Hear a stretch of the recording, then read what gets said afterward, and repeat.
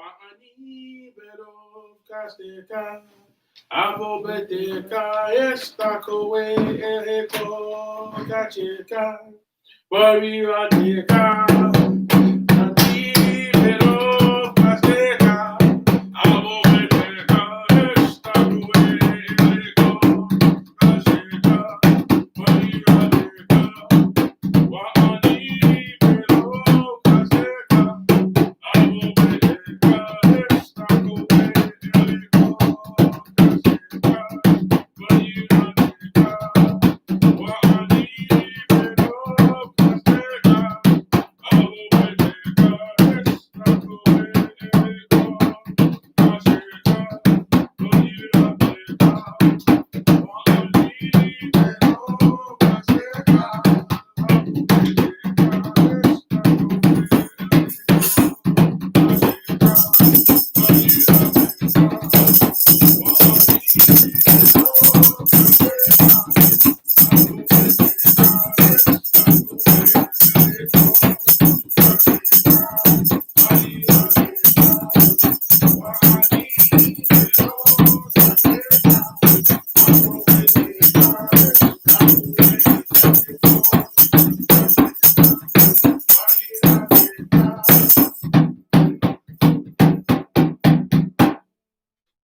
Hallelujah.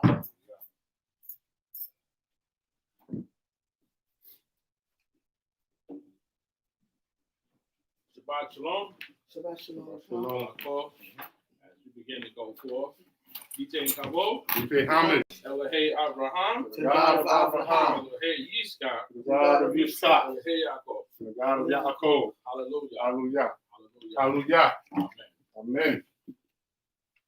Torah Rabbah, thank you very much. As we begin our service this morning, this Shabbat, okay, we'll start off, acknowledging the creator of the universe. Thank you.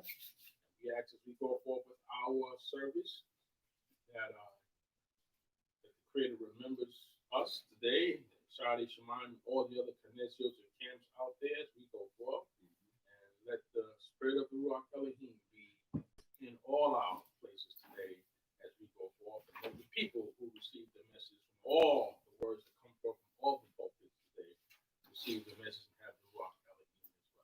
Amen. Thank the Most High God for this day, for this Shabbat day. As we go forth again, we'll start our service and we will start with this one song.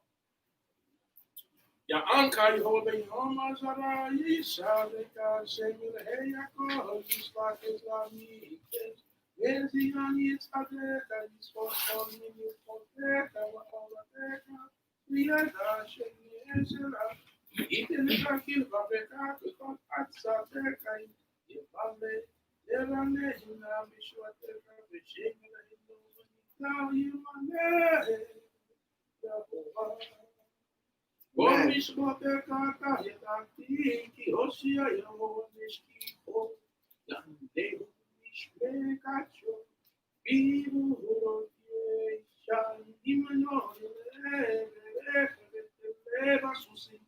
ואנחנו בשמנו נזכיר קראו נפלו ואנחנו קמנו ונתעודה Yehoshua Hamalekani no Hallelujah. Yehovah answer thee in the day of thy trouble. The name of Yehovah, the God of Yaakov, set thee up on high. Send forth thy help from the sanctuary and support thee out of Zion. Receive the memorial of all thy meal offerings and accept the fat of thy burnt offerings. Selah. Grant thee according to thine own heart and fulfill all thy counsel. We will shout for joy in thy victory. In the name of Yehovah our God, we will set up our standards and our banners. Yehovah shall fulfill all thy petitions. Now know I that Yehovah saveth his anointed. He will answer him from his holy heaven with the mighty acts of his savings right hand. Some trust in chariots and some in horses. But we will make mention of the name of Yehovah our God. They are bowed down and fallen, but we are risen up and stand upright. Say, Jehovah, that the King answer us on the day that we call. Hallelujah.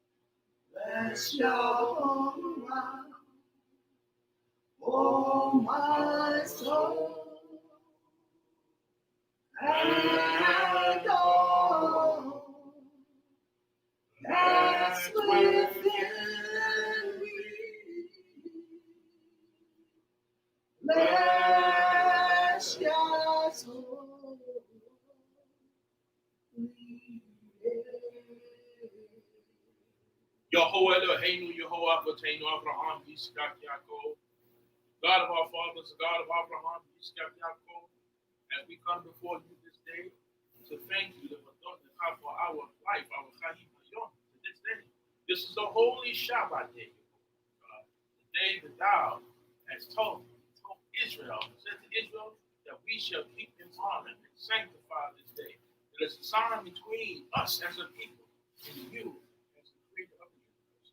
We thank you this day, Lord, that time to thank you for all our lives this day, that we can praise your holy and righteous name as we come forth from all the Knesset and Knesset and camps and places this day to call on your name. Yes, Thank yes, you. yes. Say Torah, thank you for our lives and lives of our loved ones and family, Hallelujah. wives and husbands, and children, aunts and uncles, all the Mishpachah, friends and neighbors. We ask you to see our thanks and our appreciation this day as we go forward. Remember all of Israel in the four corners of the earth, all those who call on your name this day, all those who may be in the hospitals, in the nursing homes, all those who may not be just feeling well today, all those who are just home today. We ask you to bless them and heal them. Yes, as we go forward to bring our various lessons in the various places, but all to acknowledge thee, that we pray that as we go forth this day, that we may have your ruach, we may have your knowledge. You will bless us with your mind understanding of our Torah. Yes, Lord. Today, as the those who speak and those who receive the message of God, that it may make us, oh God, a Yes, better Lord. people to you and to ourselves, to our families, and to the world. This day to make the world a better place. Yes, As we know today, Jehovah, with all the chaos that's going on in the world today, we know that thou art God, and that we will go forth for the name. Thank you this day for Israel, for our lives and the Yes, lives of our Lord. family. Thank you for the food and the shelter you have given us, Father.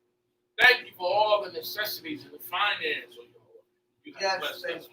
Thank you for all the healing and the various things thou hast allowed us to have this day. In spite of all the difficulties that the world is having, thou hast provided us this day, oh God. All our necessities and much, much more. We thank thee for. As we go forth this day, Jehovah God, again, we thank thee and call your name. We ask you to receive our prayers this day in all our places. As we thank thee and acknowledge thy name, we ask this in thy high exalted name. Yes. Adonai, say the Hallelujah. Lord, ye the kai Elohim Akalim al Panai. Thou shalt have no other gods before me.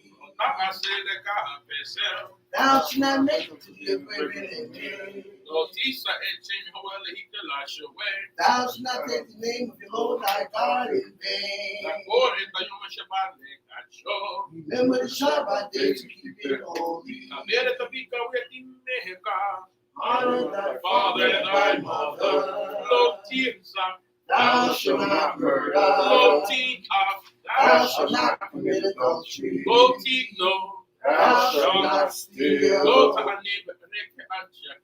Thou shalt not bear false witness against thy neighbor. Thou shalt not covet. Hallelujah.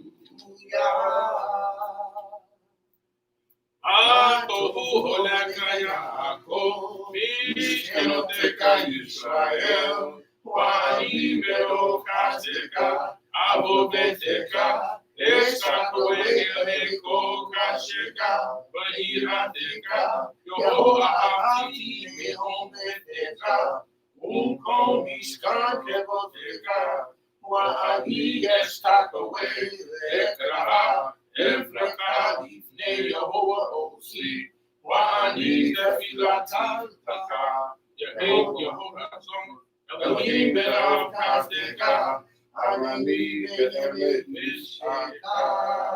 Hallelujah. And as for me, in the abundance of your loving kindness, will I come into your house. I will worship towards your holy temple in the fear of you. I will build your tents, O Yaakov, your tabernacles, O Israel. And as for me, in the abundance of your loving kindness, will I come into your house. I will worship towards your holy temple in the fear of you. Thou I love the habitation of your house, and the place where your glory dwelleth. And as for me, I will worship and bow down. I will bend the knee before Jehovah my Maker. And as for me, may my prayer unto you, O Jehovah, be an acceptable time. O Yah, the abundance of your loving kindness, and see in the truth of your salvation. Hallelujah. Adon Lamashad Malak, and boy, it's in Libra. Adon Malak, the eight Asante so called Azam in Shemot Nikra. Adon Malak, I pray keep low, I call the Dohi Nora. Adon Malak, Adon Malak, who is the ancient, Amshilo Habira. Adon Malak, Beli the cheat Beli Hitagli, Loha Oz Baham Isra. Adon Malak, who will leave a Kaiko Ali, Zukili Beezara. Adon Malak, who is saying no sleep, not for sleep beyond Mekra. Adon Malak, by a daughter of Kitruki, the 8 Isham Ira. Adon Malak, even King Gaviati. Holy Elohim, Adon Malak, Hallelujah. Jehovah is God of the universe, created creatures yet was formed, and the time of all things are made in God's desire. It was the name of Jehovah proclaimed King, and for all things shall have an end. Yah alone, the dread one, shall reign. Who was, who is, and who will be in glory. Jehovah is one. There's no second to compare to him, to consort with him. Without beginning, without end, to Jehovah belongs strength and dominion. And God's my Jehovah, my Redeemer, living. The rock of my travail in the time of distress. Jehovah's my banner and my refuge, the portion of my cup on the day when I call. Into his hand I commit my spirit. when I sleep and when I wake, and when I spirit my body also. Jehovah is with me, and I will not fear. Hallelujah. Baruch atah Yehovah Eloheinu melech haolam, who has formed man in wisdom and created him in the office of their vessels, and revealed alone before the throne of your glory, that if one of these be open, or one of those be closed, it would be impossible to exist and stand before you.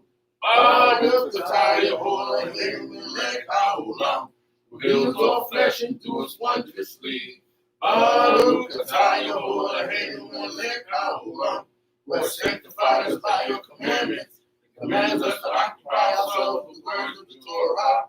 Make pleasant, therefore, we beseech you, O Lord Elohim, the words of your Torah in our mouth, and in the mouth of your people, the house of Israel, so that we, with our offspring and the offspring of your people, the house of Israel, may all know your name and learn your Torah. Baruch atah Yehovah Eloheinu melech haolam, who teaches Torah to your people Israel. Baruch atah Yehovah Eloheinu melech haolam, who has chosen us from all nations and given us your Torah. Baruch atah Yehovah Eloheinu melech haolam, who gives the Torah. Blessed are you. Baruch atah Yehovah Eloheinu melech haolam, who gives the heart intelligence to distinguish between day and night. Baruch atah Yehovah Eloheinu melech haolam, who has not made me a heathen. Amen. Baruch atah Yehovah Eloheinu melech haolam, who has not made me a bondman. Baruch atah Yehovah Eloheinu melech haolam, who has not made me a woman. Her burden is great. Baruch atah Yehovah Eloheinu melech haolam, who has made me the mother of civilization. Baruch atah Yehovah Eloheinu melech haolam, who opens the eyes of the blind. Baruch atah Yehovah Eloheinu melech haolam, who clothes the naked. Baruch atah Yehovah Eloheinu melech haolam, who loosed them that are bound. Baruch atah Yehovah Eloheinu melech haolam, raise the bound that are bowed down. Baruch atah Yehovah Eloheinu melech haolam, who spread forth the earth above the waters. Baruch atah Yehovah Eloheinu melech haolam, who has lied by everyone. Baruch atah Yehovah Eloheinu melech haolam, who has made firm the steps of man. Baruch atah Yehovah Eloheinu melech haolam, who girds Israel with might. Baruch atah Yehovah Eloheinu melech haolam, who crowns Israel with glory. Baruch atah Yehovah Eloheinu melech haolam, who gives strength to the weary. Baruch atah Yehovah Eloheinu melech haolam, who removes sleep from our eyes and slumber from our eyelids. And may be the will of Eloheinu, God of my fathers, to make us familiar with your Torah, to make us cleave to your commandments. Oh, lead us not into the power of sin, or transgression, or iniquity, or temptation, or of scorn. Let not the evil inclination have sway over us. Keep us far from a bad man and a bad companion. Make us cleave to good inclination and good works. Subdue our inclinations so that it may submit itself unto thee. Let us obtain this day and every day grace, favor, mercy, and peace in your eyes, in the eyes of all who behold us, and bestow loving kindness upon us. Baruch atah Yehovah Eloheinu melech haolam, O Yehovah, bestows loving kindness upon your people Israel, and may it be your will, O Elohim, God of my fathers, to deliver me this day and every day from arrogant men and from arrogance, from a bad man, from a bad companion, from a bad neighbor, from any mishap, from the adversary that destroys, from a hard judgment, from a hard opponent, whether he be the son of the covenant, or be not the son of the covenant. Hallelujah. Av harachamim, hu yerachem al Mitzrayim, yishkol berib etanim, v'yatzir nashotenu min hasha'ot hara'ot yigar, v'yatzir hara min hanetzumim yafon otanu nefkat olamim. עליהם משאלתנו במידת טובה ישועה ברחמים. ותגלה ותראה מלכותו עלינו בזמן קרוב. יכון פלתנו ופלת עמו בית ישראל לכן, לחסד ולרחמים ולרצון נאמר אמן. Amen. הכל ההוא קודר אלוהינו ותנו כבוד לתורה. Amen. Amen. Oh, merciful Father, have compassion on your people who have been sustained by you. Remember the covenant of the patriarchs and deliver our souls from evil hours. Remove evil imaginations from the people in your care. And through your mercy, cause us to escape from it forever. And fulfill our desire with good measure of succor and compassion. And may Yah's kingdom be soon revealed and made visible unto us. And may he be gracious unto the remnant of his people, the house of Israel, granting us grace, kindness, and mercy and favor. And let us say, Amen. Amen. Ascribe all of your greatness unto Jehovah Elohim, and render honor to the Torah. Amen.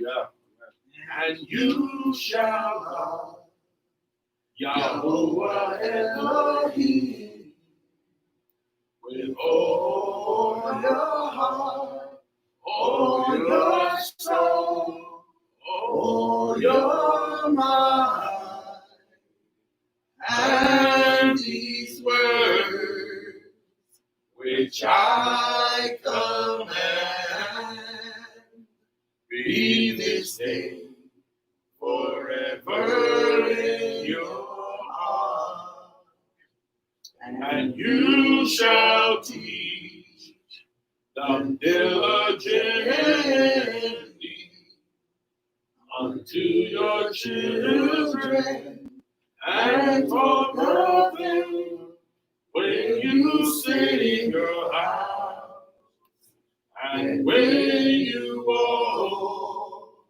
by the way, when you lie down and rise up, and you shall bind them for a sign upon your hand, and they shall be frontlets between your eyes, and you shall write them on the doorposts and upon your gate. Amen. Amen. Amen.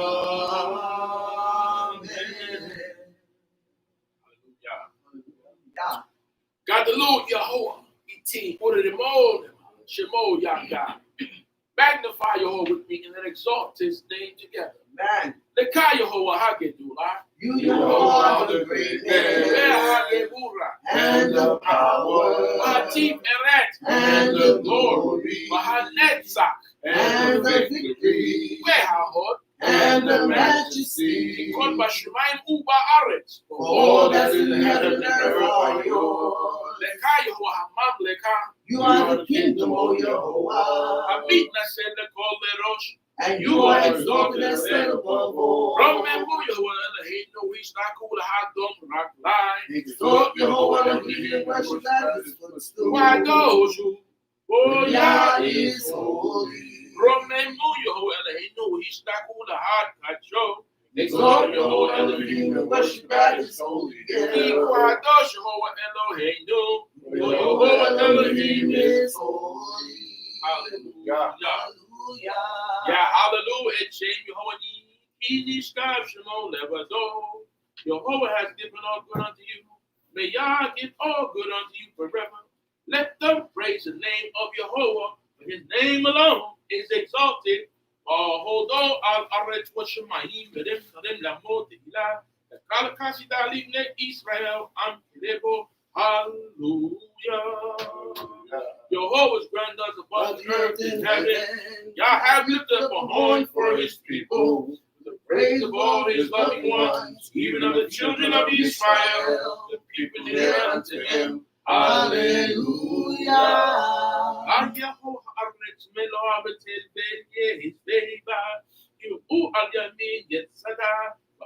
Meharot Yekoneneha, Bia Yehovah, Behar, Yehovah, Umiyakom, Makom, Kacho, Naki, Kapaime, Vale, Vashelo, Nasala, Shue, Venashilo, Nishpal, and Vidma, Isa, Barakam, Yehovah, Uza, the Kam, Elohe, so, Sedo, the Shem, Bakashe, Baneka, Yaakov, Selah, Sebu. Sha'arim Hareseke, Muhinase Upikeolum, Yabo, Malek Hakabo, Mize Malek Hakabo, Yehovah,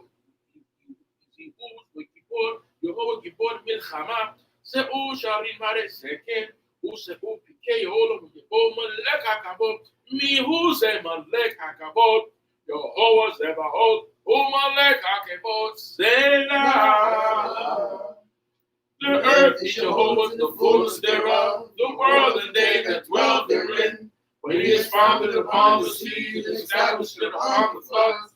Who shall ascend into the hills of Jehovah? Who shall stand in God's holy place? He that has clean hands and a pure heart will not lift up his soul unto vanity, nor sworn deceitfully. He shall receive the blessings from Jehovah, and righteousness from the God of his salvation. This is the generation of them that seek Yehovah, and seek God's face, O Yaakov, Selah. Lift up your heads, O ye gates, ye lift up your everlasting doors, and the King of glory shall come in. Who is this King of glory? Jehovah strong and mighty, Jehovah mighty in battle. Lift up your heads, O ye gates, even lift them up your everlasting doors, and the King of glory shall come in. Who is this King of glory? Jehovah Zebaoth, he is the King of glory. Selah. Yeah.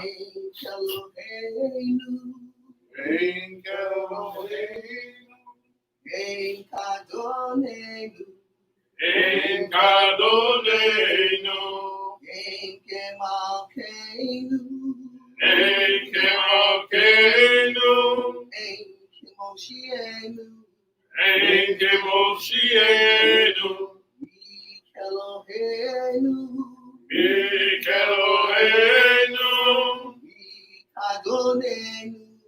Mikadonenu, Mikemalkenu, Mikemalkenu, Mikemoshienu, Mikemoshienu, Elohenu, Lord Elohenu,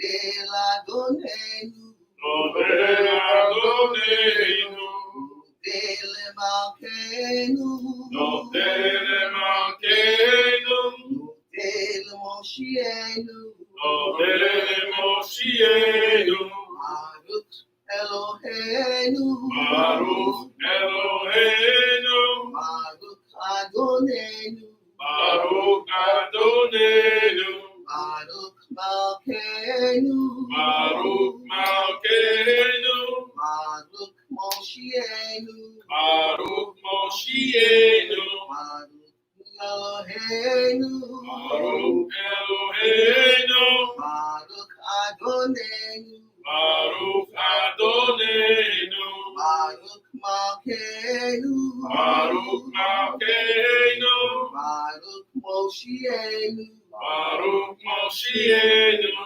Atahu Eloheinu, Atahu Eloheinu, Atahu Adonenu, Atahu Adonenu, Atahu Malkeinu, Atahu Malkeinu, Atahu Moshienu, Atahu Shahitaru, Aroteinu lefaneka eketore hasamim. Hallelujah. Amen. There is none like our God. There is none like our Lord. There is none like our King. There is none like our Savior.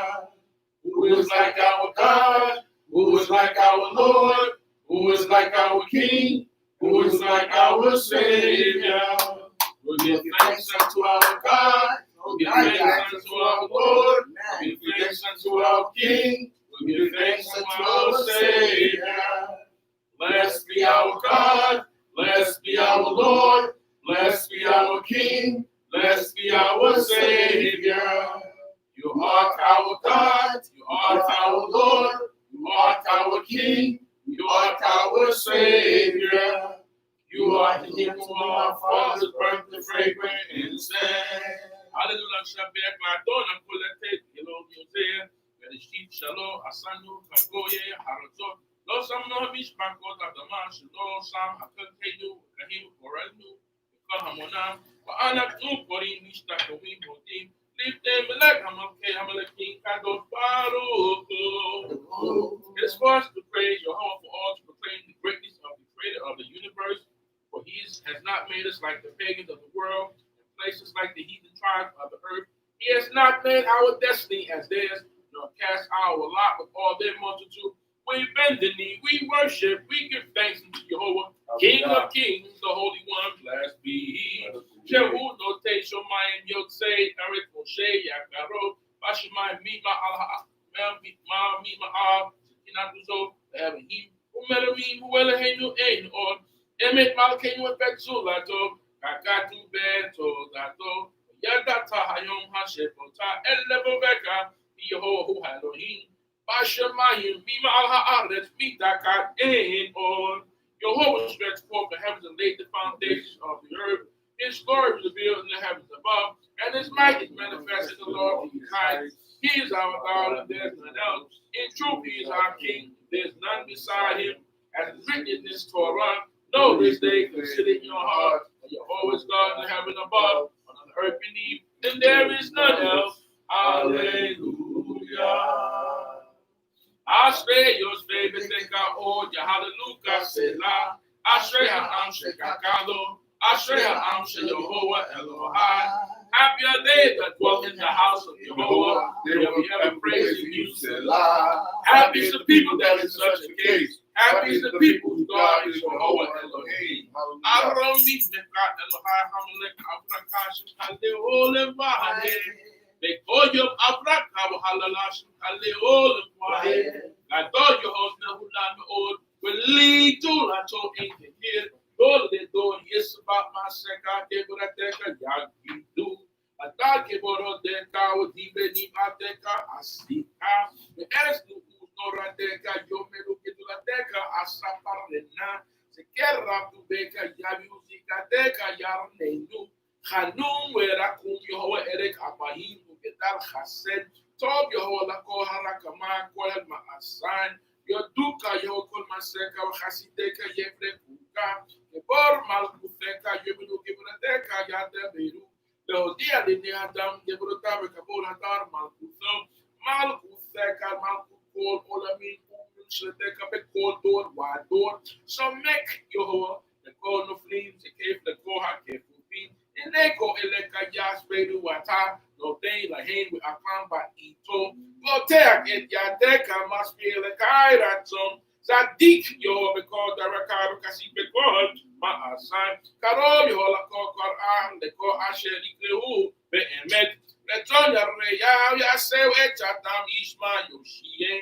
Jomer Ho Ekol Hobab and Kohareshaim Yashmi. Tehilat Yehoah the Bear P. But they call Basa Shen Kachol Olam Waed. But Anach no never Rekia Meatat at Olam. Hallelujah. Hallelujah. I will extol you, Elohim, I will bless your name forever and ever. Every day will I bless you. I will praise your name forever and ever. Great is your holy exceeding to be praised, and his greatness is unsearchable. One generation shall utter works to another, and shall declare your mighty acts.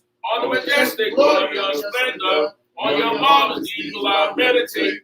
And men shall speak of the mighty your awful acts, and I will recount your greatness. They shall pour forth the fame of your great goodness, shall exalt in your righteousness. Jehovah is gracious and merciful, slow to anger, great loving kindness. Jehovah is good to all.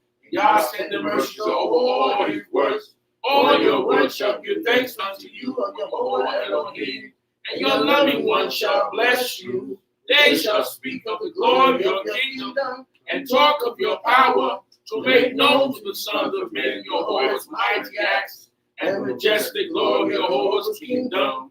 Your kingdom is an everlasting kingdom. Your dominion endures throughout all generations. Your whole upholds all that fall. Raise up all those that bow down. The eyes of all wait upon you, and you give them their food in due season. You open your hand and satisfy every living thing with favor. Jehovah is righteous in all his ways, and loving in all his words. Jehovah is nigh to all that call upon him. To all that call upon him in truth. Jehovah fulfill the desire of them that fear him. Jehovah also will hear their cry and will save them. Jehovah God of all them that love him. All the wicked will he destroy. My mouth shall speak the praise of Jehovah. Let all flesh bless Jehovah's holy name forever and ever. But we will bless Jehovah from this time forth and forevermore. Hallelujah. Amen. Amen. Who have touched me? Touch me.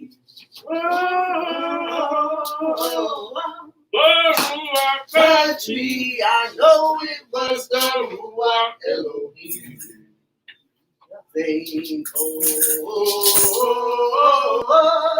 The Ruach touch me.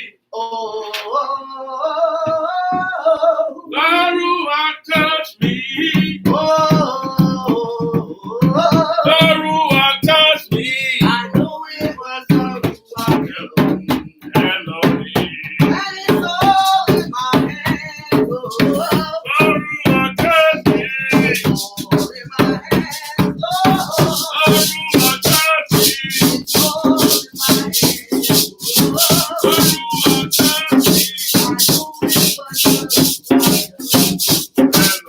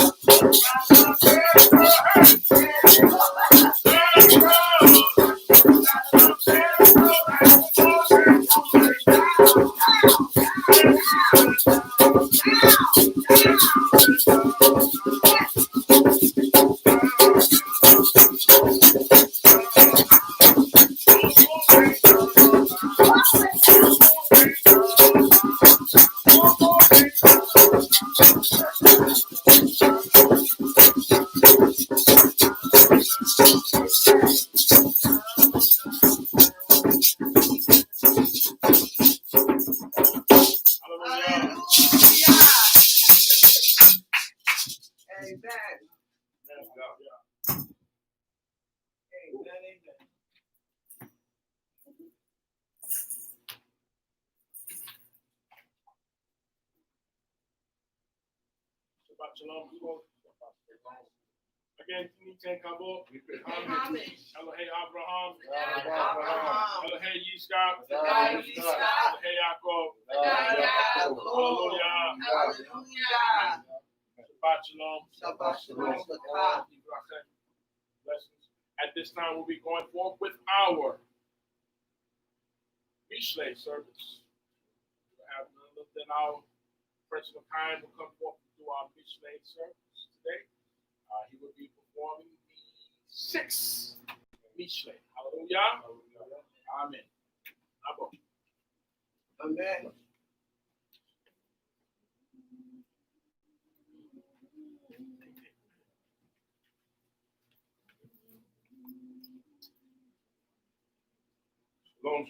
Shalom. Family. First and foremost, we give all honor, all glory, all Hayah, power of my ancient forefathers, Abraham, Ishaq, Yes. Yaakov, hallelujah. Hallelujah. I would like to give honor to my Abba, Rabbi Prince, Hezekiah Ben Yehuda. Amen. Most High Yah for his life. Amen. Same time, we'll give honor and respect to my Ima, Baruch my Hashem. Princess Sarita Baruch Hashem. Ben Yehuda. Thanking the Most High God for her life. Continue to bless her. I would also like to give honor to Hanasi, Prince of Court, Baruch Hashem. Ben Zabuma, Hallelujah. and his second in command, Prince Nat, Ben Hanasi, Ben Zabuma. Amen. Amen. Thanking the Most High Yah for their spiritual tutelage and guidance in my life in the last couple of years. I would also like to take this time to greet all those in the sound of my voice, whether you're here or at home, tuning in online. I would like to say, in the tongue of my ancient forefathers, Shabbat Shalom Aleichem. Shabbat Shalom Aleichem. Hallelujah. Hallelujah. I think that's the first time I finally got it all the way through. We say that over the place that sometimes that the introduction, as they say, getting off the ground sometimes is the hardest part.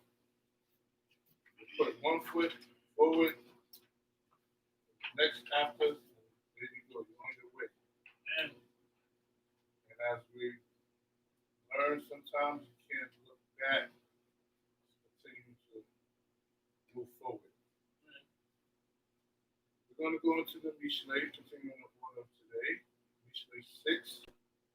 Always good to digest some Proverbs. This week that we saw this week, saw the lack thereof. Which they tried to say that we were the NIGGTRs, right? The ignorant people, right? We saw the real ignorance. Okay, we seen it. And when we read this great history book, I mean, it tells us all the time. That's why we are to be what? Set apart. So even online, the whole thing, everybody was saying, like, look, we minding our business. Everybody was saying, like, look at those. We ain't, everybody, look, business as usual. What you doing today? Like, ain't nobody was even stressing them, but it was a sight to see. Yes. You know, but we read about it all the time.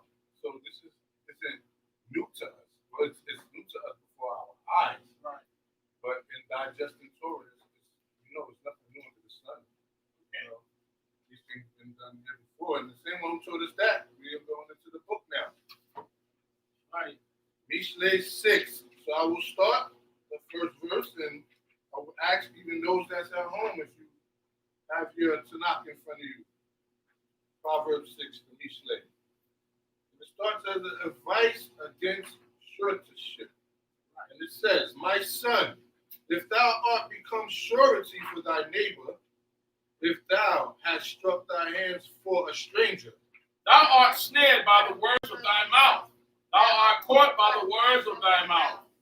do this now, my son, and deliver thyself, seeing thou art come into the hand of thy neighbor. Go, humble thyself, and urge thy neighbor. Give not sleep to thine eyes, nor slumber to thine eyelids. Deliver thyself as a gazelle from the hand of the hunter, and as a bird from the hand of the fowler. Go to the end, thou sluggard. Consider her ways, and be wise. Which having no chief, overseer, or ruler, provided her bread in the summer, and gathered her food in the harvest. how long wilt thou sleep, O sluggard? When wilt thou arise out of sleep? Yet a little sleep, a little slumber, a little folding of the hands to sleep. So shall thy poverty come as a runner, and thy want as an armed man. A base person, a man of iniquity, is he that walketh with a froward mouth. That winketh with his eyes, that scrappeth with his feet, Yes. that pointeth with his fingers. Frowardness is in the heart. He devises evil continually. He soweth discord. Therefore shall his calamity come suddenly. On a sudden shall he be broken and without remedy. There are 6 things which the Lord hateth, yea, 7 which are abomination unto him.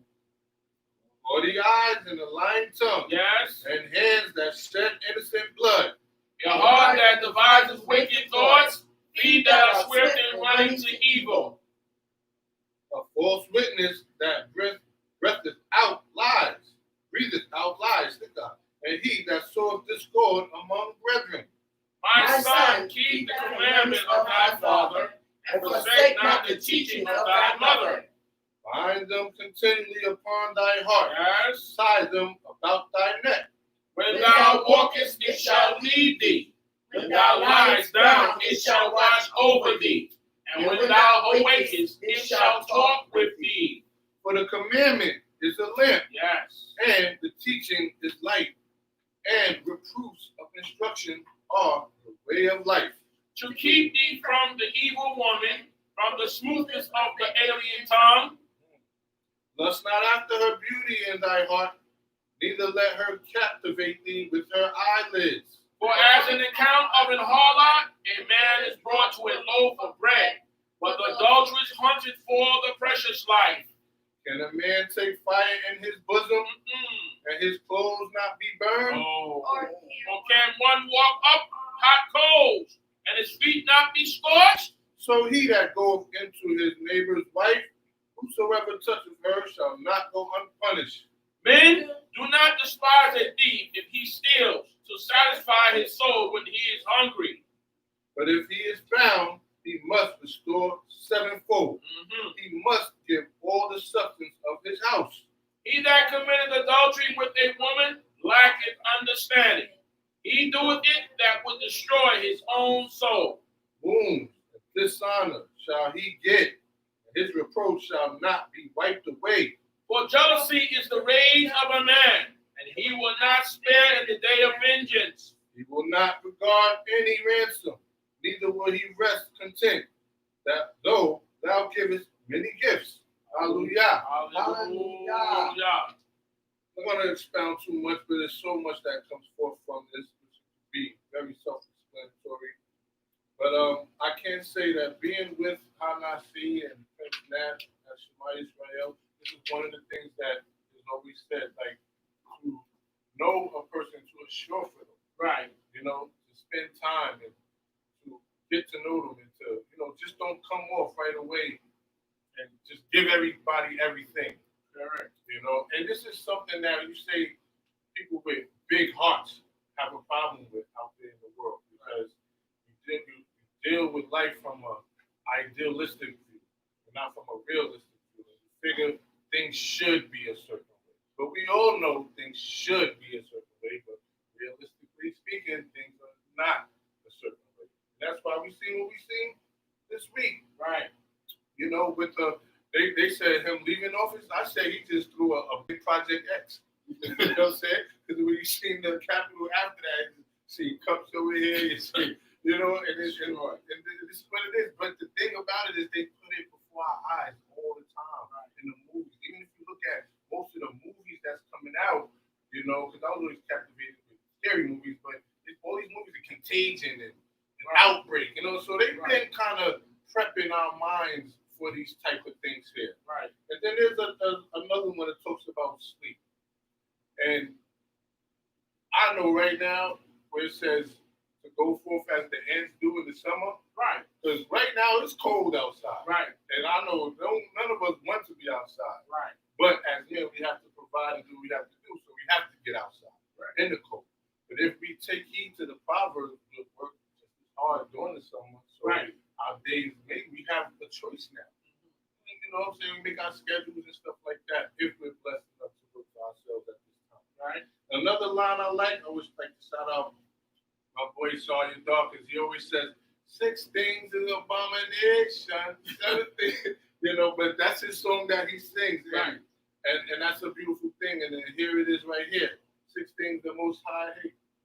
7 is the abomination, you know? So we want to take all of these things into our life, and we want to apply it. Right.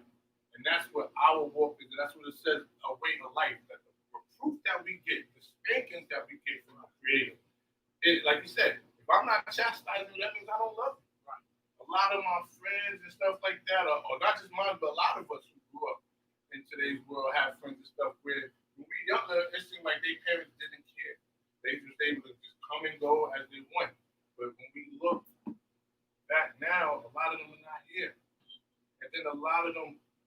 wish that they had an Ema or Abba that chastised them or told them this is wrong, this is right, or not to do this. Right. So we thank the Most High for his correction. When we thank the Most High left on record, we stay, and that will be the conclusion of my talk for now. Hallelujah. Hallelujah. Shabbat shalom.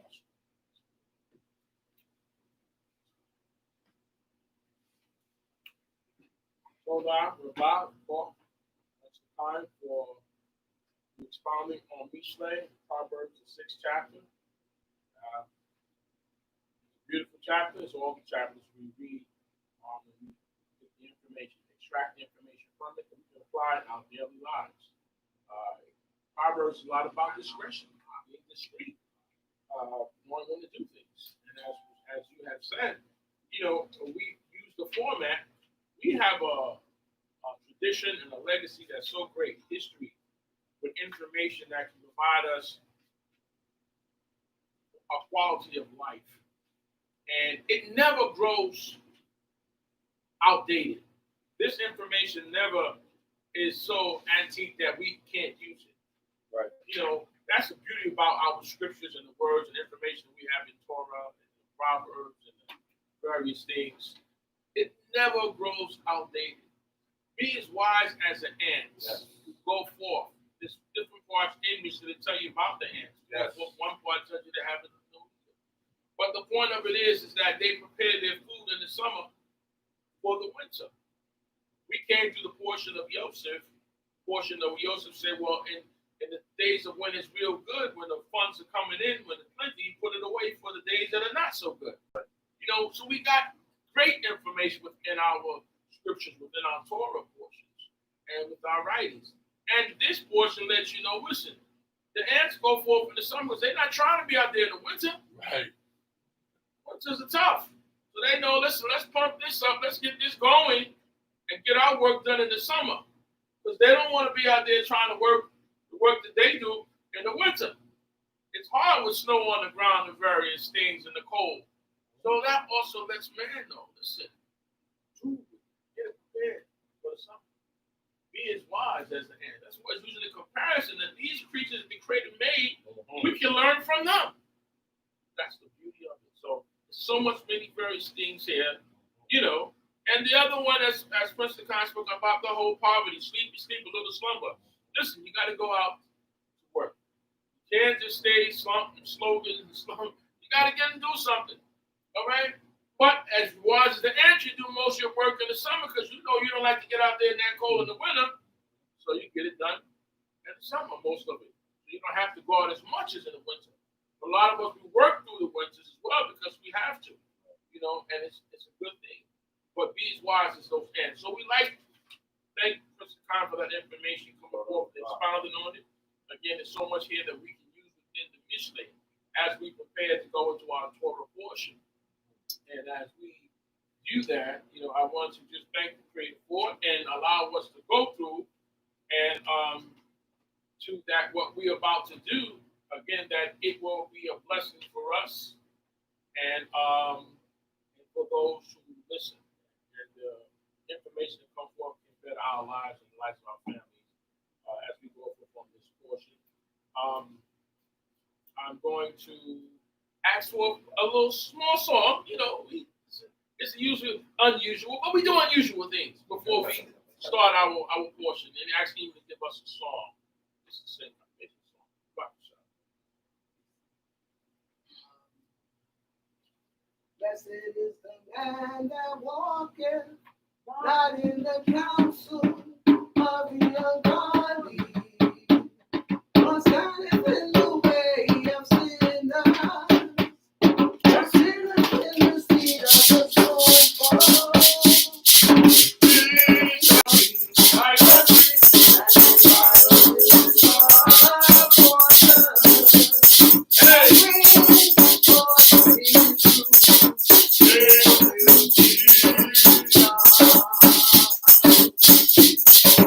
his fruit.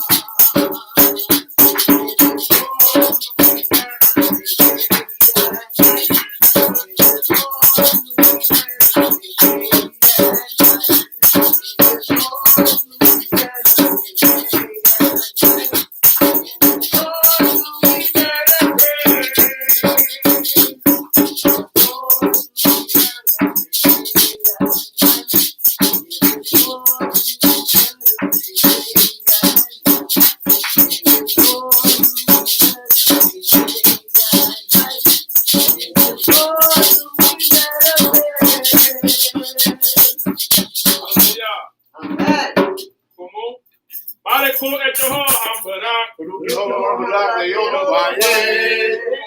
Hambarak Dolaway, Kulu Katayo, the Hedam Ladak, Kulu Masher, Bakama, Numekola, Mean Mulatano, Torato, Baruch Katayo, Ho, and Untamed Haftorah. Amen.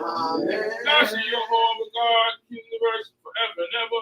Bless you, Yehovah God, King of the universe, who will select us from all peoples and gave us the Torah. His Torah. Bless you, Yehovah God, the giver of the Torah. Amen. Shemot. We take a boat. We pay homage. Elohim Abraham. God of Abraham. Elohim Yitzchak. God of Yitzchak. Elohim Yaakov. God of Yaakov. Hallelujah. Hallelujah. Again, Shabbat Shalom. Shabbat Shalom. Mishpachah. As we begin to go through our portion today, we'll be in a new book today, new Sefer, new Parashat. We're in the book of Shemot. Okay, and it's beautiful. We'll be starting this portion today. We're going to recap off the top of our head. We're talking about our last Parashat. Again, this is the book of Shemot, the book of Exodus, the first chapter. On this day, we're in the 25th day of the month of Tevet, as we go forth with our portion. Now, in our last portion, Joseph and his brethren of that generation make their transition. The children of Israel becomes great, mighty. Joseph provided for them, sustained them, as he said, and they grew. Remember portions where the Egyptians basically sold off all the assets that they had to maintain themselves, their cattle, their land, their homes, and then themselves. And they were provided seed to plant. So the government basically owned their portion, except the priests of Egypt. Their portion was not touched. And yet on the other side is Goshen, where most of the Hebrews are at, their designated area to live. And they're doing very well. Financially, economically, spiritually, they're doing very well. They become very, very successful in what they do. And that's the beautiful thing. And it's at this point, they surpassed the Egyptians in their own land, because the Creator had blessed them and caused them to multiply in numbers, but not only in numbers as far as population, but also in knowledge, in wisdom, in chokhmah, and in finance, economics. He had caused them to be blessed, and they surpassed the Egyptians, and that's going to be cause of problems we're going to find out. Okay, Joseph has asked them to promise to give them an oath that when he should die, when he's buried, that when it's time for them to leave Egypt, to take his bones with them. Okay, make sure that's done. Yaakov blesses them. He passes. Joseph passes in his generation. And now we move on to this portion. But remember the position, the status of Israel as a nation. They have surpassed the Egyptians in their own land. This is where we're going to actually begin. Now, we have the partial books are over here. Those who want the partial books, they're sitting here. The Shemot, okay, we have those, and then we have the Tanakh there that we're going through. But we do have the separately here. Again, we're going to be in the book of Exodus, the first chapter. Please remember that at this time, the Israelites, the Hebrews, are in a much better position when Joseph died than the Egyptians themselves. Okay, and we're talking both people are black people, beautiful color, right? Okay, you have to understand that. That's right. They're down there with their brother, their Hamitic brothers, the Egyptians. but they have surpassed them because the Creator has blessed them in that Yeah. land. Whatever land that you are in, it's the Most High will bless you. That And you part. can rise above the people of the land. It's possible. It has been done, and the Creator does that. And it's written that I'll raise you up even in your captivities. That's written in Scripture, so we're going to find that here. But it starts with this, Prince Lakai. We're reading out of the book of Exodus, Shemot, starting at the first chapter, first verse. Let us say hallelujah. Hallelujah. Now these are the names of the sons of Israel who came into Egypt with Jacob. Every man came with his household. Reuben, Simeon, Levi, and Judah, Issachar, Zebulun, Benjamin, Dan, and Naphtali, Gad, and Asher. And all the souls that came out of the loins of Jacob were 70 souls. And Joseph was in Egypt already. Okay. That's how it starts. Edit. We have a song that of years we sung. Edit Shemot, B'nai Yaakov. These are the names of the children of Yaakov. Edit Shemot, B'nai Yaakov. Edit Shemot, B'nai Yaakov. And these, that's how it starts. This chapter starts. Edit Shemot, B'nai Israel. These are the names of the sons of Israel who came into Mitzrayim, to Egypt, all right, with Yaakov, their father, okay? And they came, Yaakov, it says, Et Yaakov Israel Beito, with Ba'u, with their house, Beito. Now, with their, but when they speak of Israel, it's going to speak as he himself, as him. You're going to hear the term him a lot. Because as a people, we're one. That's why it says Shema Yisrael opposed to Shimu Israel. So if you went grammatically, if you're talking about a lot of people, you would get Shimu, which is for the majority of people. In other words, for a whole lot. Shimu. But we say Shema. Shema is for one because we are one. Though we're many people, we're one mishpachah, we're one family. So we don't say Shimu Yisrael, we say Shema Yisrael. Right. Because we're one. That's the difference. And here you're going to find when it says each one came with his beito, with his household. That means each son came. Though we're under one tent, one house, we have an individual house, his family. Right. 12 brothers. Each brother have their families, but now 11 brothers, because Joseph is already in Mitzrayim. But those 11 brothers have their families in their household. They have their children. They have their grandchildren. And some possibly great-grands at this time. Okay? Because you know, from 12 sons to 70 souls, as it says, as it recorded, that she be even nefesh, and Joseph Hayab in Mitzrayim. Joseph is already in Mitzrayim, so let's say 68. But if you count up the 12 brothers don't make 68 people. Right. So now we're talking about their sons and their daughters whose names may not be recorded. 70 souls, a big family. A lot of us have big families. Children, children's children, grandchildren, great-grands. And those children have children. And those children having children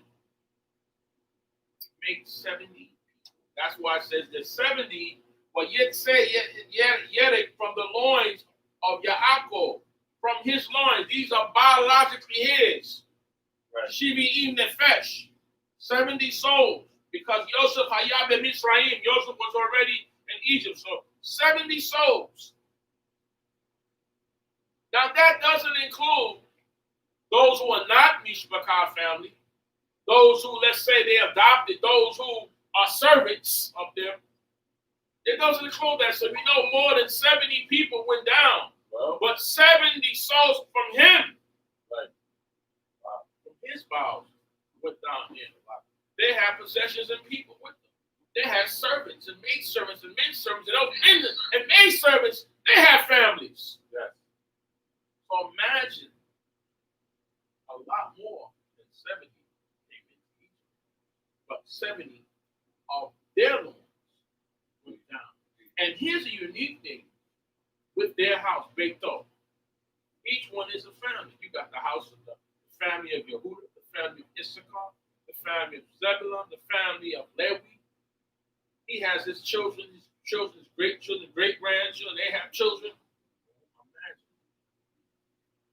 Imagine trying to get all your family together. How many it is? All different family members, different shades and colors. Right.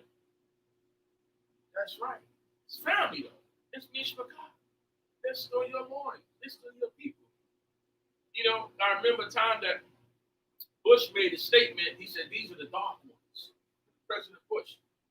Because he had a son who was married to a Mexican sister. And they were the dark bushes. But guess what? They are still bushes. He made a statement like that. Well, these are the dark ones. They're his sons. They're his grandsons. And they're his granddaughters.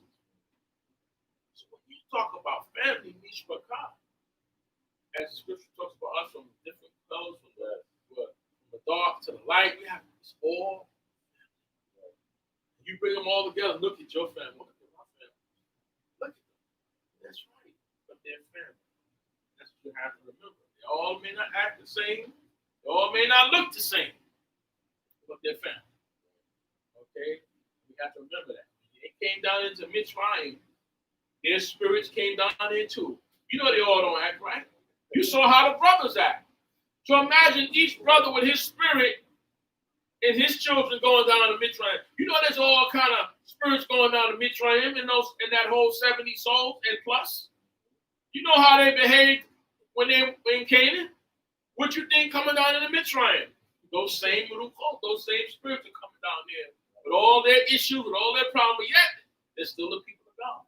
Yes. You see? But right now they're heading down to Mitzrayim.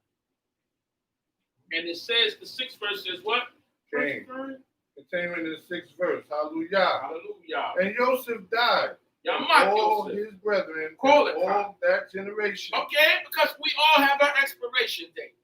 Joseph, let you know the narrator who's telling this report, this story, is saying that Joseph, Yamat Yosef, called Echai and all his brethren. Joseph died and all his brethren, and not only his brethren, called Hador Hahu, all that generation. That means all those souls that came down with Yaakov, the 70, died. And their servants, if they had servants, died. But now the next generations are the ones who has now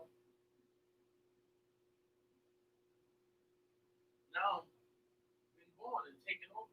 They passed the baton down to them. So no more Joseph and his brethren, but now the children's are now. All that generation is gone. And it says in the 7th verse, and the children of Israel were fruitful and increased abundantly and multiplied and waxed exceedingly mighty. Right. And the land was filled with them. So now remember what we said from the last portions of Embedded Sheet to here, that Joseph was taking care of them so proficiently, so well, sustaining them, that the Egyptians sold everything that they owned, from their land to their cattle to their houses to themselves and their servants. They became more hired servants. Okay, and yet the Hebrews, the Israelites, didn't sell anything. So if you don't have to sell anything of yours, that means that you keep yours and now you're going to grow. Where the others are going to financially are going to deplete. So we're at a state now. Now it's the same here. So it's like we came to this country, we labored. But we didn't come as hired servants, the majority. They came as free labor. So we made this country rich. And those of us from the various other lands, from the Caribbean and various, they made those countries who were under England and other people rich. Because why? They didn't pay them for their service or none of our services. So this is how for labor. Labor is equivalent to money. They made monies of our service. Yes. And they became rich. So now you keep using free labor and you building your work and picking your cotton and doing the work in your companies. You become rich. The people who do the work. So what's happened over a period of time is Israel became great. Not because so much of the abundance, because the Most High blessed them. But he says, I'll bless you what you put your hands to. So we know that they wasn't lazy people. They wasn't, as the Mishnah say, as we read about, the one that's the folding of the hands, the one that's sluggish, they were workers. And the Creator blessed their work right down to Mitzrayim. So in that 7th verse, when it talks about that Bnei Yisrael paru, and they were fruitful, while Yish went so, and they were increased greatly.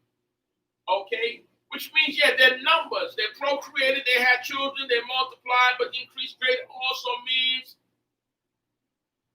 that their political power was great as well. Their influence was great.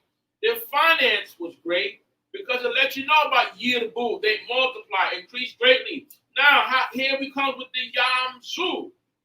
Yam Zebu. They became mighty. What is mighty? They were warriors, they were fighters, economically powerful influence. They were aggression, their aggregate. They were possessing the economy, they were controlling the economies. They were financially and economically surpassing the Egyptians. But remember, this is a blessing of the Creator. Man does not live by bread alone, is written, but every word that proceeds out of the mouth of God. So he's blessing them in their work, in their endeavors. So now they become mighty, as it says, but not just so mighty. It says, and they became mighty exceedingly. Exceedingly.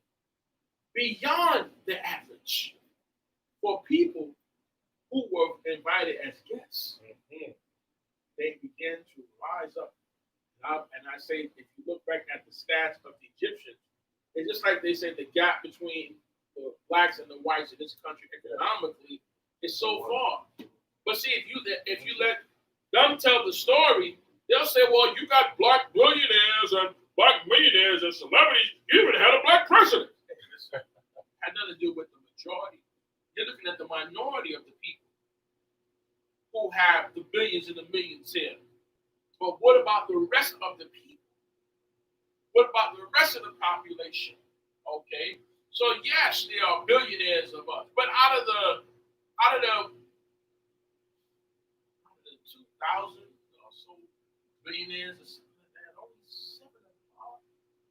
7 or 11 are black. 7 are from America.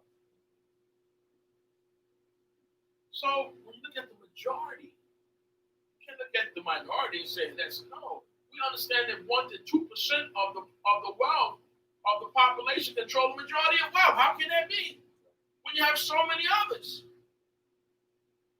So you can't look at the minority and say, oh yeah, they are billionaires and millionaires. What about the rest of people? How they're living? Well, here what you're seeing here is that as a people, we surpass the Egyptians.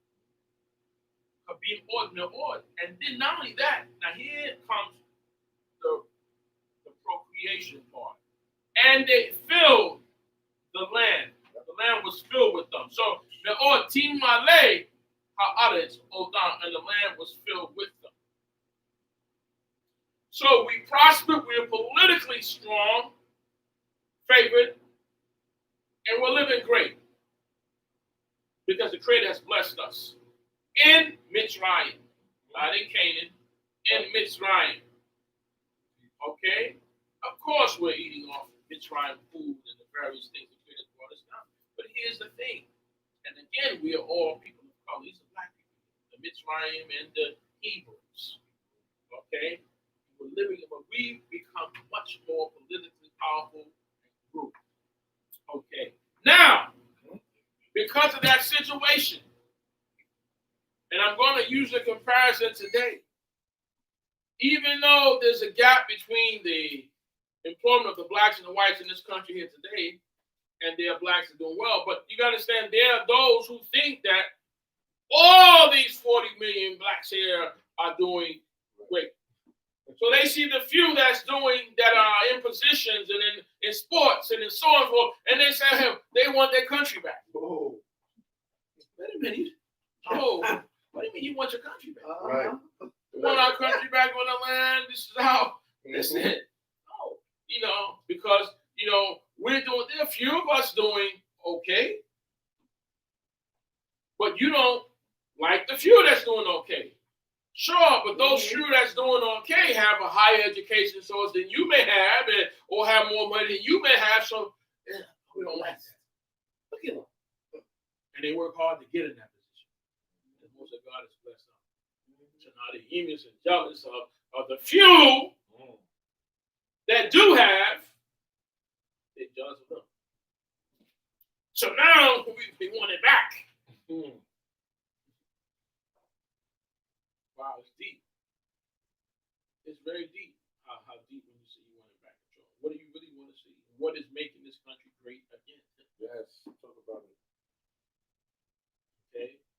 Well, this existed, and you're going to see how this happens. Not between white and black, or brown and white, but between black and black. Because we're dealing with systems, not necessarily colors. Systems, because here you're going to see where we both are black, but now what happens is it says in the 8th verse, look at this. Now Israel is in a position of success. All right, at this point, when Joseph left them in a great position, which the Creator allowed him to do. He was in a position where he provided for his people, which whenever we get in a leadership position in a government status, we should help our people. Right. You're supposed to help your people. And it doesn't mean you don't take care of others, because Joseph took care of others because that was his position. But you take care of your people. You don't see your people lack. You're in that position to do so. Whether it's Joseph sitting down in Mitzrayim, Esther in Shushan, the palace, Daniel in Babylon, took care of their people. They utilized their position, the Azor, to help their people. That's what you do. That's why I'm free to have you there. Oh, you with everyone else. But you're going to zero in on to make sure your people are doing well. You don't get in a position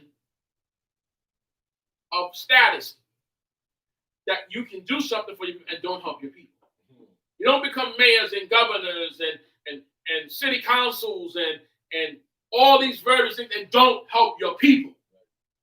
You help your people as well as you're going to help others. Okay? But now, what we're seeing, and what I want to say is before I move on, you're going to see how things could change economically. You're going to see, on one hand, you could be up here today at the highest heights, and tomorrow you're down. Status change, positions change, class change, and in this country that we live in, they said middle class, the upper class, and the lower class. They use those phrases. And what decides those classes? How much education you have? How many degrees you have? Where you have your bachelor's, doctorates, associates? No. That doesn't decide those. You know what decides those classes? What your paper looks like. What's your money? What's your financial status? What's your economic status? Decides here what class are you in. And that's the truth. The truth hurts. But it's real. It's real. That's what decides where you're at, your class in this class, is your financial status. The banker don't ask you for your report card. He don't ask you for your grades. Right. Let's see your credit. He don't care about your grades. Okay. What's your account look like? That's the truth. That's what decides the classes here, for economic classes here. So we push education in those various things. But the bank is not asking for a report card. He's asking you, let's see the numbers. Okay? What's your credit report look like? You see, that's different. So what we're going to see here is stats. So now, what happens in the 8th verse? It says, what, Prince of Chaim? Now there arose a new king over Egypt, who knew not Joseph. He didn't know Joseph, or what? He didn't respect Joseph. Because my question is, how do you not know a person who was a leader? Even in here, this country, they have all the information of the prior presidents and leaders, governors, mayors, whatever. It's written down. They say this is the 44th president, the 45th president, the 46th president. They tell you their names and how long they were in charge for. This is John Adams, whatever, or this is George Washington. Here, they know. And America is a late nation. Right. So, you know the other nations have records of who are their kings and who are their leaders and governors and whoever, who are their senators. They know that. But whether he chose not to acknowledge it, okay, it doesn't matter that Joseph ruled under Hyksos king, who was not the original throne of the Egyptian dynasty, Pharaoh. It doesn't matter. It's still in Egypt, and you know your country's history. So I see he chose to not know. Okay, he's buried there. You know who's buried? Well, who's this in this in this crib? Oh, that's Joseph the Hebrew. He's there. His body is still there, and he's buried with the dignitaries of Mitzrayim. He's in one of those places. So you know who's there. You know who's buried with the leadership. And this is what he said.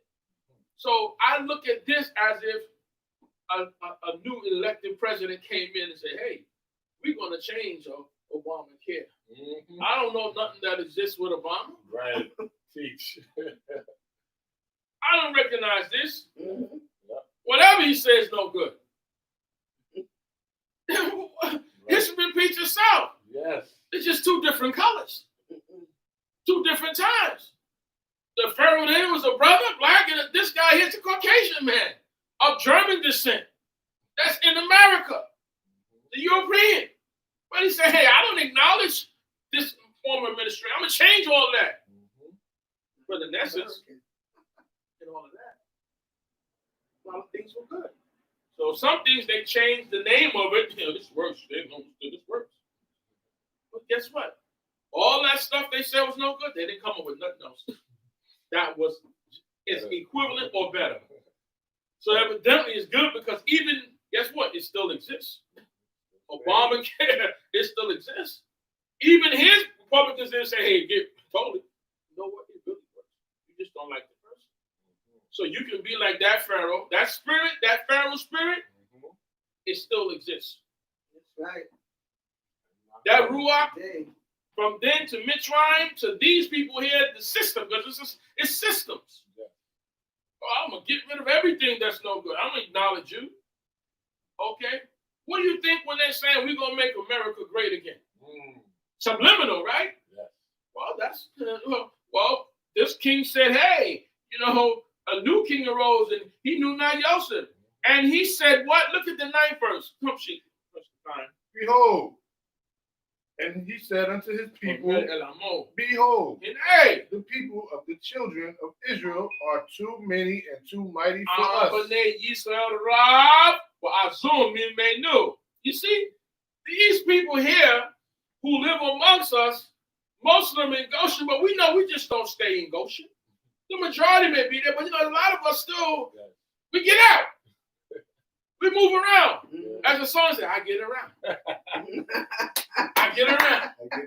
You know what I mean? We all don't stay in one spot. You can't keep us there. You may not want us in certain locations, but guess what? Right. One or two of us, we slip through. I get around. You who came out of that house?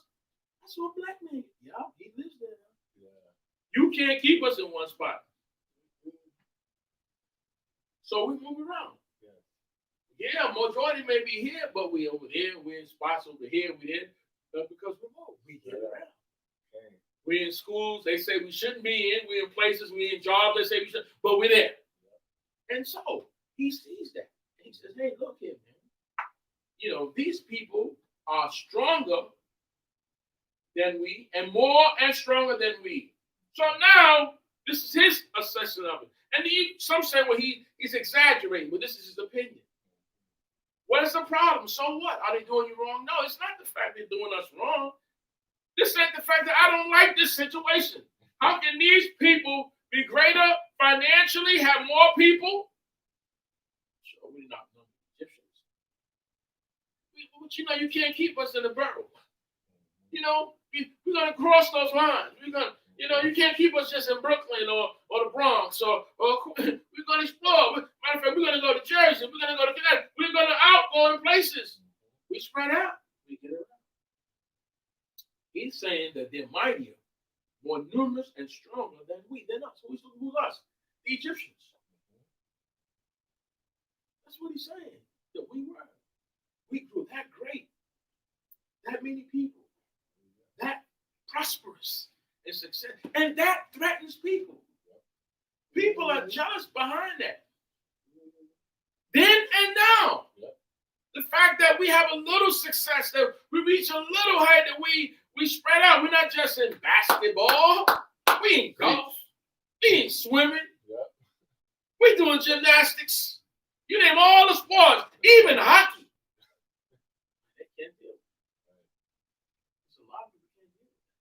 We're educators, we're doctors, we're lawyers, we're plumbers, we're construction, we're scientists. We're even astronauts. We're even the ones that sound like hidden colors. Hidden colors deciding how they get there. We're doing the numbers that decide that they get to the space. We had a deep history. Intelligent people. So they didn't bring ignorant people to this country. They brought intelligence to this country. Builders. Building that same house that they said they want to claim back, man. Guess who built it in history? That's mine. That house, they said, it's my brothers built that house. Skilled people did the work in that house and took care of it and everything else. Made this land wealthy. Wow. But the people who did the work don't get the credit. Ain't that something? And now this Pharaoh, I'm going to show you how this Ruach, this spirit is way back then. Still exists. Your success, I can't help it. You guys are not supposed to be doctors and lawyers and presidents and vice presidents and senators and governors. We brought you here to be slaves. Well, God had another plan. God had another idea. And the Creator is telling us as a people, I'll raise you up in your captivity. They're greater and mightier than us. 10 verses. We're going to make a plan because I'm the. Now, guess what? The Pharaoh who's making this plan, he have others to agree with him. He's not just alone. There's talk. And with him and his people, they don't have to write that down. We know that. He's not alone in this. There are those people who run the country with him who feel the same way. There are those people who run this country feel the same way Obama feels. And they what? They're high behind, not Obama, excuse me, the way Trump feels. They feel the same way. We know, and they push them ahead, and they hide behind. I say they throw them underneath the bus. When it all go down, in the end, everybody backing up and saying, well, we used to have, this was a nice long ride. But, however, listen. I say, listen, you all created them. You brought them in. Even the mom said, who brought them in? Well, whoever brought them in, you're responsible for them. So all of y'all need to fall on your swords. The way the old way went. Yeah, that's what they did. Not just him, the rest of them who supported him, the ones who put him in, the ones who fought all of this stuff that was going on then. All these things that are just you can't miss. You supported it. So now, no. But here, and I have to say, because it reminds me of the spirit, what I'm looking here is what happened here. Okay. Just that you're dealing with colors. But it's not about color, it's about ruach, spirits. Right. Same spirit. You want to change something. But how you change it? You're not changing for righteousness. You want to try to change what God has made? So now he says, what? Come, let's do what, brother? One of my favorite lines in the book. Come, let us deal wisely with them. Cook, my Lord. Lest they multiply. Hey, get bad. And they come to pass. That when there befalleth us any war, they also join themselves into our enemies and fight against us and get them up out of the land. Now look at this. You're complaining about our success as a people in Mitzrayim. How mighty we are, how we multiply, how we're taking over everything. So you say. But now you said we're going to deal with them wisely. Why? Because we're wise people. Okay. If we wasn't wise, you can say anything and make us believe anything, but you can't. Then and now. Then and now, there are those of our people who talk with the Creator, okay, who he show visions to, who he give dreams to. The sons and the daughters of the prophets still live today, still amongst us today. There are those he still talk to in their way, who know, who is given that Ruach Elohim, who can perceive things even before they do it. There are those of us who know what they're going to do, who know their every move. Right. They still exist. This wasn't not new for us, right? Because we done been in many different captivities as a people. But we always had people of the Creator who was amongst us. Always had intelligent people in captivity. Where was Daniel at? What captivity was he in? Which one was Esther was in? So we always had them there. But what he said, let us deal with them wisely and shrewdly, because that they multiply, because they may multiply. But you said we already did that. And that it should be that if war should break out, and then Nosaf, and they join themselves unto our sonnet and those who hate us or those who are enemies. And then they warred against us. So his fear is that we're so much and we're so politically powerful, economically powerful, that one day we might join those who fight against them. In other words, listen, as we say, we may not all be from the same tribes, even the same people, but we all came on those slave ships together. You understand? So that unites us alone.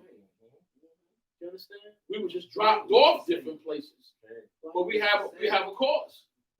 So you're saying, well, they were the same ones, and those who enslaved us were families. You see, whether you're France, whether you're England or Germany, you are still from the European colonies. So we have those in common. Well, what he's saying is this. They may join on to our enemies and wage war with us. And Allah and go up from the land. Wait a minute. You understand the bottom line is? Yes.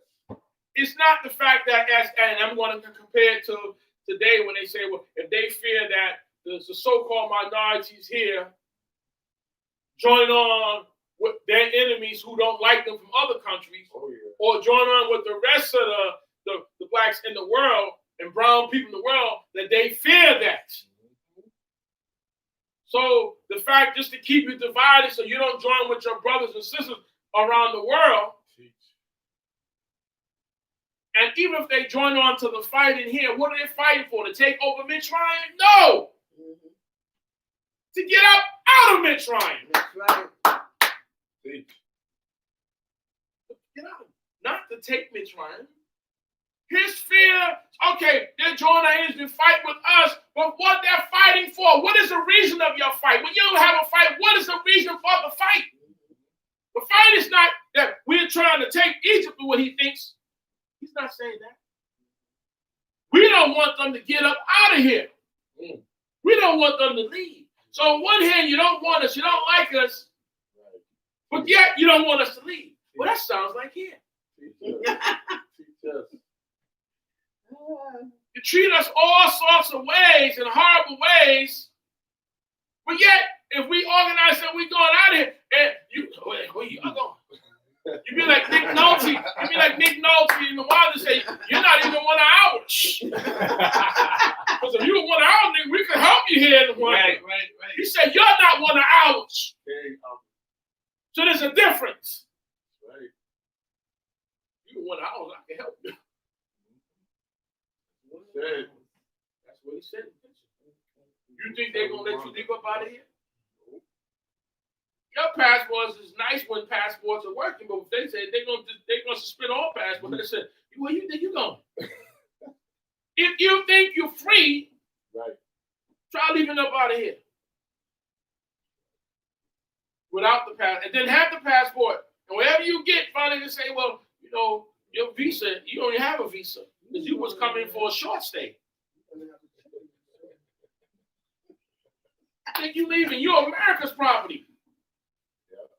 You're America's property. You like it or not, you belong to America. The other ones belong to England. These over here belong to France. You think if all you get up to the mall, all think we going somewhere? I said, wait a minute, where you going? Who gave you permission? The troops. That's right. You want to see the troops come? You ain't getting up out of here. Especially if you do it all at once. So one of you got to slip out of here. So you got to slip out slowly. And you got to get up on the plane with the passport like you're going on vacation. Right. And don't come back. Because you know eventually they're coming to get you. Yeah. If you leave here and you don't come back. So you got to, those are our citizens, so you got to send them from them. Just like they send people out here back to their countries, they deport them. Yes. They belong to where? That country. So like I said, it's not, what he's saying here in this here, these words here, well, I'm not worrying about so much they're fighting against us, but he's worrying about us joining with their enemies and getting up out of there. Why? Because we are the finance of the country. Just like here. I just can't leave it within the book here. I got to take it to present. Right. You got 40 million of us, they say. Right. Yet we are the economy for this country. Why? Because we're basically consumers. Yeah. They live off of us, not only off your works, your labor, but off your monies that you spend. Yeah. You have more money in your communities than other countries have, than nations have, and you spend. So, but now we got to learn how to spend it with each other. Yeah. Because that's how you achieve Black Wall Streets in Oklahoma's, Rosewood, High Tide in North Carolina. There was not just Tulsa, there was 39 other successful places that were successful because there was no integration, there was segregation. But so, which we couldn't spend with others, so we ended up spending amongst ourselves. That's made it successful. As Malcolm used to say, how long does the dollar stay in our community before it gets out? Well, in those places, it went around and around and around because we couldn't shop with the others.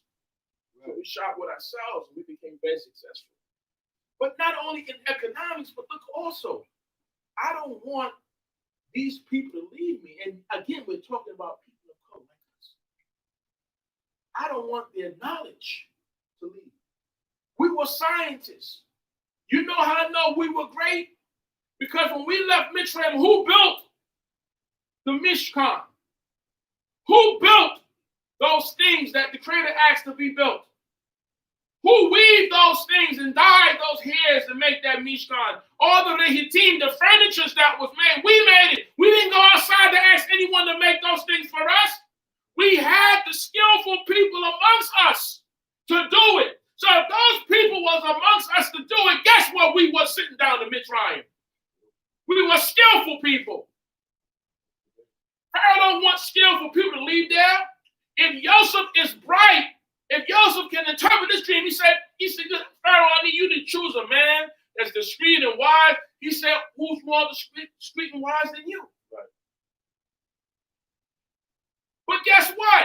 Joseph wasn't the only one that could interpret that dream. Joseph's whole family could interpret that dream. My point is that it's in their DNA. And if it's in their DNA, it's in our DNA. So I'm telling you who Pharaoh has amongst them. He has in terms of a dream. We were people of business. We were shepherds. So we're still people of, when they went down to Egypt, they still was people of businesses. And that's why they asked for the land of Goshen, that they could run their business as shepherds and keepers and farmers. We were always inventors and scientists and educators. We were all these things down in Mitzrayim. We just didn't get knowledge of it. We had it. We developed it. Those 2 to 4 years, we developed it even more. When we came out, Aaron himself built the calf. Aaron had skills. You think he just got those skills? He had those skills down in Mitzrayim. So guess who they will let go if they leave? Who you think built those pyramids? That's right. Or at least one of the people. Even if they had other slaves down there, we were one. But we were educated, it was everything. We sustained economies. Yes. So why would I let them go? Because if we didn't possess those things, oh, let them go. They're nothing to us. But we're very valuable. We're valuable to them then, and we're valuable to those now. You understand? That's the difference. Everything that you see that we had to make with that mishkan in the scriptures, we made it. That's right. The women, the men, they made it. Then we had skills. We had skills. So that's what came out of Mitzrayim. Skills, knowledge. We didn't have to go and say, oh, could you come build us an ark? Could you come build us a tent? We did everything, and we did everything there. So that's what was going on. So why would Pharaoh? He said, no, this is our economy leaving. This is our knowledge leaving. Because some of their wise men sat in our government. Joseph is one of them. So now, we letting all that wisdom leave us? The economy leave us? No. That's why. Because let them go. Well, even now today, look at all these creations that we've made while we're sitting in this country. And the great things that we achieve. Male and female. So we're great. We have great people and great resources and knowledge. But most of all, the Ruach Elohim we have. Yes. And knowledge of God. Yeah. And Yehovah said that wherever you go, Israel, you're going to be a blessing to a people. Right. Don't think that some of those people, they don't know that Israel down in Mitzrayim, you're a blessing to us. That's right. Because we wouldn't do so well without you. And here in this country, it's the same way. We're a blessing to whoever. In spite of all the negative things you might hear, we're a blessing. You understand? We're a blessing to whom? Our knowledge, our move, our rhythm. A lot of places that had no swag and no move and no rhythm. They know what that was. But they said, these people, they got it. They got the food. They can, whatever it is. Whether they're sitting in the synagogue, the mosque, or the church, they got rhythm. They got a different ruach with them that others just don't have. That's how the Creator made you. And you know your brothers and sisters around the continent based on that. So there's a lot that he's saying, lest they get away from us. It's the king of Mitzrayim. Okay, lest they go away from us. They fight, wage war against us, and I'll let me and leave the land. You see the difference? They want us to leave. So the position that they want is say, we want to make this place great again. How? By putting us back in slavery? Okay. Talk about it. or by sharing? Are you going to share the resources with us? And you know, because I always say once the mind's expanded, you can't go back to original size. Because part of the control that you want is a mental control, but now you can't control this mental. Our minds is expanded. And once the mind expanded, you can't put it back in its place. We've grown. And even if you try to put you back physically, they cannot put you back mentally and spiritually. Because now you've regained what the Creator wants you to regain. So you've grown. And growing is not just economic. That's a part of it. It's a spiritual essence. It's a mental essence. And that's what we have. So it could never be great on how some of them may want it. That's not going to happen. Because our minds is expanded. We are connected with our Creator. The Ruach Elohim, to know who we are and what we're supposed to do. And we're also letting the world know. You see, because all this belongs to the Creator, whether they like it or not. It says the earth is the Lord, the fullness thereof, the world, and they therein belong to the whole house. Right. We his sons and we his first. You know, I mean, that's a deep position. So yes, kiss the Son. Let's see what. You better take care of God's Son. You better take care of his people. This Pharaoh is upset with that. So now he's going to improvise some things. And what's the next verse says? Continuing the 11th verse of the book of Shemot, chapter 1. Hallelujah. Exodus. Therefore, they did set over them taskmasters to afflict them with their burdens.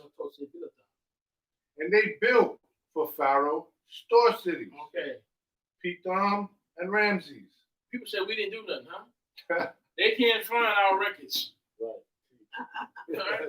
But written right here that you know that we built. Ignorant people can't build nothing. If we're ignorant, you had intelligence amongst you. Egyptian had intelligence amongst them. And I'm not saying we didn't learn a lot of things down in Mitzrayim. The things we knew before we got to Mitzrayim, and the things we learned while we were there. Because every stage that the Creator takes us to, there's something to learn.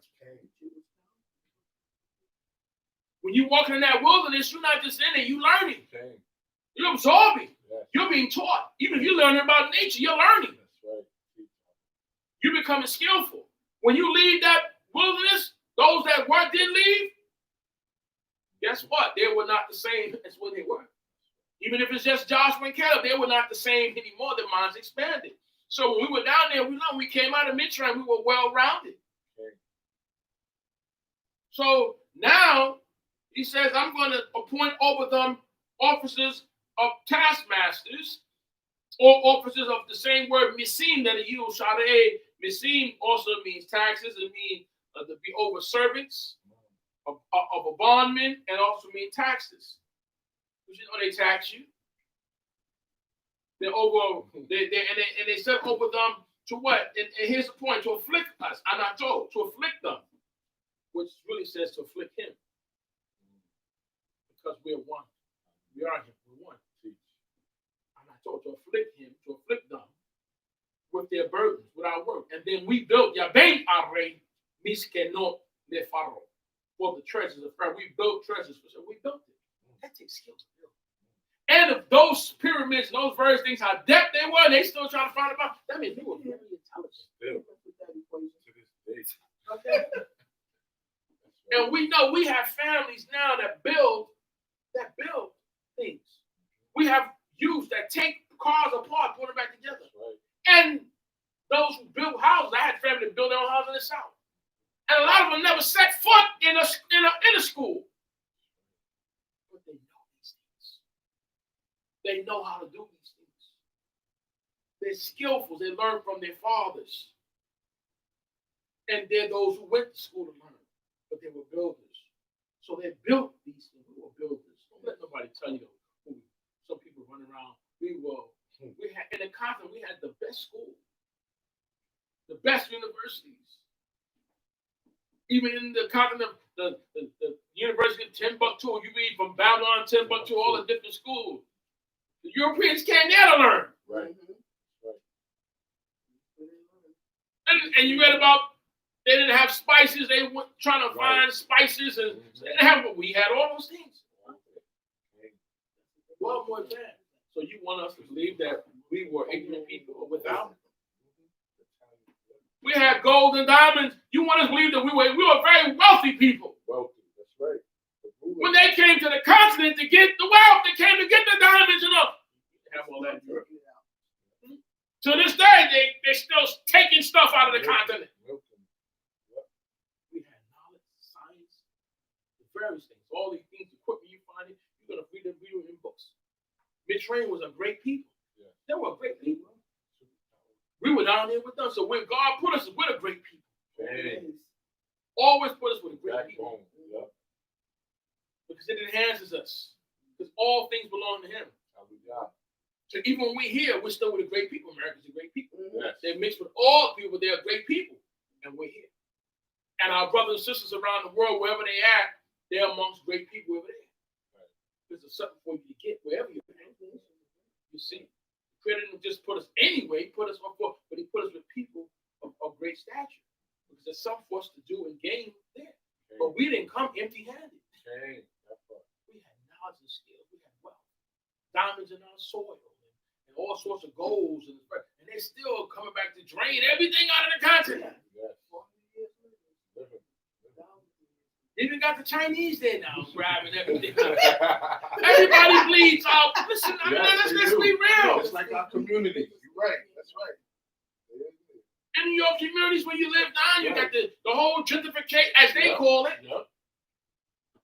Well, wait a minute. I thought they were hood and kill them and kill them and everything out there. 40, 50 years, right? You understand? It was always valuable. You might give it to us when it's nothing, but we build it, we make it great. You can have diamonds and gold in your soil.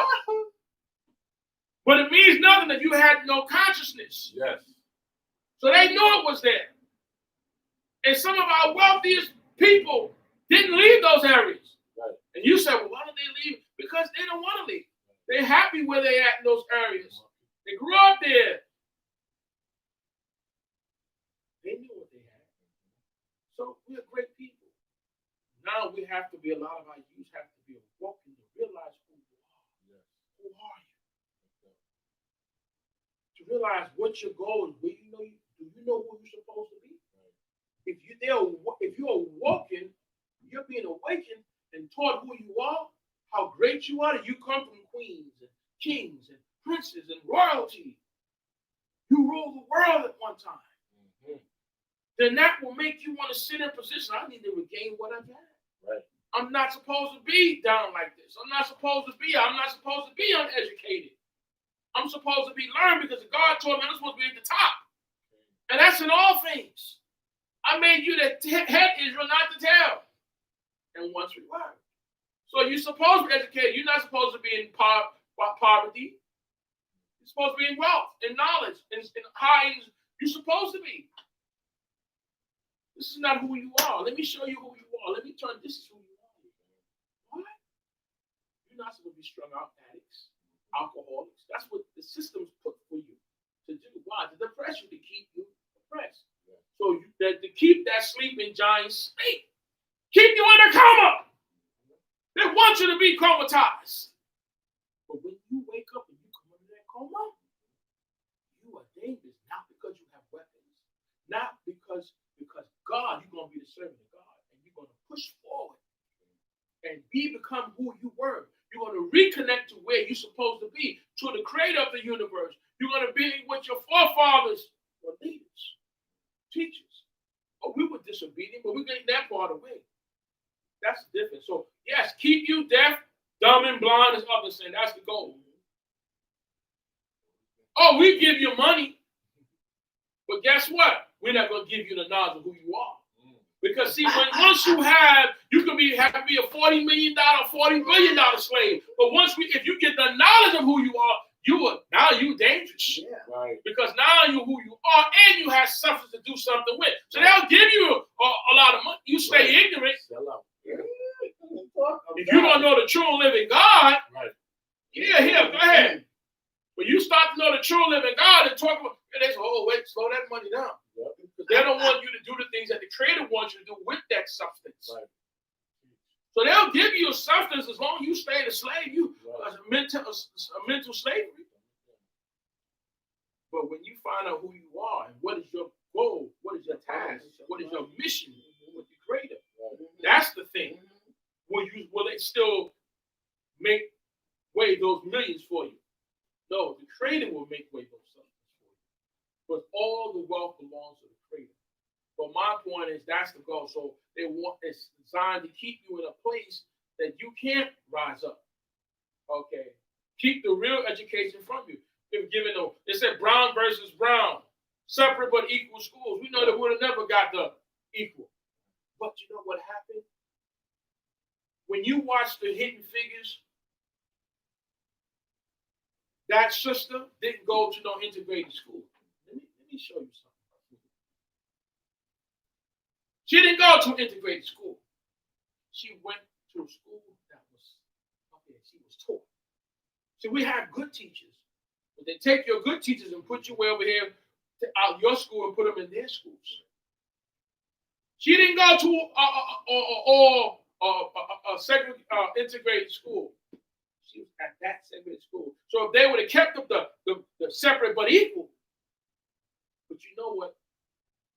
We're going to surpass. See, you give us good quality, good teachers, we're going to do good. And they know that. The systems know that. So they give you inferior everything thinking that, hey, you're going to fail. Right. But even with the inferior food, because they drop off the worst food in your neighborhood, the worst everything, but because the Creator is with you, you still achieve. You still get over those barriers. You still, because it's the Creator that does it. That's what I want. Right. Okay. But Lord knows once you awaken that sleeping giant, get up out of our comas, get off all those intoxicants and all those various things that people like the Nation of Islam was trying to do, and wake you say, no, that clean up sister, clean up brother, you don't need this poison. Once you get that, but guess what? They didn't like them either. Because they were cleaning up their people. They were cleaning up their people to make their people great again. And that's what they want. So what you going to see here is the same thing. Make you who you're supposed to be. God said you are gods, but you shall die like men. You shall fall like one of the princes. You are gods. Because you're made in the image of your God. Get you back to that state where you deal on a different frequency, a higher frequency. It's about being the best that you can be. It's not about mediocrity. It's above that. Yes. Because you're supposed to lead. So give them the food, give them the education, give them the finances they're supposed to have that they can do the job that the Creator wants them to do. Give them the resources, and that covers all things. You have a spirit here that's trying to suppress us, to keep us down. So when you find today that that spirit is not new, you're reading about it way back then. So just like they said taskmasters we seen over us then, they have him down. They oppress you. They oppress you in many ways mentally. They oppress you with they lay your work off so you can't provide. You can't go to school. You're in debt. They break your families up. They make your single families. The father's no longer with the mother with children. So there's various ways, systematic, that can be done to oppress you. You don't have to just have whips and chains. Yes, that's done by the authorities. But it's even deeper than that. It's systems and things that say, let us deal with them wisely. I think it's just whips. Yeah, they're shooting us down. But it's even deeper than that. We're going to destroy them mentally. We're going to destroy their self-esteem so that you don't feel like you should be a human being, that you're not a human being. You don't feel that that's what once they take your mind mentally away. Images and psychological chains of slavery. Who are you? Who are you? Where should you be? What's your status? Who are you with God?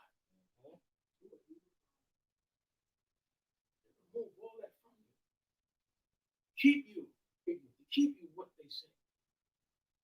But that's not what the Creator intended you to be. So you will rise up. Yeah, there'll be those who are going to fall by the wayside, but those of us is going to rise up. Look at that spirit.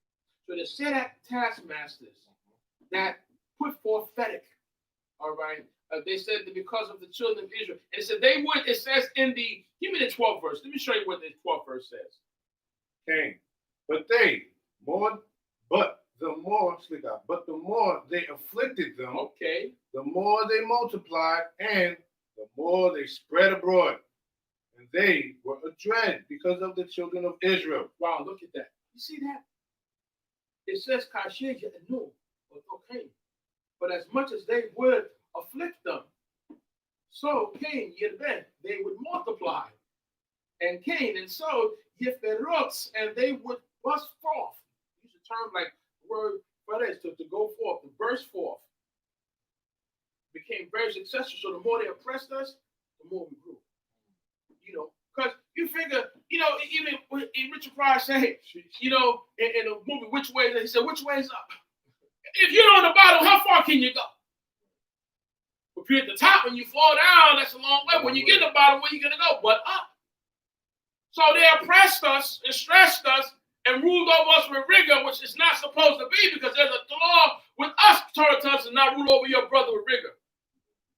Stressful. Even yelling and screaming and beating. That's not supposed to be for the children of God. Matter of fact, to show you, one of the crimes of the Moabites was what? They did not meet us. The water break out of it. You're supposed to be hospitable to the people of God. Okay, that's right. And if your systems and your people are not hospitable to the people of God, right, you are going to pay for it. Teach. Your system. So whoever people ruled over us with rigor, didn't treat us right around the world, your systems must pay. Because you would not treat God's people with hospitality. And you must do that, just as the Moabites didn't do. So therefore, you have the same charge, because you did not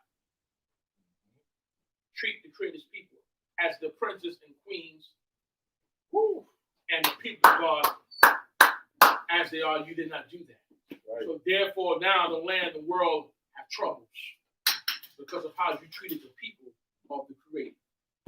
So the more that they burst forth, they became disgusted. They became angry with us. You see? So I have to look at that and use as a dual scenario today. The more that you grow prosperous and you become educated and become successful, the more you begin to regain your families. And you begin to, your father now has his children, his sons and his daughters in your home. You're making houses. The more systems are going to be upset.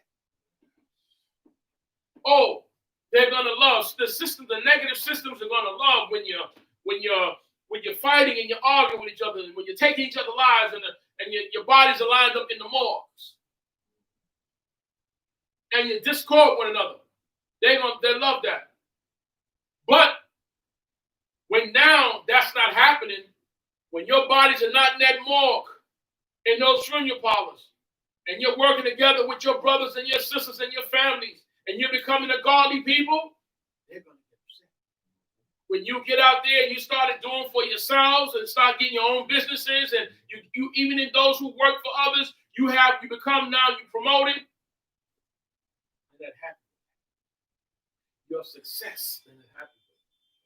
So the systems, the negative systems, don't want to see you successful.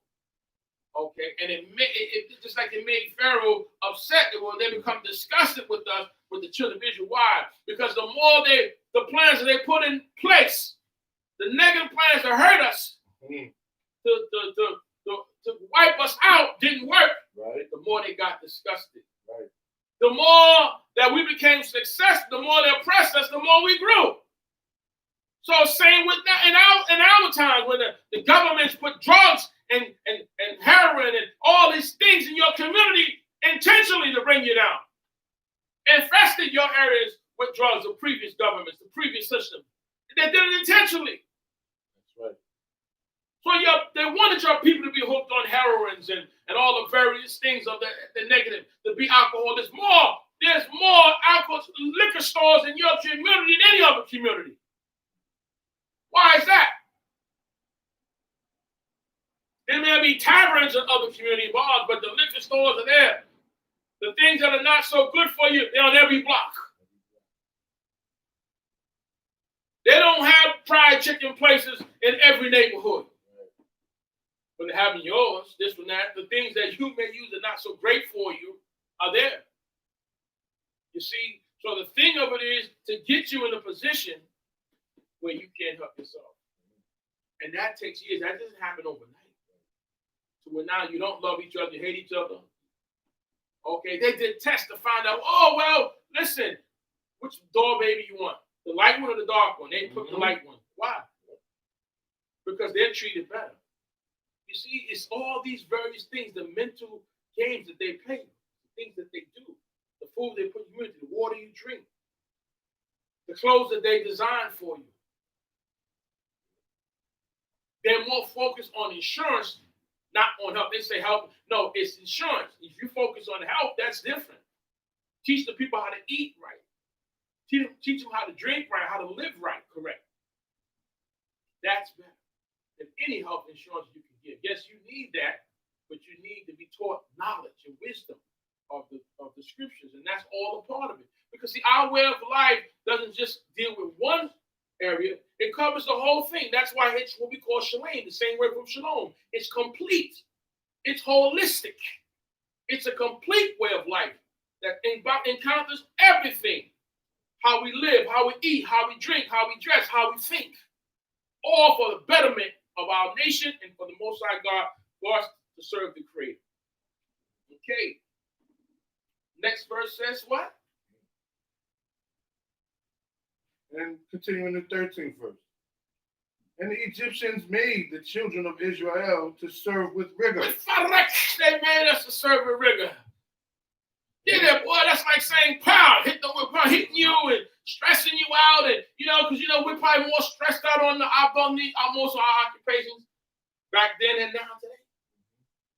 Don't know whether we're gonna have the job tomorrow, where the money's gonna come tomorrow to feed. Your job is laying the lingo. You're the last to be hired, the first to be fired. Wow. And you work much harder than all of them. But they're gonna let you go. Because you got a family to feed.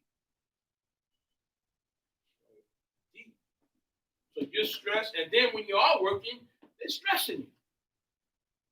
But that's why we serve the Creator. Continue, brother. 14. And they made their lives bitter with hard service in mortar and in brick and in all manner of service in the field. Come on, wow, tough sheep, brother. And in all their service, okay, wherein they made them serve with rigor. Made us serve with farek. All right, in mortar. Okay, in mortar and brick. And the brick is nothing new. Right. We made brick back then. Yep. So to show you we were builders, what you gonna do with more than brick? You're gonna build. So we have skills. We made the mortar, we made the brick, and we put together, we made the bricks in the mortar, and we built. But they still stressed us with that. Right. Whatever we did, so the same way today, your occupation you in, they make it stressful for you. Yes. And yet you're the one with the skills to do the work. And it says, whether it was all manner of labor, they call it avodah. We weren't just building and brick, we were also in the field. We were the farmers, the builders, the fixers, the teachers. Yes, all of it. But in all that you do, wherever you at, you're still under great stress from your employers, from your overseers. And what's even worse, a lot of times, in many places, you did more, but you got paid less than your counterpart. Wait a minute, why am I did more work, but why am I getting paid less than him? Because he's a Caucasian? Wow, that's deep, yeah. And this here oppression is done by people of the same continent. So it's a system. Go ahead, brother. Okay. 15. 15th verse. And the king of Egypt spoke to the Hebrew midwives, of whom the name of one was Shiphrah, and the name of the other Puah. So the king of Mitzrayim spoke to them personally. I got a personal charge for you. You got, and imagine all of the midwives. These two. No, I always say this more than two, but guess what? These two are in charge of all the other ones. You can have thousands of millions of people and only two midwives. No, these are the head ones. Shifra and Puah. Okay? And this is what he said to them. Go ahead, brother. And he said, Amen. when ye do the service of the midwife to the Hebrew women, ye shall look upon the birth stool. If it be a son, ye shall kill him. But if it be a daughter, then she shall live. Look at that. So here's a strategy, a system. He went to them. So listen, you're the midwives. Now, they say whether they were Egyptian, whether they were Hebrew at this time, but they're midwives. And he went to them. He said, listen, when you do the service of the midwife to the Hebrew women, and you see on the birth tool, avnim. The avnim is the plural of stone. Even is a stone. Because what happened in olden days is that they didn't lay down like we do presently and have children. They sat up on stools because it's easy for a child to come out of your womb when you're sitting up. They have birth stools, or here they call it avnim, which, as I say, is the plural of one stone. So they sat on stones or rocks or even stools, and they had the children while they sit, not while they lay down. You know what I'm saying? That's the traditions that and the methods that we use in ancient times. Even some people even be underwater, standing with the rock and all that, with on a stool underwater, because children live in water all the time in your womb, in your stomach, right? So that's why. So now these are the midwives who assisted them,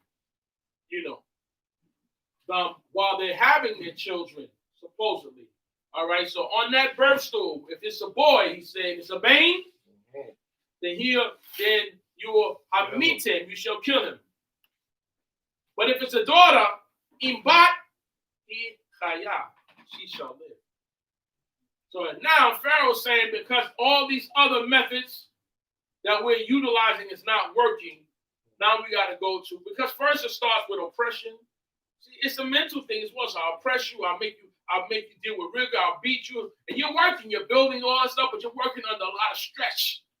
You're stressed out when you come up from work, you take it out on your family and so forth and on, And so now you're stressed out. They put all these things in place to stress you out. They put narcotics and all these various things to get rid of you. Then you fight with others, you destroy you. You put the guns in your grenade. You wake up with all these guns here. Who put these guns here? That's for you to kill each other off. They do all these things, right? Then if there is, let's go kill them. So now at the birth, so now we got enough to the set. With all these methods, these are methods that were in place to get rid of us. The hard pressure, the rigor, the stress, all that to get rid of us. Because stress kills. Stress produces cancer and all those other illnesses. So they want to make sure that's why they put you on it. Now, and all that, and guess what? The more they stress us, the more we multiply. So you know what? We're gonna cut that. So guess what we're gonna do? When those children are on those birth stools, and if it's a boy, you're gonna kill it. Okay? And if it's a female, it's gonna live. All right? And here's the thing. So you take it to today's time. All right? We're gonna give you shots. We're gonna give you inoculation and vaccinations. Okay? That's gonna affect you later on. That you have all sorts of sicknesses in your bodies. Okay? All sorts of toxins in your food and your water. Because all food is not the same. All food is not created equally. Okay? So yeah, we have various ways of doing it. So we're going to go to the birth stool. We're going to go to the room. Some of your children come out the form. There are all sorts of various things. Sicknesses. To the point where they have lawsuits for that now. Yeah. Okay, they have all sorts of ways. They're trying to give you all sorts of vaccinations for your children that's going to do them harm. Okay, and what they was doing in other parts of the world and in the continent, they were giving them shots that would make the women sterile. This is a fact. You think so? You going to some place to be treated properly, and they trying to do population control on you, giving you all sorts of things, that medicines that's destroying you to keep the fertility down, or just to keep you from bearing, period, and make you akara, period. This is what is done today, now, in parts of the world. So when you go, so that's why people are skeptical of going to the Rofim, to the doctors and so forth. What are you giving my child? What shot is that? What's in these shots? What's in these vaccines? Because when you look at the monkey culture and the monkey culture and shark cartilage and all these various animals within what they put in, of course you're going to go mad. You're going to walk backwards and think backwards. You know what's in half the stuff they give you? And now they got the new thing out. They say, well, you line up to take these vaccinations. Well, guess what? You take them first. Right. Let's see how they affect you. And it may not affect you now. Years later, half the medicines and toxins you've been taking for years, now you see commercials on television saying, have you taken so-and-so? Have you taken this? And you got a lawsuit because this caused brain tumors or this. Now, you can't even sue if the vaccination don't. You can't. This is how the laws are set up. You've been taking stuff for years. You see a commercial on TV saying, it did what? It causes cancer. Talcum powder? And this, that? You've been using this and put this, but you know what? The Most High God is still blessed. There's a lot of stuff that they've done to hurt us. Remember what is written. And this is where the scripture comes in that says, no weapon formed against you shall prosper. Those are weapons. Those are means or methods they utilize against you to get rid of you, and they don't work. That's what they use. Those are methods. Whether it's through stuff they put in your food, through all sorts of vaccinations and the various things. Various things that you don't even think about. The dyes and the colors and the sugars and everything. They made Kool-Aid your best friend back in the day. No matter the whole world, they got sugar diabetes. You watch Good Times where they took the whole thing of sugar and put it in their hair. I guess so. You got sugar diabetes and everything else. Okay? All the artificial color, red number 5 and red number. I guess so. Right. But God is still merciful and allow us to live throughout all of that. So now we're learning to get rid of the dye, red color, this, that, and all these different things. Okay? Right. No. So he went to the midwives and said, we want you to perform this. So what was the next verse says? Dang. But the midwives feared Yah. And did not as the king of Egypt commanded them. You see here. But saved the men, children alive.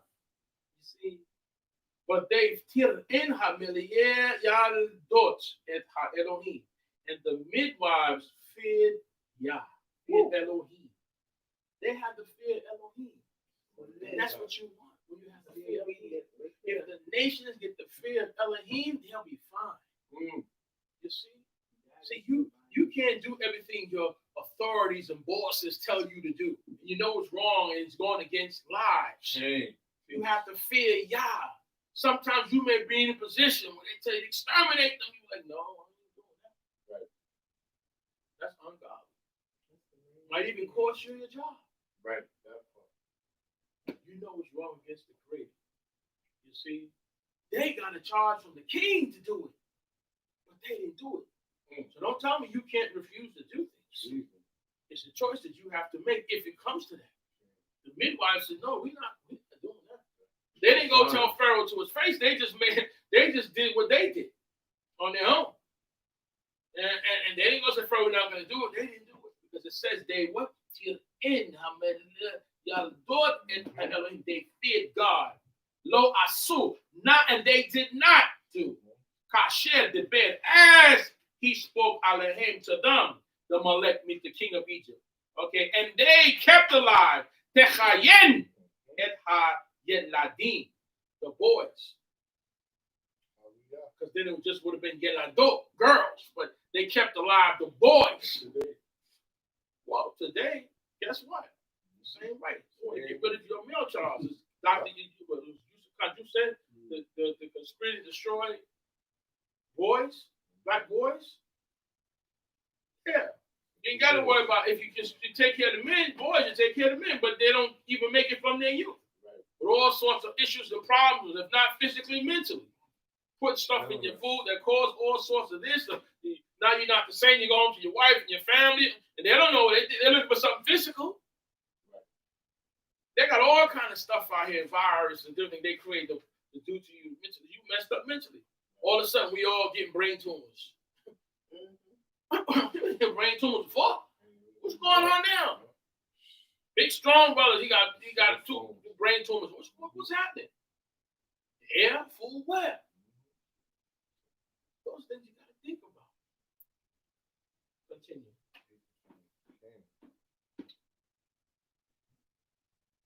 18. And the king of Egypt called for the midwives and said unto them, why have you done this thing? Right. And have saved the men children alive. Why? You know why he know? Because you still hear babies crying at a meals. Numbers are still crying. That's right. You still hear babies crying, and people are saying, hey, you know what? I still hear babies crying. They looking at him, and guess what? He's circumcised. You know what? They see circumcision, they see skin, they see all. Right. That's the Hebrew baby. He's circumcised. Remember, the Egyptians and the Hebrews are black. Right. Though the Hebrews over here in Goshen, they're also other places as well, and they're also Egyptians that live amongst us. There's always right. Other people amongst us. But that child is circumcised there, and I said, boy, what's going on? I gave you a charge to do it, and for your group to just do that. What's happening? Right. Why you ain't giving them that poison? Why you not intoxicating? Why you not? You know what's going on? They ain't. You know I don't hear them. I'm hearing babies cry. Okay. And you know we have a lot of children. 8, 9 children in the family. We just increasing. You know. You be like, well, and you think about it. One of the ways I always say that the systems have made us. And it's deep, and you got to look at this. They'll give you money. So when you become affluent, a lot of times in our societies today, you're not going to have a lot of children. Let me show you. This is deep. Check it out. Do the numbers. All right. There'll be millionaires and billionaires that only got 1 or 2 children. You're like, wow. And when you're in prophetic, you have 8, 9. We had parents in the South that had 16 children. 18 children and 10 children. They didn't have but God made a way. Yes. But now you have the means, and they tell you, well, it's Planned Parenthood 2 children. So the more money they give you, the less you make. Is that opposite? Yeah, I mean, look at it. Look at all the people are rich and billionaires. How many children do they have? You think they have 5 children? No. Only one I know is still making children, brother Kanye West. No, really. Out of billions. I'm not saying no, but I'm just saying really, when you figure all this substance, if they have any children, 1 or 2, because part of society, you take on, my point is you can get wealth, but don't take on their mentality. Right. Take on the mentality of your God, of your people. Torah says you be fruitful and you multiply, and he bless you. And Psalms say you have many, they sit with the enemies in the gate and all that. But now when you become affluent, they tell you, you only need 1 or 2, or if any. That's deep. I'm just showing you, if you check it out and look. Some of the people that now become affluent, they don't think about procreation. They don't think about it, because who are you going to leave all this stuff to? Right. So that's the difference now. You look at all of this. I'm saying how it comes with a thought. So what I'm saying is one way that they get you, they can bribe you. So now you're part of this crew here. Mm-hmm. So you watch all of them in that crew got 1 child, 2 child, whatever, and that's it. And they have money. Their excuse is not like others say, well, I would have more, but I can't afford it. No, because once you go with that chain of thought, that's what happens. Okay? So you have to, that's why I say it's not easy to possess be with the Creator and have substance and do what you're supposed to do. Usually you think like the other side. More money, less children.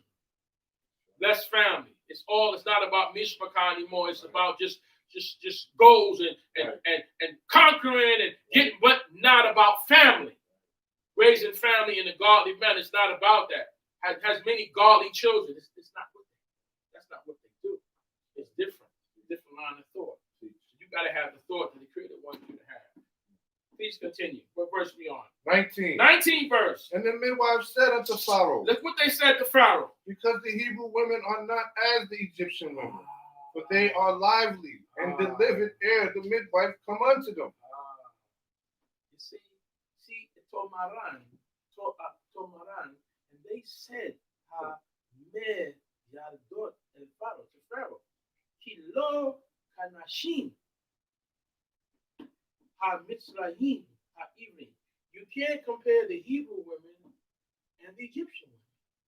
You see? And they're both black people. They're both of the continent. But they're different. Remember what I say? People may be your color, but not your kind. Even though we have a lot of the same genetics, but there's a lot of genetics that are different. And a lot of our mannerisms are different. You see? Because they said to Pharaoh, to Nimrod, I said, it is because Kanashim, like the women of Mitzrayim, Ha'ivrim, Hikayo, they're not like Egyptian women. The Ivrim, the Hebrew women, Chayot, are lively. They say birthing expertise. They're different women. Our sisters are different. Okay, different. You see, they're not like Egyptian women. By the time we get them, it's like they have their own babies. They're really lively. You see the differences? And yet we're the people of the same continent. It says, before Tabo, there come Alehem to them. Let it. What y'all do, they already have given birth. You see? It's like we basically do it on our own. The women doing their own. Don't really need them. You see? That's the difference. So we don't have control of the children. They're birthing their own children.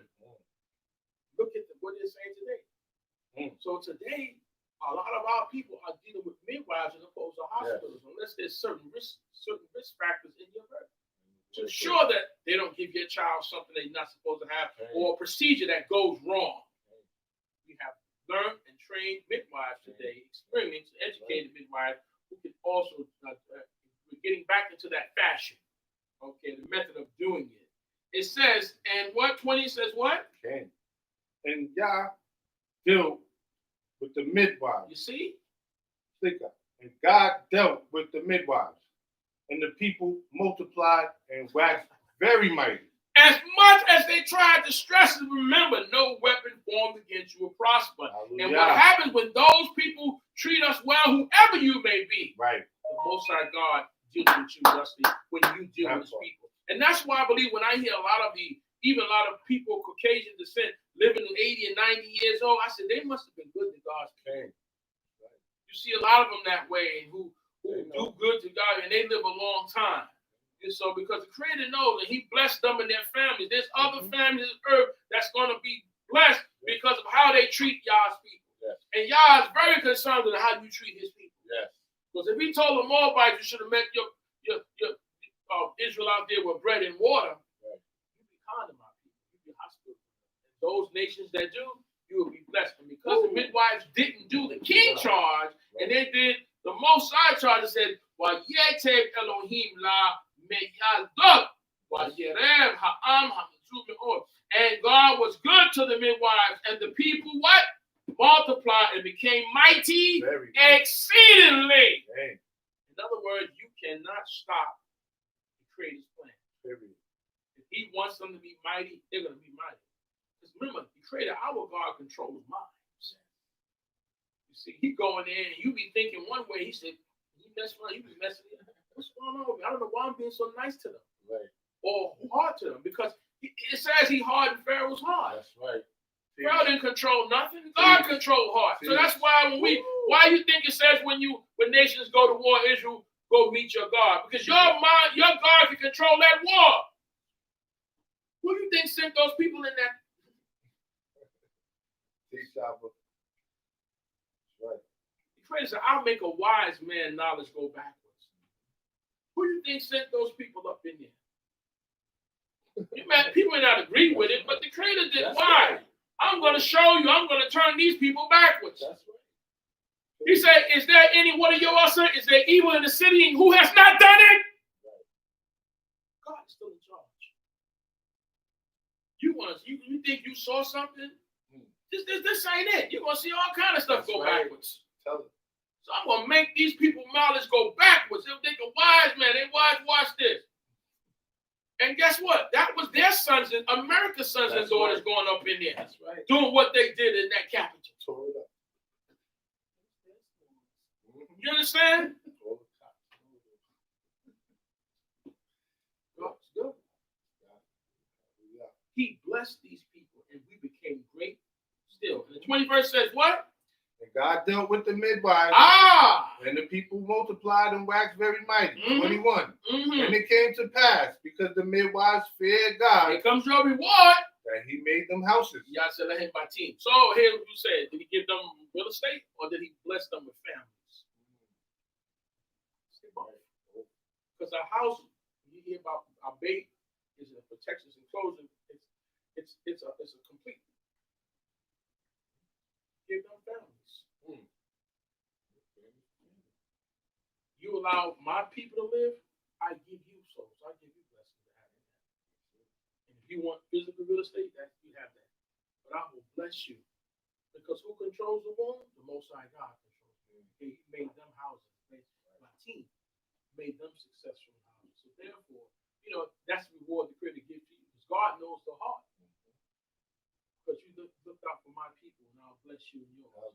22nd verse says what? And Pharaoh charged all his people, saying. So now, I told you to do what you did, but guess what? He charged all the people. No different than somebody say, hey, we're going to walk up there. Walk up there. Everybody. We're going up there.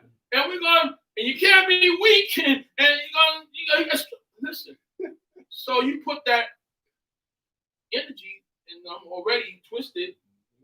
You jump in your car and go the other way. Go back to your place, and they went and did the damage. Okay? So here, I'm showing you in scripture. That spirit ain't nothing new.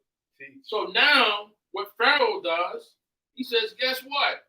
So it says, Yatsawa, and commanded Pharaoh to call all his people. Not just before, it was just the midwife. Right. Saying, call ha ben ha yilad ha ye'ora who call ha bat with tafyun. So now he gives a command to all the people. Before it was just the midwife, but now he's opening up everybody, all Egyptians.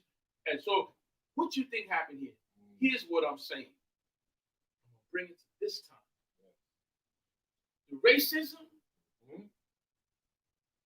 all that evil that was done and still be done to us is instituted in the government. Okay? From being 3/5 whatever of the man and the various things on. It's institutionalized. Okay? Because the government let go its authority, and that's how they were able to do all of us. No one was arrested from hanging us or murdering us, and no matter what we did, you couldn't drink at this water fountain. That was in the laws of the state and the city, of the county, and of the federal government that had to be changed. What do you think Pharaoh's doing? He's giving a federal order. That means nothing can happen to us because we're following the government. So who got arrested in the South from killing a black person, from hanging on, whatever they wanted to do? All right? Because the government backed them. The authority backed them. Whether it was local or federal. Well, listen, who do you think charged these people to go up in there? Who think they have done that? Teach. That's right. Huh? And if you saw some of those workers in there, they wasn't doing nothing. Nope. Yes, they were out. No, I'm talking about the people the police who were there. You saw them standing around. Someone just standing like, I ain't gonna get hurt. But maybe they were giving the orders to stand down.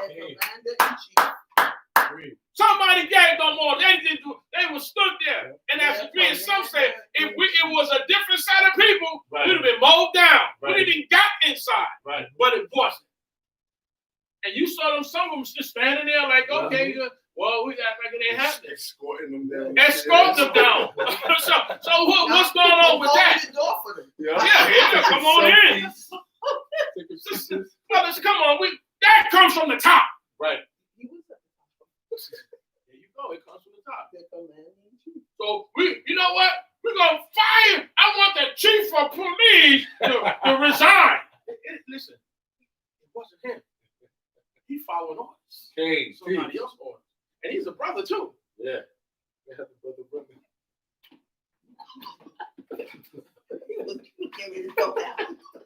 You know what I'm saying? Back up. That's like if we got an order to say, hey, you know what? Let the people on the bus, they don't have to pay. Right. You know, a lot of drivers were mad. Why they got to pay? Like, because they come in their pocket.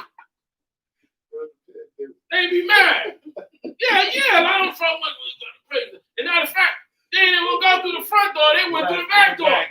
So you couldn't even be confrontational with them. They was upset like it was their bus. Just like when it's in regular service, if you don't pay, the driver get mad. Why you didn't pay? It ain't your bus. Right. They tell you, man. They tell you in China, don't worry about the fare box. But some people still would get off the bus. You know, like it's coming out of their pocket. I mean, like Michael said, you think that it's our astronaut. You think it's yours. It's not yours. They will fire you. And it's straight not yours. They put you out. We'll fire you. You got some people like that. Hey, boss, they that. It's our way. Yeah, it's yours, all right. It's deep. People get upset. So now the people are coming in. You don't see the guys doing nothing. Yep. Because somebody told them, stand down. Yep. Okay. And what they say? They said, good soldiers don't ask questions. They just follow orders. To the death. But guess what? Somebody always got to take the fall. I want the chief police to, listen, this is deeper than the chief police. Right. He got told something. Okay. What to do, how to do it. And they didn't touch them.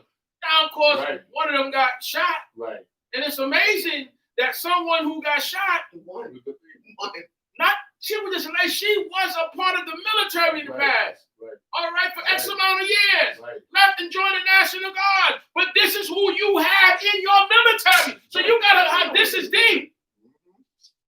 She was a soldier herself. I mean, did you think about that? But she got taken down. Look at that whole picture. I mean, this is deep. So who are you training in your military? Right. Who's there? Right. And that's why I tell you this is the grid. I actually understand. Right. Right. And 4 people lost their lives. So guess what? You fell. He fell. All of y'all need to fall on your swords because all y'all put this up there like it's deep. For the world to see. And the world made comment. All different people coming out. Even Netanyahu said, this is the same Israel. All Australia president, all of them came out. So, wow, look at America. She's imploding. That's the creator showing the world. Stay with God, Israel. That's right. So now he turns the people against us and say, now all of y'all now, you know, something. Dang. In the midst of the 22nd verse. Yes. Every son that is born ye shall cast into the river, and every daughter ye shall save alive. Wow. The end of the first you shall chapter. Cast and throw him in. And now, some shape. So everyone has the command, and I say that before because these people in the South, where they were many years ago, could not do what they did to us, except they had the support of the government. The same way these people could not have been doing these things unless they had the support. In the same way, the president couldn't do all the foul things that he did unless there was those who were behind him in offices that were supporting him. And that's why I said they all need to fall on their swords. And he turned on them, and they turned on him. It's been a long ride. I enjoyed it. What? They gotta go. Said,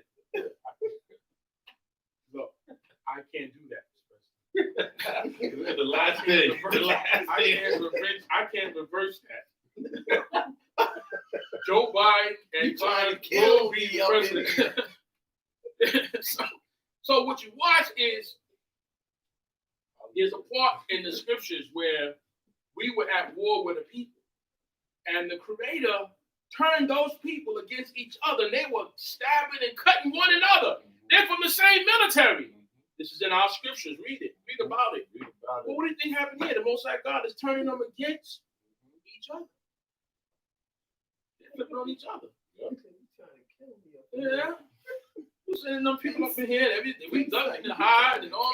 Yeah. You know, and you go back to your little so look in scriptures. Please continue. All in scriptures. You can see it all over and over again. Rerun. Second chapter of the book of Exodus, also known as Shemot. Go ahead. Hallelujah. Hallelujah. And there went a man of the house of Levi, Okay. and took to wife a daughter of Levi. Okay. And the woman conceived and bore a son. Right. And when she saw him that he was a goodly child, Right. she hid him 3 months. Right. Okay. Third verse. And when she could no longer hide him, she took him an ark of bulrushes, and daubed it with slime and with pitch. Right. And she put the child therein and laid it in the flags by the river's brink. Right. Fourth verse. And his sister stood afar off to know what would be done to him. Right. And the daughter of Pharaoh came down to bathe in the river, and her maidens walked along by the riverside. And she saw the ark among the flags, and sent her handmaid to fetch it. Okay, stop right there. So now how this portion goes over like a movie, switches over to let you know because why? The narrator is going to tell you this story because the events is going to happen up to these. Everything happens for a reason, whether you know them or not. That's right. Everybody's born for a particular purpose, whether you know it or not. Now, all of us is going to play a part in this world, whether you know it or not. Whatever part the Creator has you to do, that's what you do.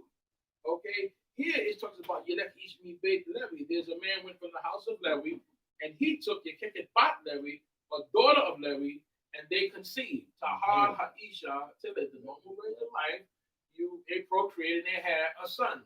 Okay? And the son she had, it says Tared, she saw unto him, he told he was good. Okay? Who teach Bezu, teach Penehu, Shalosha Yerakim. And that he was good in what ways? He wasn't a child that cried a lot because remember, they had the verdict out now, the federal verdict, the federal law they had, and that federal law stated that all people of Mitzrayim, all people now, if you find a Hebrew child that's born, because Hebrews that don't start procreating, no matter what verdict go out, they're still having babies. So now, if you find, I'm giving you authority to do what you do. Okay? Now, to go in there and take that male child, and if you see a male child, throw it in the river. It's not just kill him like he told the midwives. Just throw that child in the river. Okay? So this is a federal court. It's sort of like what we say to these Caucasian people who do things. And the lady was in the park, and she told this black man, well, I'm going to call the authorities and tell them there's a black African-American man harassing me, right? Because she's supposed to have a dog on this chain, on this leash, and she doesn't. But she's going to use what? That white entitlement. See, that's that privilege that they think that they know. A lot of them use that. I'm not saying all, but the ones that do it, they use what they call entitlement. We know that you don't like the police and the police don't like you. They know this. My point is that it's systemic. It's systemic. Now we hear the president saying, Biden talk about it, other ones talk about it. It's systemic, right? Because how would she use that? I'm gonna call the African American, especially. She know that. They know that. They're gonna pull that card, the privilege card, the entitlement card. They pull that card, okay? And my point is that now the government gives them that card, whether it's up front or under the table. My point is that Pharaoh gave the permission to the people to do it, so you can see somebody coming and taking your child and give me that child.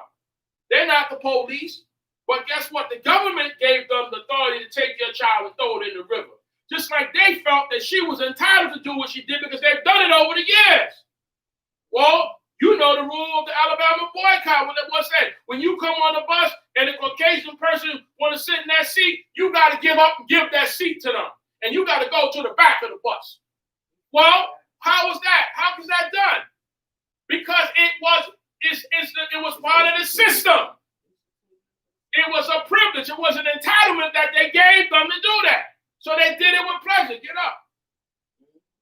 And you don't get up. Now the bus driver and that bus driver, apparently a lot of them carry guns in that state. All right. And now they call authorities to get you up. Now you're going to get arrested because you didn't go to the back of the bus. And if they came to the back of the bus and they wanted that seat, you got to give it to them. That's entitled. But it's by the system. So it's like we have rules that's passed that gives the people, other people, the entitlement to do what they did. No different than when King Ahasuerus used this seal, when the wicked Haman came and explained, they cast lots, what they call Purim, to decide what day they're going to kill us on. All right, and he sealed it with his ring. That means everyone that on that day could rise up to kill us. That was the same thing. It was systemic, and that so wherever there was an Israelite or a Jew, a Hebrew at, in 127 provinces that Ahasuerus ruled, they could attack us. They had the backing support of the government. Right. All about the government, it's institutionalized. Okay? And the government fuels the people. Notice this thing, he fueled those people the other day. And now so they could do anything else, but then King Ahasuerus couldn't reverse it. So what he did was pass another bill that told the Jews, the Israelites, to what? Protect themselves. You see how that is? My point is the government plays a role in all of it. Okay? You're looking at the people, but what's written on the books with the government? Who's putting that there? So you can't get away. The government can't escape. All right? Let's not forget that there was support. There were people in that office. All these years, even in this situation with the president, that all the time when he got in office, there were those who were supporting all that bad behavior. And then now it got to this point, and it shouldn't have. So they're all responsible. That's why I said in the fall on their sword. Okay? You pushed this. You allowed this to happen. You condoned it. Okay? So what happened? That's right. So now, this child, the child was a good child. He didn't cry. He wasn't a crybaby, because she didn't want them to hear him cry, because that verdict is still out. Destroy all the males. Okay. Now you know that Moshe is 3 years. Moshe is 3 years younger than his brother Aaron. So evidently, this verdict, when it came down to Pharaoh, Aaron had to be 3 years old. So it wasn't her fault. They wasn't killing the children that were already born. It was those who were to be born. And just as, you say Moshe, Aaron had just got through. And you know that if Aaron is 3, because in history we read that Aaron is 3 years younger than Moshe, older than Moshe. So Aaron had to be 3 years old when Moshe was born. But Aaron is young, so the verdict is not for Aaron. It's for the new babies. All right? Aaron got through with it. But now, you know that Miriam has to be older than Aaron. Because 3-year-old is not walking down watching. The older one is, who is Miriam. You're going to find out. You understand? So Aaron made it. He's fine. But Moshe is in trouble because he's a child. So she has to save him, not Aaron. All right? So what happened is when she found that she couldn't hold him no more, because the child wasn't going to be quiet but for so long, they're going to cry. Right. You know what I mean? They're going to cry. It's natural. All right. She tried to hide him. She took the kakalo and she put him in the basket, the teva, and she reads gomer.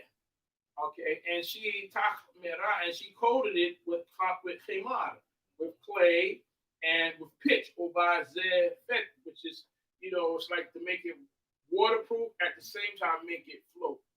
Water repellent and float.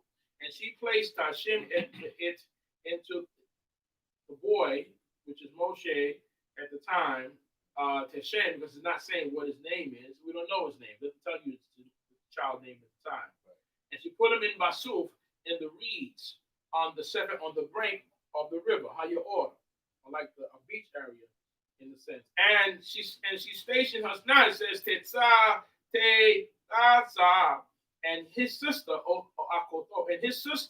stationed herself Merakot at a distance that they are to know Maya Sello, what would happen to him. His sister positioned herself. Who's his sister? We know later on that's Miriam, not Aaron. Aaron is only 3. But everything she's older, but I'll tell you how older she is than Aaron, but old enough to walk down that river and have a conversation and so forth. So she positioned herself the sister. Why didn't the mother do it? Sister. Maybe the sister had the clearance to go into areas like with Pharaoh. Because you can't just get into Pharaoh's, change.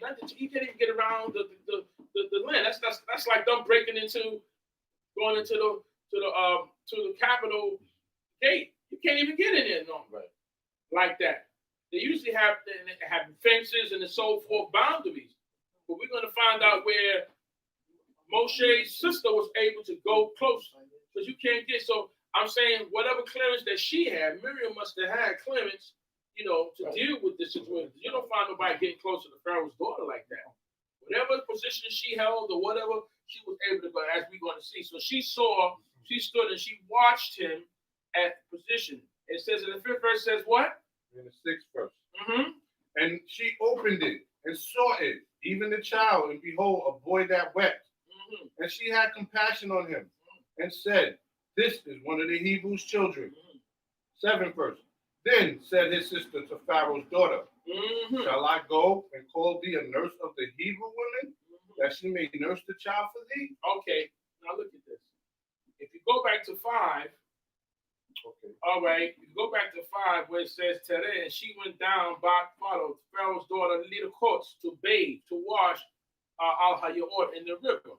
Of course, the mother put the baby in the bath and sent it down the river, all right, and then the Aroteha and her maidens. So Pharaoh's daughter went to bathe in the river, and her maidens, or lekot, were walking al-yad alongside the bank of the river, and she saw, Pharaoh's daughter saw Terah et ha-teba of the basket, betoch hasok in the reeds. She saw the basket in the reeds. So it's moving, but it's stuck in the reeds. It's there. There's reeds, like weeds, all right, of reeds. And she sent, Tishlach et ha'amata, she sent her maidservants to get it, to fetch it. She see the basket in the reeds. So that's curious. Go check that basket. So her maidens to go there. And Tiftach, and she opened it. Not they opened it. She opened it. Tire'ehu, and she saw him. Who's him? Moshe. Who would be known to be Moshe later, right? Ayeli, she saw the boy. And he neighed. And there was Na'ar, a youth, that Bokeh, who was crying. All right? He was crying. All right? She saw it. She heard him crying. But Takmo, and she had compassion. Allah on him. All right? She had compassion upon him. And it's funny because you don't use the compassion in that sense. Chamo, and the word is, to me, it's like almost like the word, like the word for circumcision. But they use the term of compassion for him. And she said, Miyad the day, from the boys, Ha'ivrim said, this is a Hebrew boy. Now, how she know that? One, you figure who would risk putting their child in a little basket coming down the river. For one, who's in that much danger or who's desperate like that? 2, I mean, she's black, the baby's black, and he's circumcised. Egyptians were not known to be circumcised. All right, amongst the Hamitic people, they didn't really do that basically. So I know one, with the decree going on, this is probably a desperate move of a Hebrew woman to save her child. 2, I'm looking at the child. And I'm not saying there could have been colors of flags, different things that denote Hebrew people. They have a culture, different things. But the circumcision one is also there. And then his sister, and all of a sudden now his sister, how did his sister get close to Pharaoh's daughter? Right. All right. So again, she had to have a status to be able to walk down there at the time. You can't get nowhere near Pharaoh's daughter or the compound basically living, except you're somebody special. We don't know that. The book doesn't cover that part. But the sister said to her, to the daughter of Pharaoh, her Eled, shall I go? Who are you? You just start speaking. You don't say who the child is and so forth. That means to me that she already had a relationship with Pharaoh's daughter and something. Even just saying, hey, hi, how you doing? How you doing today? Because she comes out of nowhere and says, well, shall I go? Because I was going to say, well, who are you? She says, Eled karati la isha menechet min ha-ivri. She says, shall I go and call for you a woman who can nurse the Hebrew baby tonight and for you, for the boy? But that's the creating on it. But I'm saying that if you look and understand, the creator choose certain people that he can do certain works to bring about all this. Because I would ask you, who are you? This is my brother. But you don't hear all of that. You don't hear none of that. Right. What you hear is, shall I just go get you a nurse for? So the Most High put all in place. So evidently, I believe that she had a relationship already with Pharaoh's daughter, even just saying, hello, how you doing? How you get in here? All right, it works that way. Creator put people in places for those various things. Yes. So 8th verse says what? 8th verse. And Pharaoh's daughter said to her, go. See? And the maiden went. Leki. And called the child's mother. See, that's a nice setup. Right. That's why Miriam went and not the mother. Miriam already had some kind of relationship with Pharaoh's daughter in the sense of just, hey, you want me to go do that? Yeah, go call the mother to nurse this child for me. All right, and she said, 9th verse is what? Okay, 9th verse. And Pharaoh's daughter said unto her, take this child away and nurse it for me, and I will give thee thy wages. And the woman took the child and nursed it. Now look at this. You taking your own son. She could call somebody else. Well, she already got a mother. This is all set up. This is like a Yitzchak story with Rivka. Listen, you're going to go get your mother to come back to nurse this child. And I'm going to pay you for nursing this child. Doesn't say this is a child. You want me? Yeah. This is and look how it goes. It says, and she said to her, the daughter of Pharaoh, go. The girl, when she called the mother, she says, and how it puts it says, shall I go and call for you a woman? Not that shall I call the mother for you. Shall I call its mother? She says, shall I call a woman? Because it has to be a woman who already had a child.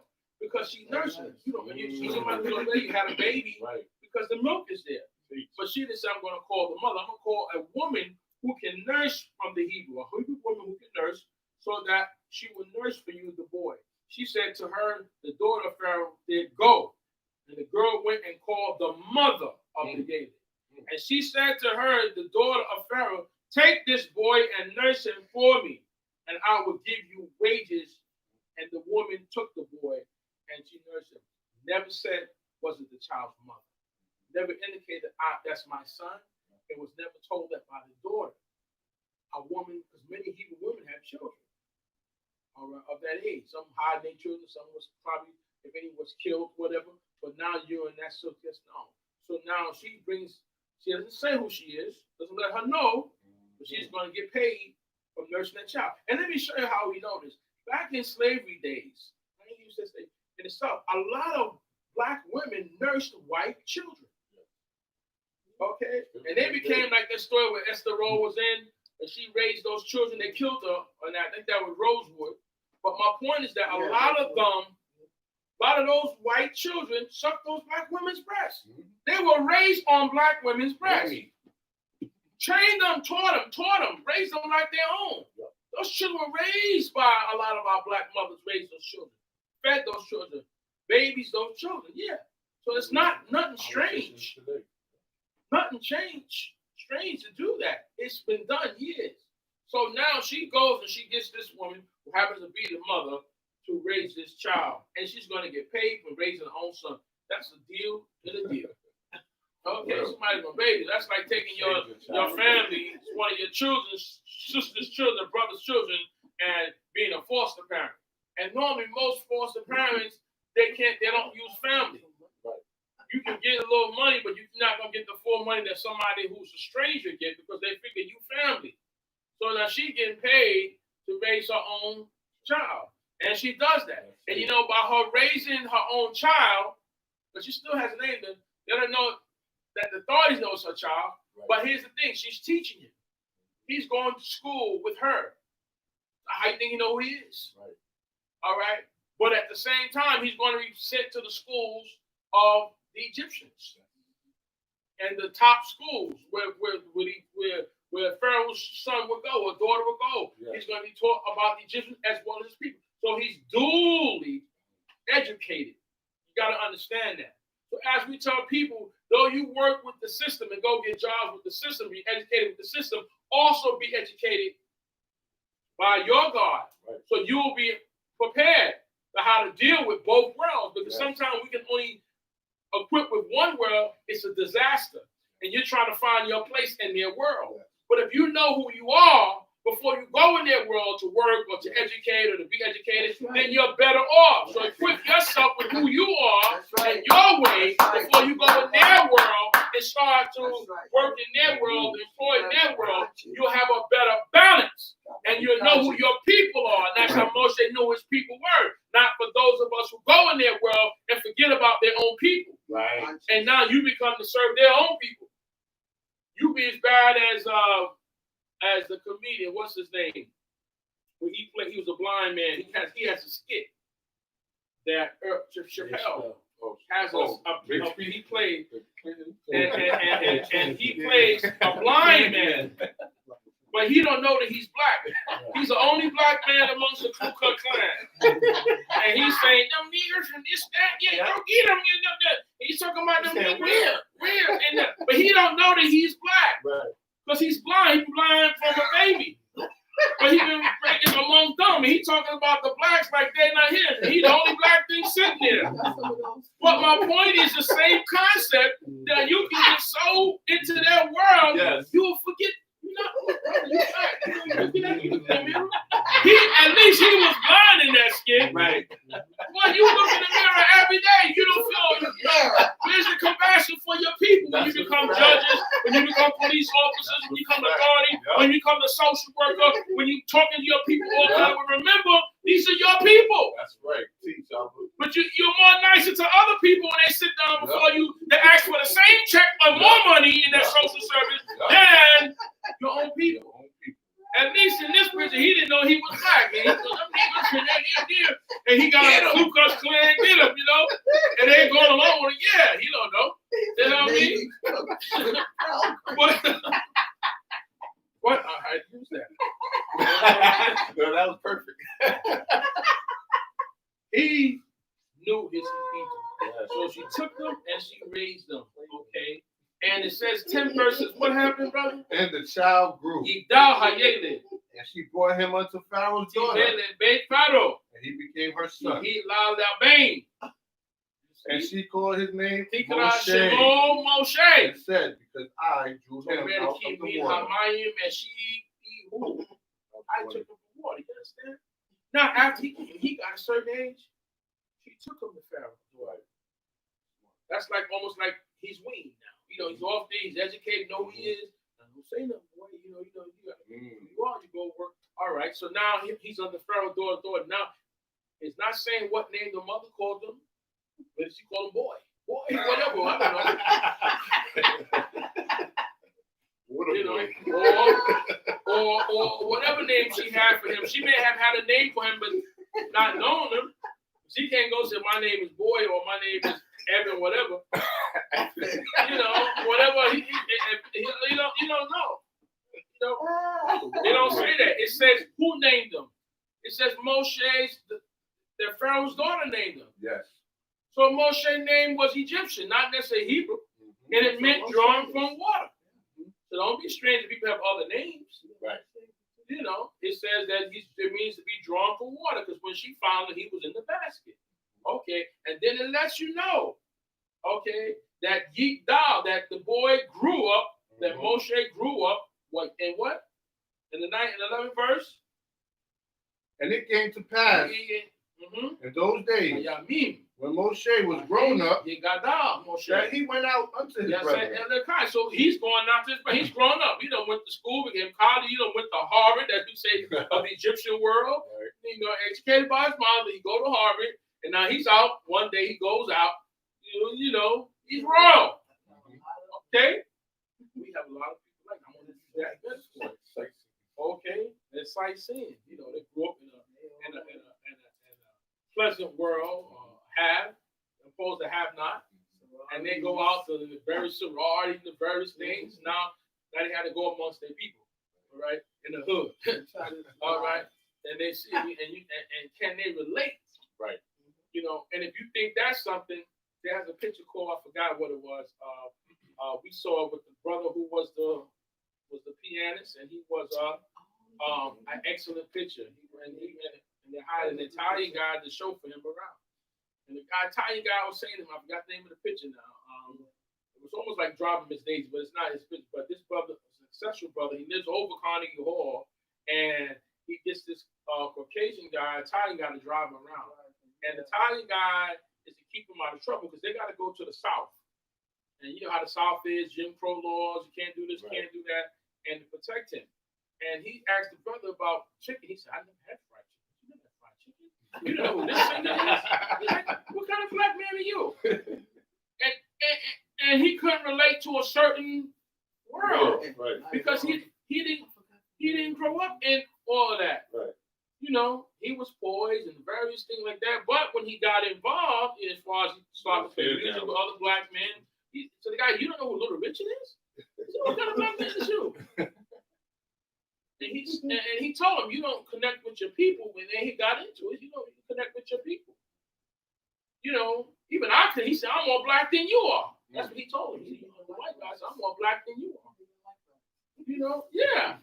And that's deep. And that's what I'm saying. You can become a soul power where you don't even like your own people. You didn't associate with your own people. Because now you're growing up in the world, I mean, that's deep. You can be brainwashed, and but it happens today. You understand? So here Moshe went out amongst his people to see them. And what it says, brother? And he looked on their burdens. Wow, you see, they were doing hard work. And so you have those who are privileged not to have to do the hard work. He looked on their burden. Go ahead. And he saw an Egyptian smiting a Hebrew. Now, here's the deal. Yar ish mitri makeh ish ivri me'akai, his brother. And what? One of his brethren. And he looked this way and that way. And when he saw that there was no man, he smote the Egyptian and hit him in the sand. He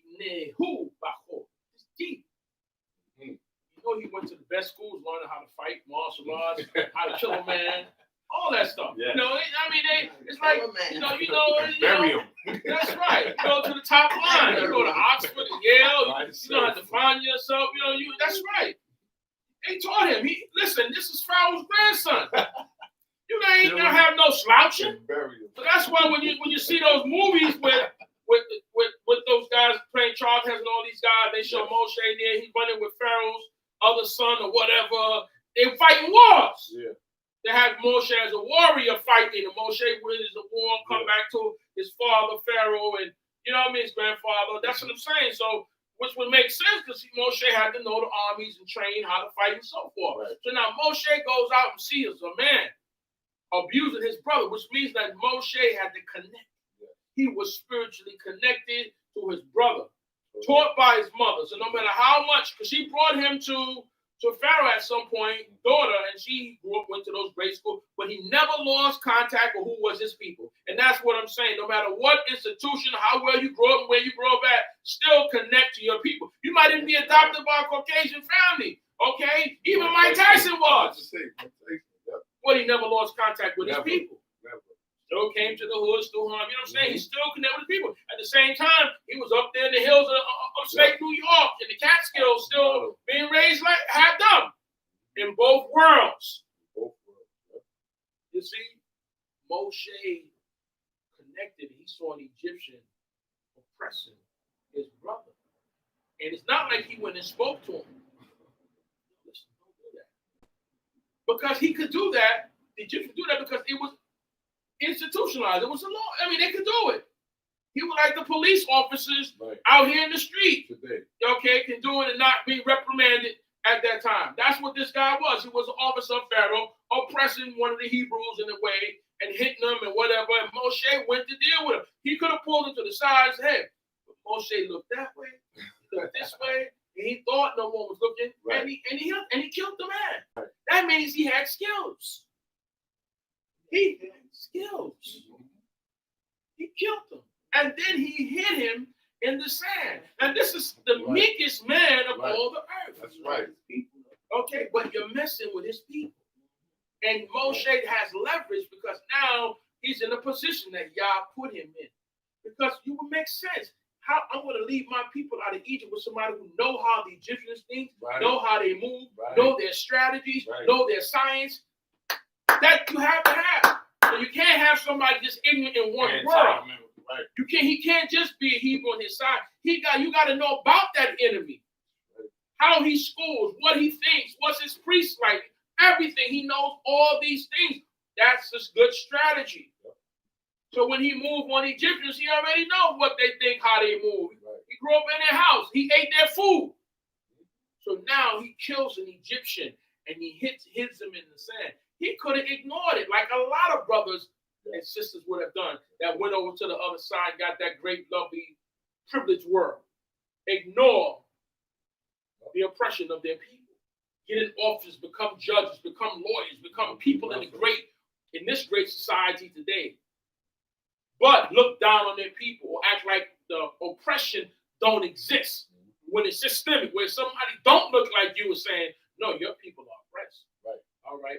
By people that look like me. That's what the vacation's telling them. And they're like, oh no. And you got to tell him, even he telling you that. You see, that goes on in office and corporations and business everywhere. Okay, especially in the judicial system. So okay, but there are people who look like you and I who work in the system who don't feel, who don't think it's just a job, or they go along with the other side. No, you still got to have compassion for your people. Okay, so he hit this man in the sand. 13 verse says what? Okay. And he went out the second day. So now the next day it said by Yom Hashani. Go ahead. And behold, two men of the Hebrews were striving together. Anashim Ivrim Nitzin. Now the term that says Nitzin, it doesn't use the term fighting. It's fighting in English, but it says Nitzin, which is concerned fighting, but it's more like standing against one another. It seemed from Nitzin, which said like the establish, but they're standing against, or one could be translated, they're fighting. Okay, but the term is used as Nitzin, all right? And he saw them fighting one another, and he said what? And he said to him that did the wrong, wherefore smitest thou thy fellow? You see, now he said, Omer la Rasha, to the one who was wrong, the one who was evil. Lama tacher re'aka, re'eka. Why do you hit your neighbor? Why do you fight your fellow? Why do you do that? But he evidently assessed the situation, was watching it, and went to the one that was wrong, that hit his brother. So why did you do that? Okay. Now he didn't have to again get involved in that. But it shows you that he's a man, a person that gets involved in things. He's not a guy that stands on the sideline and watch things happen. Moshe is not that kind of a person. He's the kind of a person that's going to get involved in it. He's going to get out that fight to me. You in there. He's not going to watch it. No, I'm just showing you. He's not the guy that's not going to watch 10 guys jump on one guy. Or wipe somebody. That's not it. He's the guy that's going to get involved and say that this is injustice. And you're going to see that. Because he already dealt with a situation the day before. Now he sees this situation because he is the lawgiver. He's a justice. Yes. He's a guy of justice. So now he sees two Israelites fighting one another. One hits the one unjust. He went to the one that was Rasha, the one that was wrong. And he approached them. And you know, Israelite, you can't tell nothing. You can't correct them because every one of us think that we're right. And this is what he said to him, 14. He says, what? And he said, who made thee ruler and judge over us? so mad. Me, Sameka, who have appointed you, let each as a person, a sar over, who employs you as a ruler over us. Who's over us? Me and the guy who we're fighting. Who made you judge over us? And this is what a brother is saying to another brother who's technically a leader in Pharaoh's house, but he's another brother like himself. Who made you? No respect. That's what you're doing. The Israelite with no respect amongst your own. Who made you a ruler? Okay, me, Sameka, who appointed you a person of rulership over us, and shofet and judge Aleinu over us.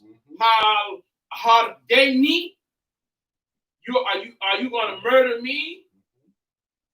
Or propose to murder me, as it says, Ka'ashir as Harakta, as you murdered at Hamitrai? Wow. You understand? That's right. Within. Are you going to murder me like you murdered that Egyptian? So, wow. Moshe didn't know this. When he did that, he didn't think nobody was looking. Look how this man is using leverage, his own brother against him. All he did was approach him by the wrong he did. Now it says, Yad Moshe. Moshe was afraid and Amar, and he said, I can't know that Hadavar. Indeed, this matter is known. Okay? That brother, no respect. He knew who Moshe was. Moshe could have known about it. Moshe didn't even have to do it. One of the soldiers could have came and killed that man instantly. And it would have been okay. You don't talk to the prince like that. But he talked to Moshe like that. Because why? He had leverage. He knew what Moshe did. And let me tell you something today. Your brothers and your sisters will use leverage on you. So you better be careful what you do. Right. Like I say, have your tatanim. Don't let me quote your tatanim down. That's right. Or your miknasayim down. Don't be caught with your pants down. In other words, you got to watch what you say and do in front of people, especially if you're in leadership. Because they're going to bring it back to you when you tell them something. Oh, man, you was hanging out with us, smoking and drinking and dancing with the women and all. Now you telling me something. Well, wait a minute. You see, they're going to use that leverage. He had a leverage and he's going to play that card. He shouldn't have talked. He was wrong. He should have just, you know what, Prince, you're right. And that's it. Right. But he didn't. Nope. You can't tell me nothing because you really a Hebrew. You playing like you Egyptian. I know what he's saying.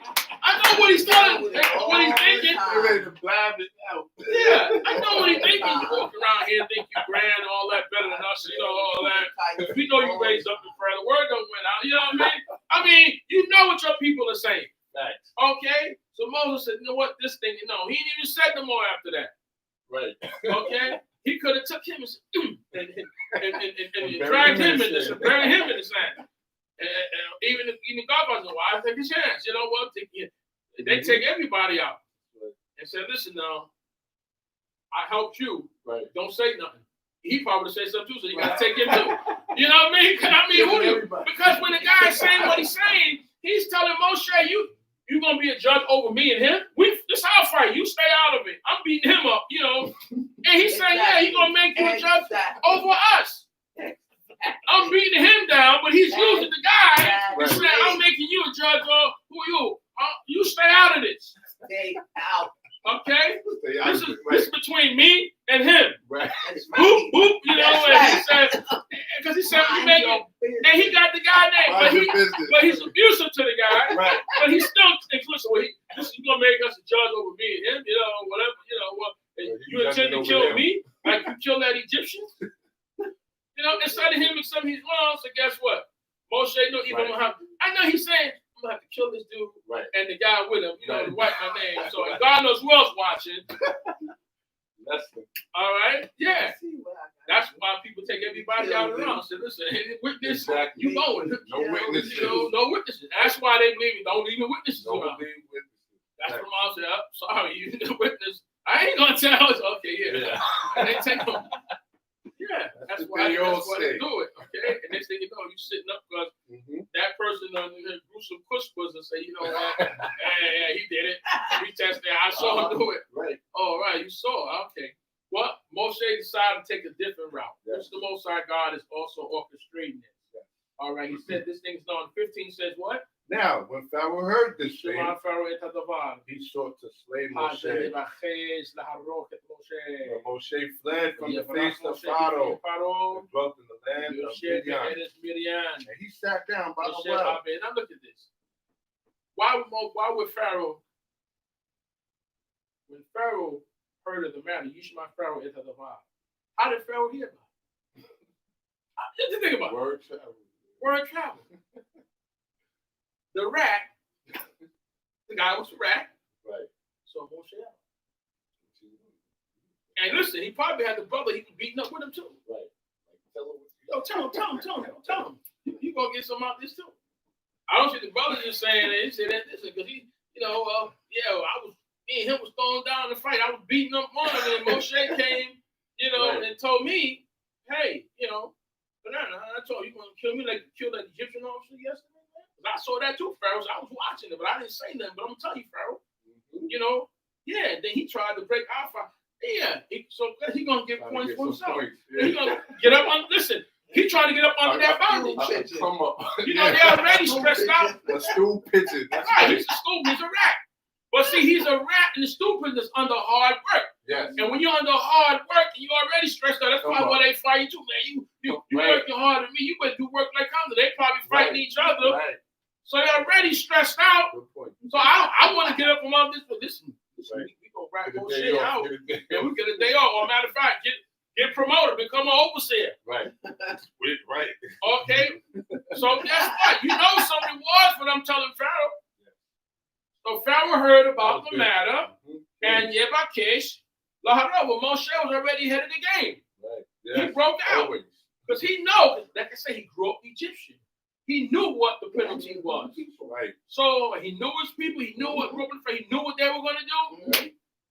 Helping his people. I just want you to understand. Right. In both cases, helping his brothers, and he always got in trouble. Right. Helping your people. So that's why some people say, man, you know what? No, this is going to come back home. Right. Listen, and even in that case, you may be on the job.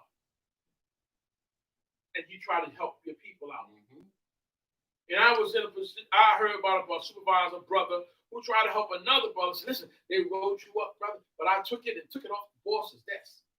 And but don't say nothing about it. So, no. And you know what he did, right? He went right back to the guy who wrote it and said, "Why'd you write me up, man?" Right. Now he said, "What?" Yeah. So it never got to the big boss, but not a big boss. He went back to the little. So he said, "Don't say anything about it." He went back to the dispatcher who wrote him. I told him, "Why did he do that?"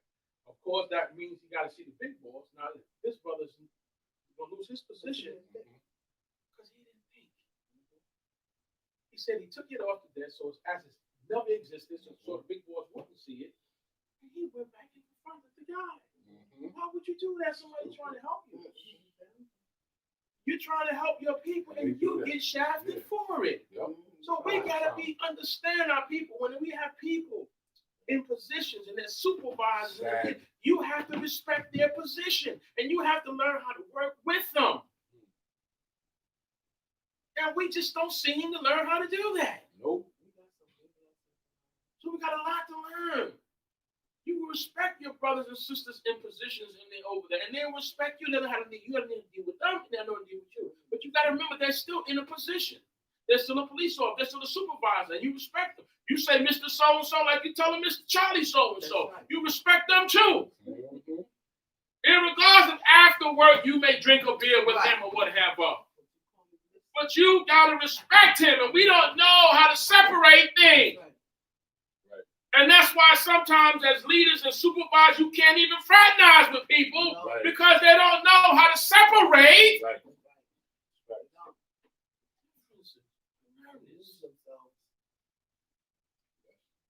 So now Moshe is on the run. He risked his career to help our people. Hey, go ahead, brother. So he goes to Midian. He's on the run to Midian. And you're going to find that Moshe is roughly about 40 years old.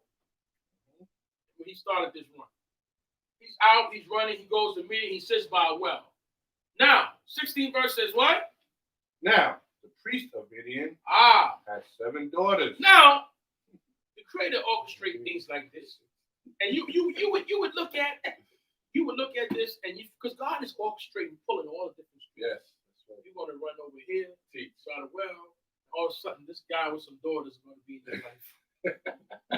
Okay? I mean, that's how the Creator. And look how it says. Let Kohen, the minister, to minister to Midian. Sheba Banot. This man has 7 daughters.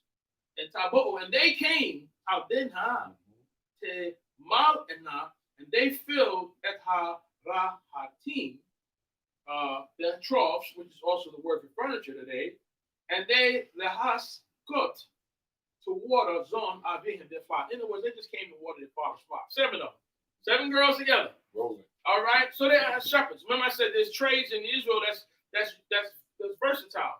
Some shepherds are men, some are women. But it took 7 daughters. With Raquel, you read about her at the well. Okay. You read about Rivka at watering her father's flock. Okay. Raquel with hers. But now Sheba, 7 daughters of Moses' father-in-law. Jethro is watering these flocks, right? And here's where the 17 came. And it says what? And the shepherds came and drove them away. You got to swing. But Moshe stood up and helped them and watered their flock. Now look what happened. These 7 daughters came to water their flock, but the men, all right, took advantage of them in the sense that, no, y'all get out the way. Yeah. You know, in a lot of cases, instead of being, they say, ladies first, we're going to help y'all water your flock. But they didn't have that type of learning upbringing. They said, let's water. No, really.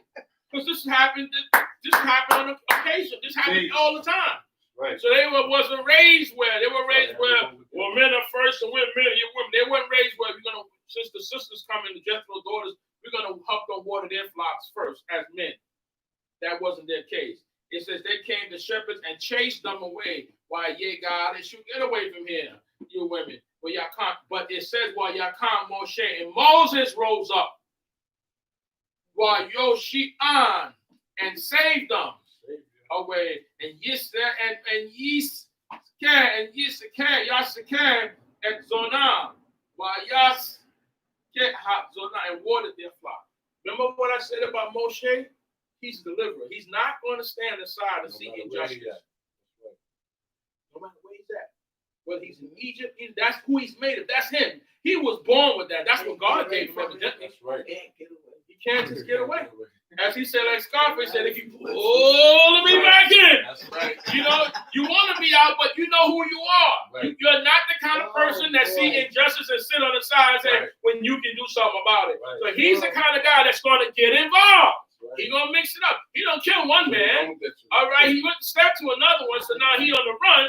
You figure he said, well, I'm going to chill out now. I ain't going to get involved with nobody else, man. I ain't trying to help him lay low. I'm going to lay low. My business. I try to mind my business. And he's sitting there and watch. Another injustice happen. Right in front of him. So, you know, O'Shea, here you go. Boop, boop, boop, boop, boop. He get involved. Yep. All right. He one guy standing against a bunch of men. But I guess they know, listen, see the dude there? All right. He got it. He stood up for it. You know, he was a fighter. All right? Got involved again. Because all the signs, that's who he is. Okay? That's who he is. He loves his people. He don't like to see injustice. And he saw injustice here, and he acted. Okay? And because of that, and he watered. Like, in other words, whatever he did to those guys, whatever he did to them, if he put a couple knots on their head, whatever he did to them, okay, they were like, okay. And then he watered their flock for the world, for the women. Right. All right. And he said they try to come back out and they got the message, dude. Because you're dealing with a killer. Right. You're dealing with a killer here. All right. So he he's a warrior, and he did that. So he watered their flock. Okay. And then in the 18th verse says what? And when they came to Reuel, their father, he said, Amen. How is it that he comes so soon today? Because they always come late. This happens to them every day. they pushed them out the way. But this one day, God had another plan for them. He sent Moshe. Hey. Yeah. And Moshe delivered them.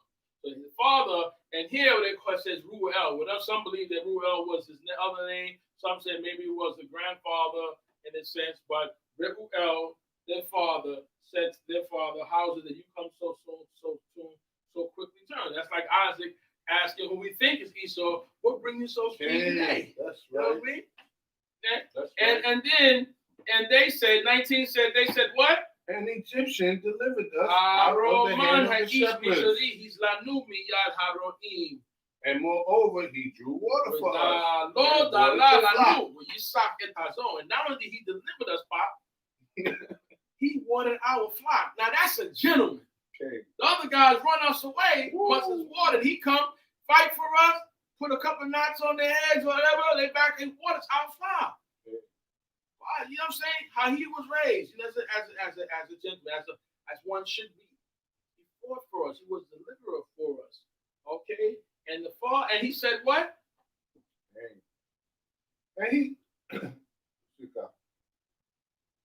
And he said unto his daughters, and where is he? Why is it that he left the man? Call him, that he may eat bread. Well, call him that he may eat bread with us. Did all that. You see, return that hospitality. Right. These are his 7 daughters.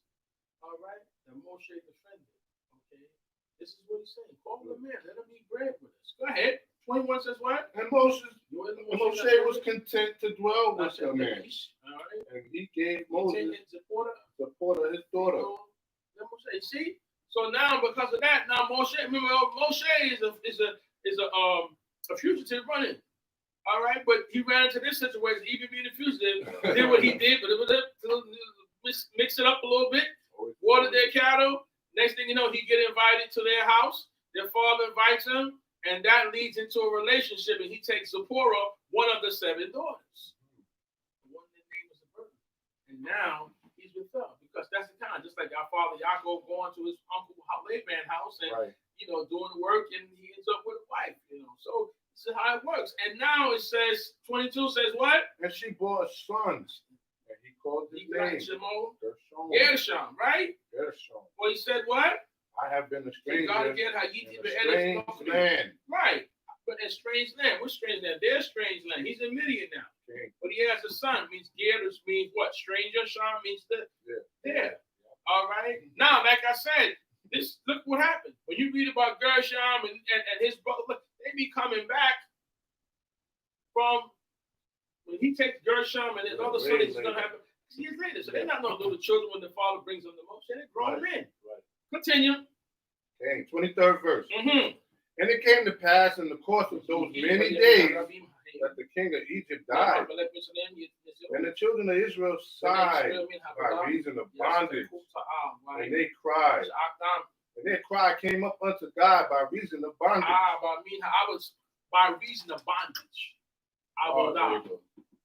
If they wasn't oppressed, they weren't crying to God. To such a max. So it's saying that we have to cry out to the Creator. That's when we're in trouble. You know what I'm saying? So we're living all comfortable. Right. I don't know if you're going to call on God. Nope. So God got to make life uncomfortable for a lot of us. Like people going to prison and various things. A lot of times we make our means and get our nice big houses. I don't think I go out today. And God said, Israel wax fat and kick. It says that, and your gold and silver is multiplied, and your house is multiplied, says Deuteronomy, then you forget the Lord thy God, because we forget when we be doing well. And that's something we have to remember in history. You see, thou shalt remember the Lord thy God. Remember, he's the one that gives thee power to get well. Well, we get so comfortable in society doing well. That's why we can only do but so much here, because we might forget God. Hey. And that's not the point. Now, they cried out because times got hard and rough. So the work was hard. That hard work. Oppression, the fetish, and all that's on top of them. We cry out. So maybe we ain't crying out hard enough, you know what I mean? Because if we get too nice and too comfortable, we're going to serve the Creator. That's a shame. We should serve God in any position, but I guess that's how it is. Right. You're going to be in different parts of the book. Israel forgot God. We forsook God. Why? And usually when we forsook God, we were doing well. Yeah. In any portion you read about us forgetting God, we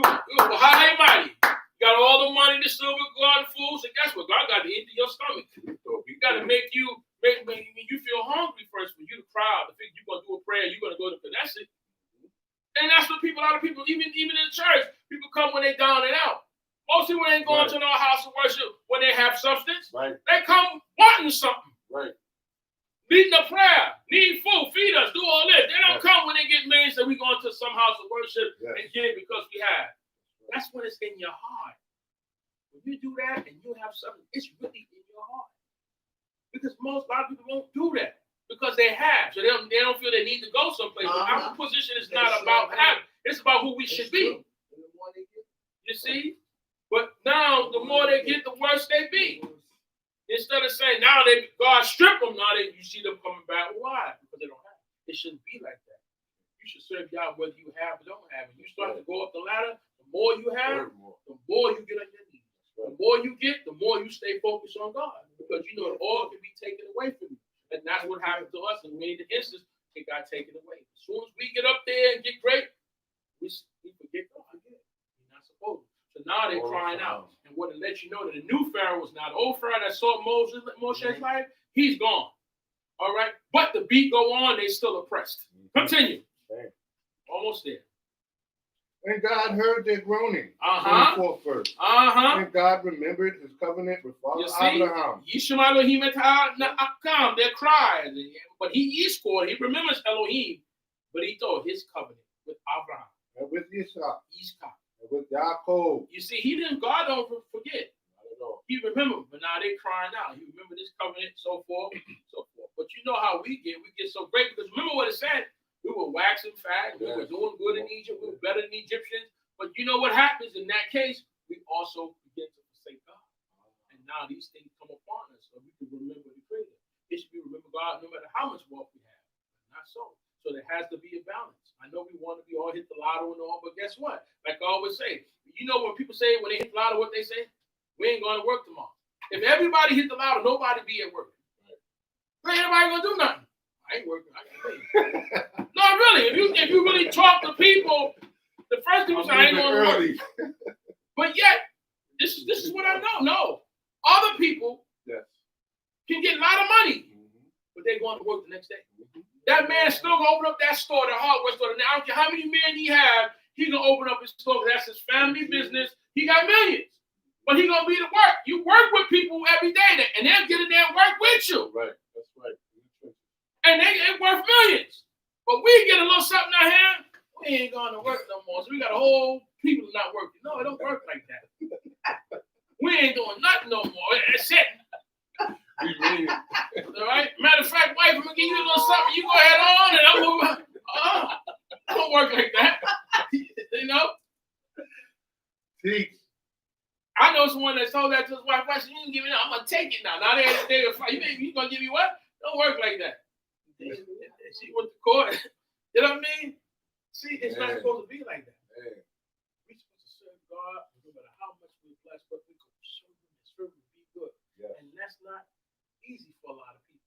Right. So he got to strip us and break us down. We crying out loud. But we give us something. We say, remember now when you didn't have, and people, the seats to be filled up with people with money. But you know what? It's not like that. Right. So as we get a little something, you don't see it. Our seat be empty to Knesset. Where's your house in that? We see it for a while. What happened? Oh man, you know he came into some money. But he didn't send that head. His seat is empty. Even David know that. Even Saul know David wasn't sitting in his seat that he was normally supposed to be in. So, right. What's up with that? Right. You know, the first day, okay. Jonathan, what's going on with Dawid? Right. He wanted to go home for New Moon season. You know what I mean? Right. People don't come. You say they'll come, but they don't even send their money too. Right. So what? And they be all over the world. They be partying. They be on yachts and all that stuff. But the Knesset be going sideways. And they don't say, we're going to take care of the Knesset till we have. That's a lesson. If it's got a hole in it, it's going to keep having a hole in it. If it burnt. But they making millions, though. They'll move on someplace else and say, we're going to go back and fix our Knesset. At least do that. Right. Other people going to do that. Right.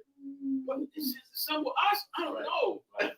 That's why we got to be stripped and built up and made up. Yeah. So you read the book of Haggai, it talks about, well, you're going to go out and work triple time. You're looking for money and you get nothing. And that little bit you brought in, I put it where the pocket got holes in it. He says, why? Because you didn't take care of my house. He said, you got your nice houses and your mansions and all that. What about the house of God? What about the houses of God? What about the places you go to that you worked when you were broke, you got there, now you blessed, now you don't take care of that? So it's like looking back. What about the woman of your youth, the one who stood by you and while you got that wealth? Now you want to get rid of her and get someone from the other side? No. We gotta rethink a whole lot of things. Yes. Continue, brother. Sure. 25. 25. And God saw that the children of Israel saw of the children of Israel, and God took cognizance of them. He took knowledge. He knows of that. That's the end. But why we gotta look at that? Third chapter. And now Moses was keeping the flock of Jethro, his father-in-law. All right, so now look what happens. The family business. Right. But you don't read where he kept sheep in Goshen, not in Goshen, in Mitzrayim. Why? Because he was an officer of Pharaoh. He was a child of Pharaoh. And remember, shepherds are abomination to the Egyptians. So Moshe didn't keep it. He knew how to keep it. Because what it says, you know right now, that Moshe Hayab Ro'eh, he was a shepherd. How you do something you don't know? Right. Okay. All right. So he never forgot who he was and what was his family trade. And didn't say he couldn't have businesses back home. But here it says now you read about him being the shepherd, shepherding the flock of Jethro. His father-in-law. So he was running his father-in-law business. Just like Joseph was running his father business and this one business, Potiphar business, and now Pharaoh business. Moshe is now running his father-in-law business. And he what? The priest of Midian. The Kohen HaMidian, his father-in-law is a priest. Flock to the farthest end of the wilderness. Came to the mountain of God. He came to the what is known as the mountain of God. So he had Jethro's flock, and he's to the mountain of God. Okay, to Horeb, which is now will be known as the mountain of God. It's there he gets the first revelation. All this time, not running away, not fighting, but now he's quiet. He's in a quiet place. He got the sheep, and guess what happened? All this, the fighting, the killing, the putting in the ground, and this, that, the running, the help, the sisters, and now he with the sheep one day, and now. And you're going to realize when Moshe leaves to go back to get the people of Israel, he's 80 years old. That means he had 40 years in Midian. So he made 2 children, had a nice, good life, and now he got to go back to deal with those people. That's going to, but this is what he's chosen for. Continue. Almost there. 2. And the angel of the Lord appeared unto him. Now, in a flame of fire of the midst of the bush. And he looked, and behold, the bush burned with fire, and the bush was not consumed. So now he saw a bush, sort of like a tree burning with fire. But usually you see it burn up, but it wasn't burning. It's like putting alcohol on something and lighting it. You know, it's not burning. So that took his notice. Now that may not have to capture a lot of us, but what God gets you in many ways. Yes. He gets your attention in many ways. My attention came through martial arts. I didn't go there to learn about God, but I came in through martial arts, and then led me into hearing about the laws of God and who we were. I came into Bene Zakin looking for martial arts. So I saw them do a display on the street. They had a street conference, and I was there watching them dudes flying through air. They got turbans on. They doing somersaults and all this kind of stuff. And I thought they were Muslims, because I thought they were Israelites. Right. And next thing you know, I was in class doing martial arts, and one thing led into another. So God would get your attention in many ways. Whether it's basketball, martial arts, whatever you're looking for, man, whatever. But that's how I came. And Moshe saw a bush that was burning. Okay, and what happened, brother?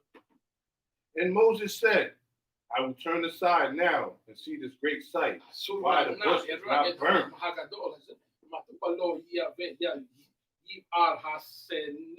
that bush ain't burned? Like I said, a lot of us wouldn't even notice that. Who cares if a bush burning? Right. But that where his intelligence was, and that's what caught his attention. And the Creator gets you on everybody on their level. What catches your attention? Maybe various things. Go ahead, brother. 4. And when the Lord saw that he turned aside to see, he took the hook. He took the bait. God will bait you with what you, and now he took that bait and God pulled him God right on called in. unto him out the midst of the Now, bush here you go. and said, Moses.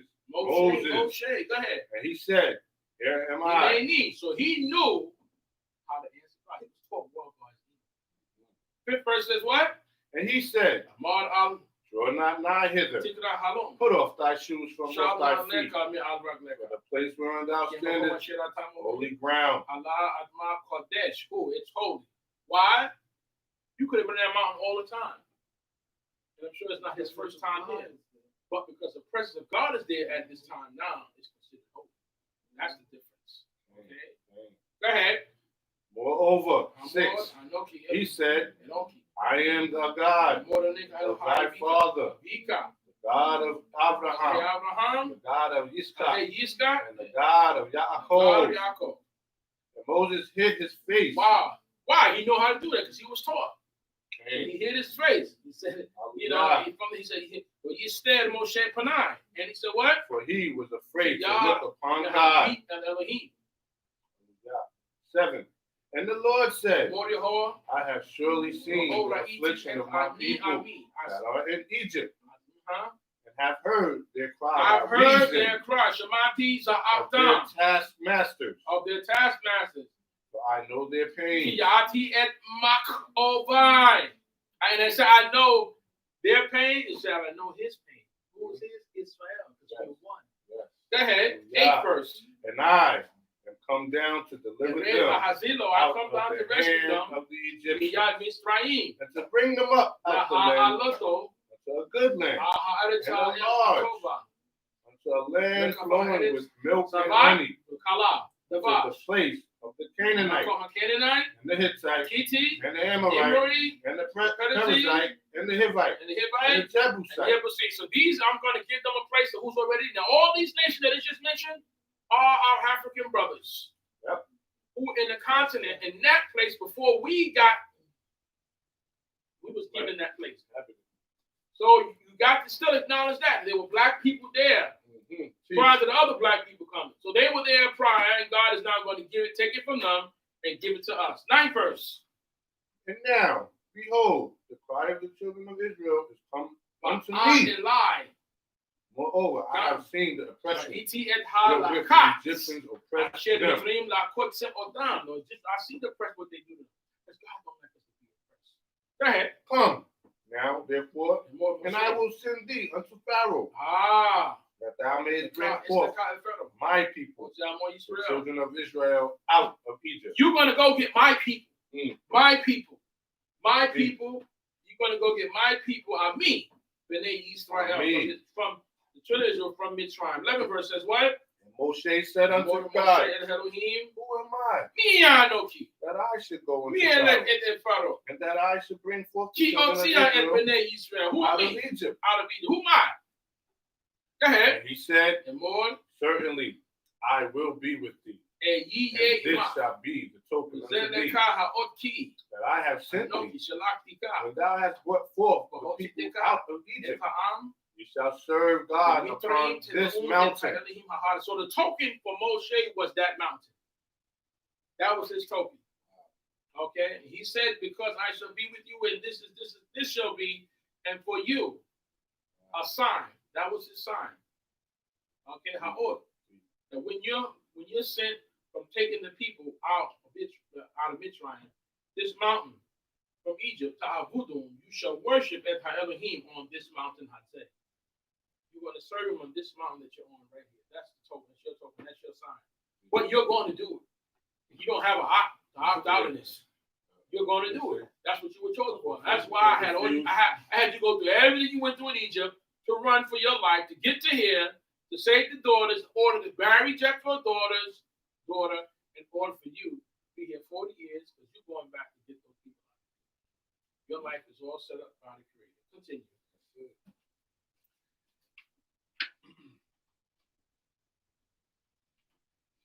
And Moses said unto God, behold, when I come unto the children of Israel, and shall say unto them, the God of your fathers hath sent me unto you. And they shall say to me, what is his name? Okay, they're going to ask you, what's his name? You can say God, but God of what? What God? All nations have gods, which maybe are no gods for us, but not to them. So they're going to ask the question. What verse you on? Is 13. You on The midst 13. of 13. 13. Here they, when they said Israel, and shall say, Amarti Lahem Elohei Avotekim Shalach, you said the God of your fathers have sent me to you. And they shall say, Amri Li, Ma Shemo. Okay, Moshe, you said God has sent you to us? What's his name? Ma Shemo. Ma Omer Alehem. What shall I say to them? 14 says what? And God said unto Moshe, I am that I am. Eye, Asher, Eye. I shall be what I shall be. I am what I am. Because from that word, Hayah, but the tetragrammars are the shortest from Hayah was. The same word means Eye means I will be what I will be. I shall be what I be. From that comes was, come that from the future was. That's how the name has come to be Jehovah. From the word. Yah means the Yod is his future tense. All right. Yehovah. He will say, he will be. I am that I am. Eye, Asher, Aye, or I will be what I will be. That's what it means. I in the air is I will be what I will be. I am that I am. Eye. It's still from that same shortest. Yod, Wav, Yod. It's Hayah, third person past. Okay. A hey, a yod, and another hey. And from that, you put the prefix, which gives you Jehovah, which gives you the past, the present, and the future. Very, very interesting. Omer Od, and he said further, Elohim, El Moshe, God said to Moshe, Ko Omar El Bnei Israel, thus says children of Israel, Yehovah. Now it goes specifically to let you know that Yehovah, Elohei, the God of your fathers, Elohei Abraham, Elohei Yitzchak, Elohei Yaakov, Shalachani, have sent me Alekim. Zeh, Shemi. If you fight about anything else, you say Yahweh, Yehovah, Yahweh. He said, listen, you ain't got to fight about that. Right. This is what you understand. The God of Abraham, Yitzchak, and Yaakov. That specifies. Furthermore, you will say that Shemi, the Olam Hazeh, it says, the God of Yaakov, the God of Abraham, the God of Yaakov, said, have sent me to you. This is my name. Zeh Shemi Le'olam. This is my name forever. Okay? And Zeh, and this is Zikri, I am to be remembered, Ledor Dor, to all generations. The God of Abraham, the God of Isaac, and the God of Jacob. This is my name forever, and this is how I'm to be remembered to all generations. You could fight about how to say Yahweh, Yahweh. Listen, but don't fight. You know that God of Abraham, Isaac, and Jacob. That's it. Okay, that's it. You got to fight about that. You know who God they serve. Okay, continue. Okay.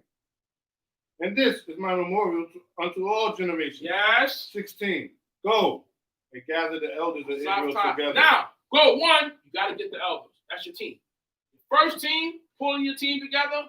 You got to get the elders. Asafta et Ziknei Israel. You got to go to the elders of Israel first. Because it's a protocol. We work on protocol. And the elders are the head of the houses. Actually, so you need to get to them first. Okay? And say to them, the Lord, the God of your fathers, the God of Abraham, the God of Yitzchak, and of Jacob, hath appeared unto me, saying, I have surely remembered you and seen that what is done to you in Egypt. Right. 17. And I have said, I will bring you up out of the affliction of Egypt unto the land of the Canaanite, and the Hittite, and the Amorite, and the Perizzite, and the Hivite, and the Jebusite, unto a land flowing with milk and honey. Go ahead. 18. And they shall hearken to thy voice, and thou shalt come, thou and the elders of Israel, unto the king of Egypt. Ye shall say unto him. Now you're going to go get the elders, and they're going to accompany you to the king of Egypt. You're not going to go by yourself. The key is to get those elders, because they're going to be the grab of getting the people. All right? You can't go directly to the people. You got to go to the elders, which oversee the people. And those elders are going to go with you. As I met at Melit's name, I'm monitor Elohim, Yehovah, Elhai. Okay? They're going to go with you. Okay? So that's why he says, Shema, they will listen to your voice.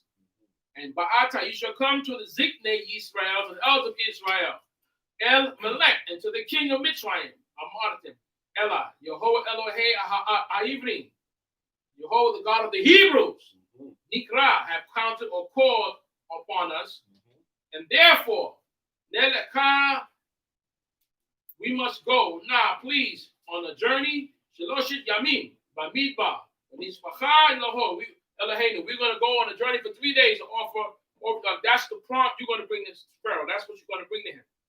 That's what it says. You're going to tell Pharaoh this. This is what you're going to do. You're going to come out here and you're going to you need 3 days to worship your God, to make an offering to your God. And the elders are going to assist you in with Pharaoh. Go ahead. Okay. That we may sacrifice to the Lord our God. 19. Right. And I know that the king of Egypt will not give you leave to go, right, except by a mighty hand. See, here's the head again. I know that king of Egypt is not going to let you go. I'm letting you know ahead of time. So that's why I said things sometimes have to play their way out. I know that's not going to happen. He said, I need Yadati ki lo yitin eftim. He will not give you leave or allow you to leave Mitzrayim. The halok, to go. And unless, by Yad Kazaka, unless through a strong hand. Okay? And the 20th verse says, Shalakti, I'll extend or send my hand, Yadi, and he shall strike Mitzrayim, they call Niflotai, with all my wonders. Okay? That I shall perform, I said, in their midst. After that, Yishlak at him, then he will let you go. In other words, brothers and sisters, we can't leave until God's work is finished. You understand? Anytime. But I got to do what I got to do. That's it. I'm going to do to get my fame. Then he's going to let you go. Right. Because he hardens heart and softens heart. So I can let you go. But no, I want to use Pharaoh's this punching bag to show the work. Then I'll let you go. So we have to go through that. Okay? Finish this up and we'll close out.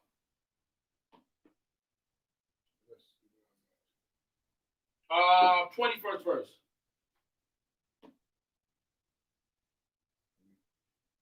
Okay. And I will give this people favor in the sight of the Egyptians. And it shall come to pass that when ye go, ye shall not go empty. Right. But every woman shall ask of her neighbor, right, and of her that sojourneth in her house, right, jewels of silver, jewels of gold. There's your reparation. Okay, so you're going to give and take kalei kesed, jewels of silver, kalei, vessels of gold, zahab, and simlo, and garments, right? Mm-hmm. You shall put on. Go ahead. And you shall put them on upon. You shall put them upon your sons, right, and upon your daughters. Ye shall spoil the Egyptians. You shall spoil the Egyptians. Okay? So in other words, when those people leave Egypt, they're not leaving empty handed. They're going to be rewarded with blessings, reparations. They're going to get jewels of silver, gold, and raiment. Okay? That's how they're going to leave Mitzrayim. When you leave out of here, that's what you're going to do as well.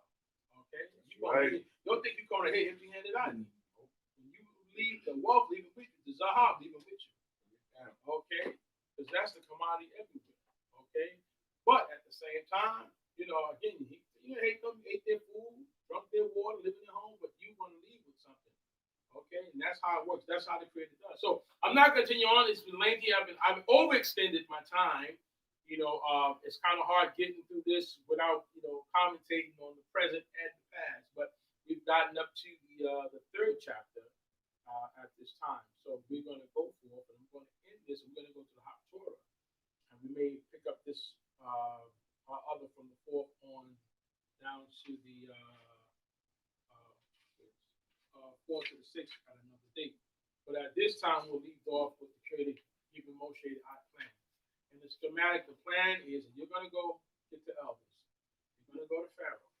You're going to request Pharaoh let you go to do the worship. 3 days. All right. He's not going to let you go. Understand? I'm letting you know the outcome. All right, and I'm going to have to beat Pharaoh up a little bit, okay? But then, after that beating, he's going to let you go. And then you're going to return to this mountain, and you're going to worship. Hallelujah. Hallelujah. That's the plan. So I hope there's some knowledge conveyed in that, at this portion that read. And we're going to close out on this, and we're going to open up with the Haftorah. Okay, so we're going to say our prayers on this one to close out. As we open up. Says Baruch atah Yehovah Eloheinu melech haolam asher natan lanu Torah emet v'teh olam natan b'tefenu. Baruch atah Yehovah Eloheinu Haftorah. Amen. Amen. Blessed are Jehovah God, King of the universe, who gave us the Torah of truthiness and the life of eternity. He planted with us. Blessed are Jehovah, the giver of the Torah. Amen. Amen. Ata Yahovah Eloheinu melech ha'olam asher b'kah v'nevi'im tovim v'razah v'devrehem ana'emarim ve'emet Baruch ata Yahovah Aboker Torah Uve Moshe Avdo Uve Yisrael Amor Uve Nevi'eh Ha'emet Zadi. Amen.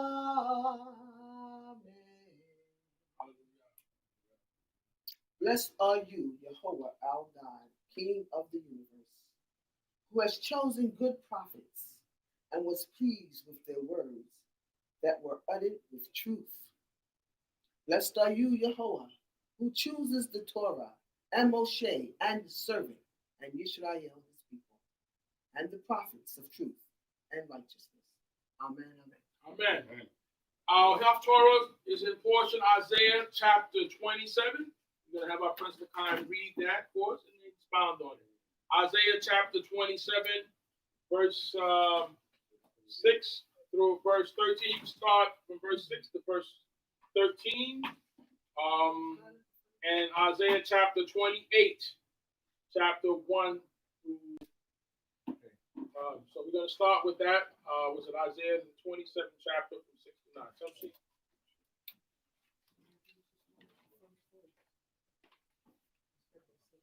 Well, he don't have that. He would have to go to the book to do that. Portions don't start like that. Once again, we give all praises to the Most High Yah, power of my forefathers Abraham, Isaac, and Jacob. Thank you, the Creator, for the Shabbat day. Thank you, the Creator, that we know His name, which is ever before us in our portion that we just read. Right. So with no further ado, we're going to get right into the Haftorah in the 6th verse of Isaiah chapter 27. And it reads, in the days to come, Jacob shall take root. Israel, blossom and bud and fill the face of the world with fruit. So already right here, we know, like my Abba said, and as we read in our portion, that we went into Egypt following our Abba Jacob. 70 souls of his loins, like my Abba said, not just the 70 souls, but those were of his loins. So we came in one way, but as he said, we started to become mighty in Egypt. We started to be proliferate.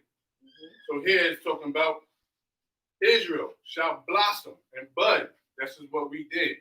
This is what caught the eye of that new king that arose in Egypt, where he tried to play our forefather out like, I'm not Joseph. No, he just didn't want to acknowledge what our father did. And the 7th verse says, did he strike him as he struck those who struck him? Or is he slain according to the slaughter of those who are slain by him? By measure, by exile, you contended with him. He removed her by a rough blast in the days of the east wind. And this is what we go through a lot of times. Again, like I said, big hearts, dealing from an idealistic level and not a realistic level.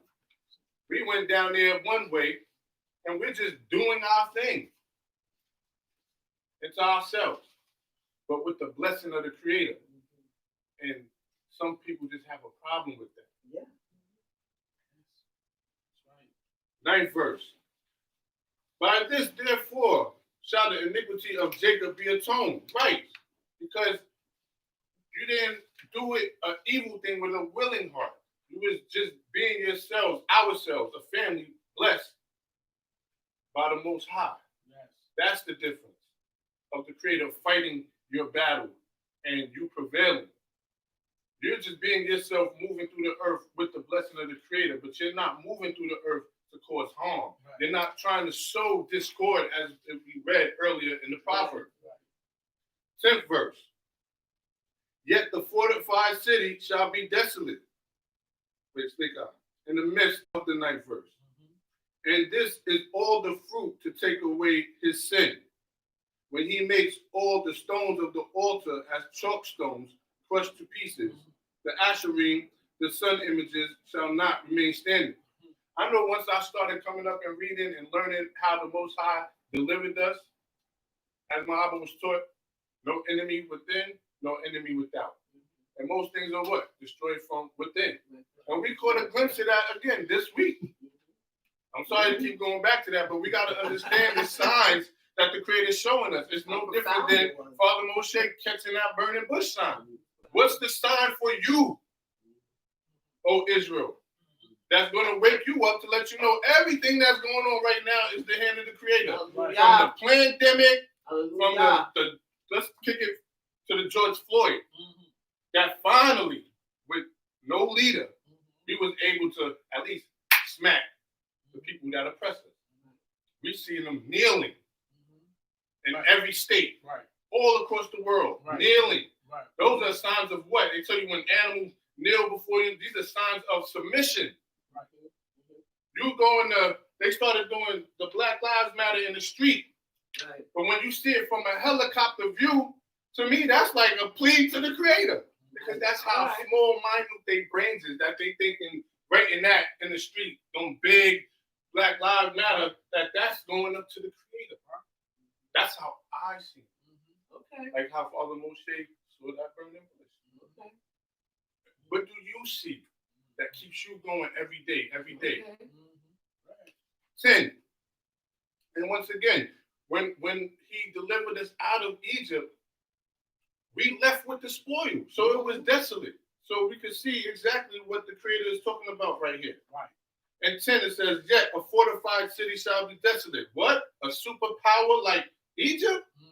What? A superpower like America?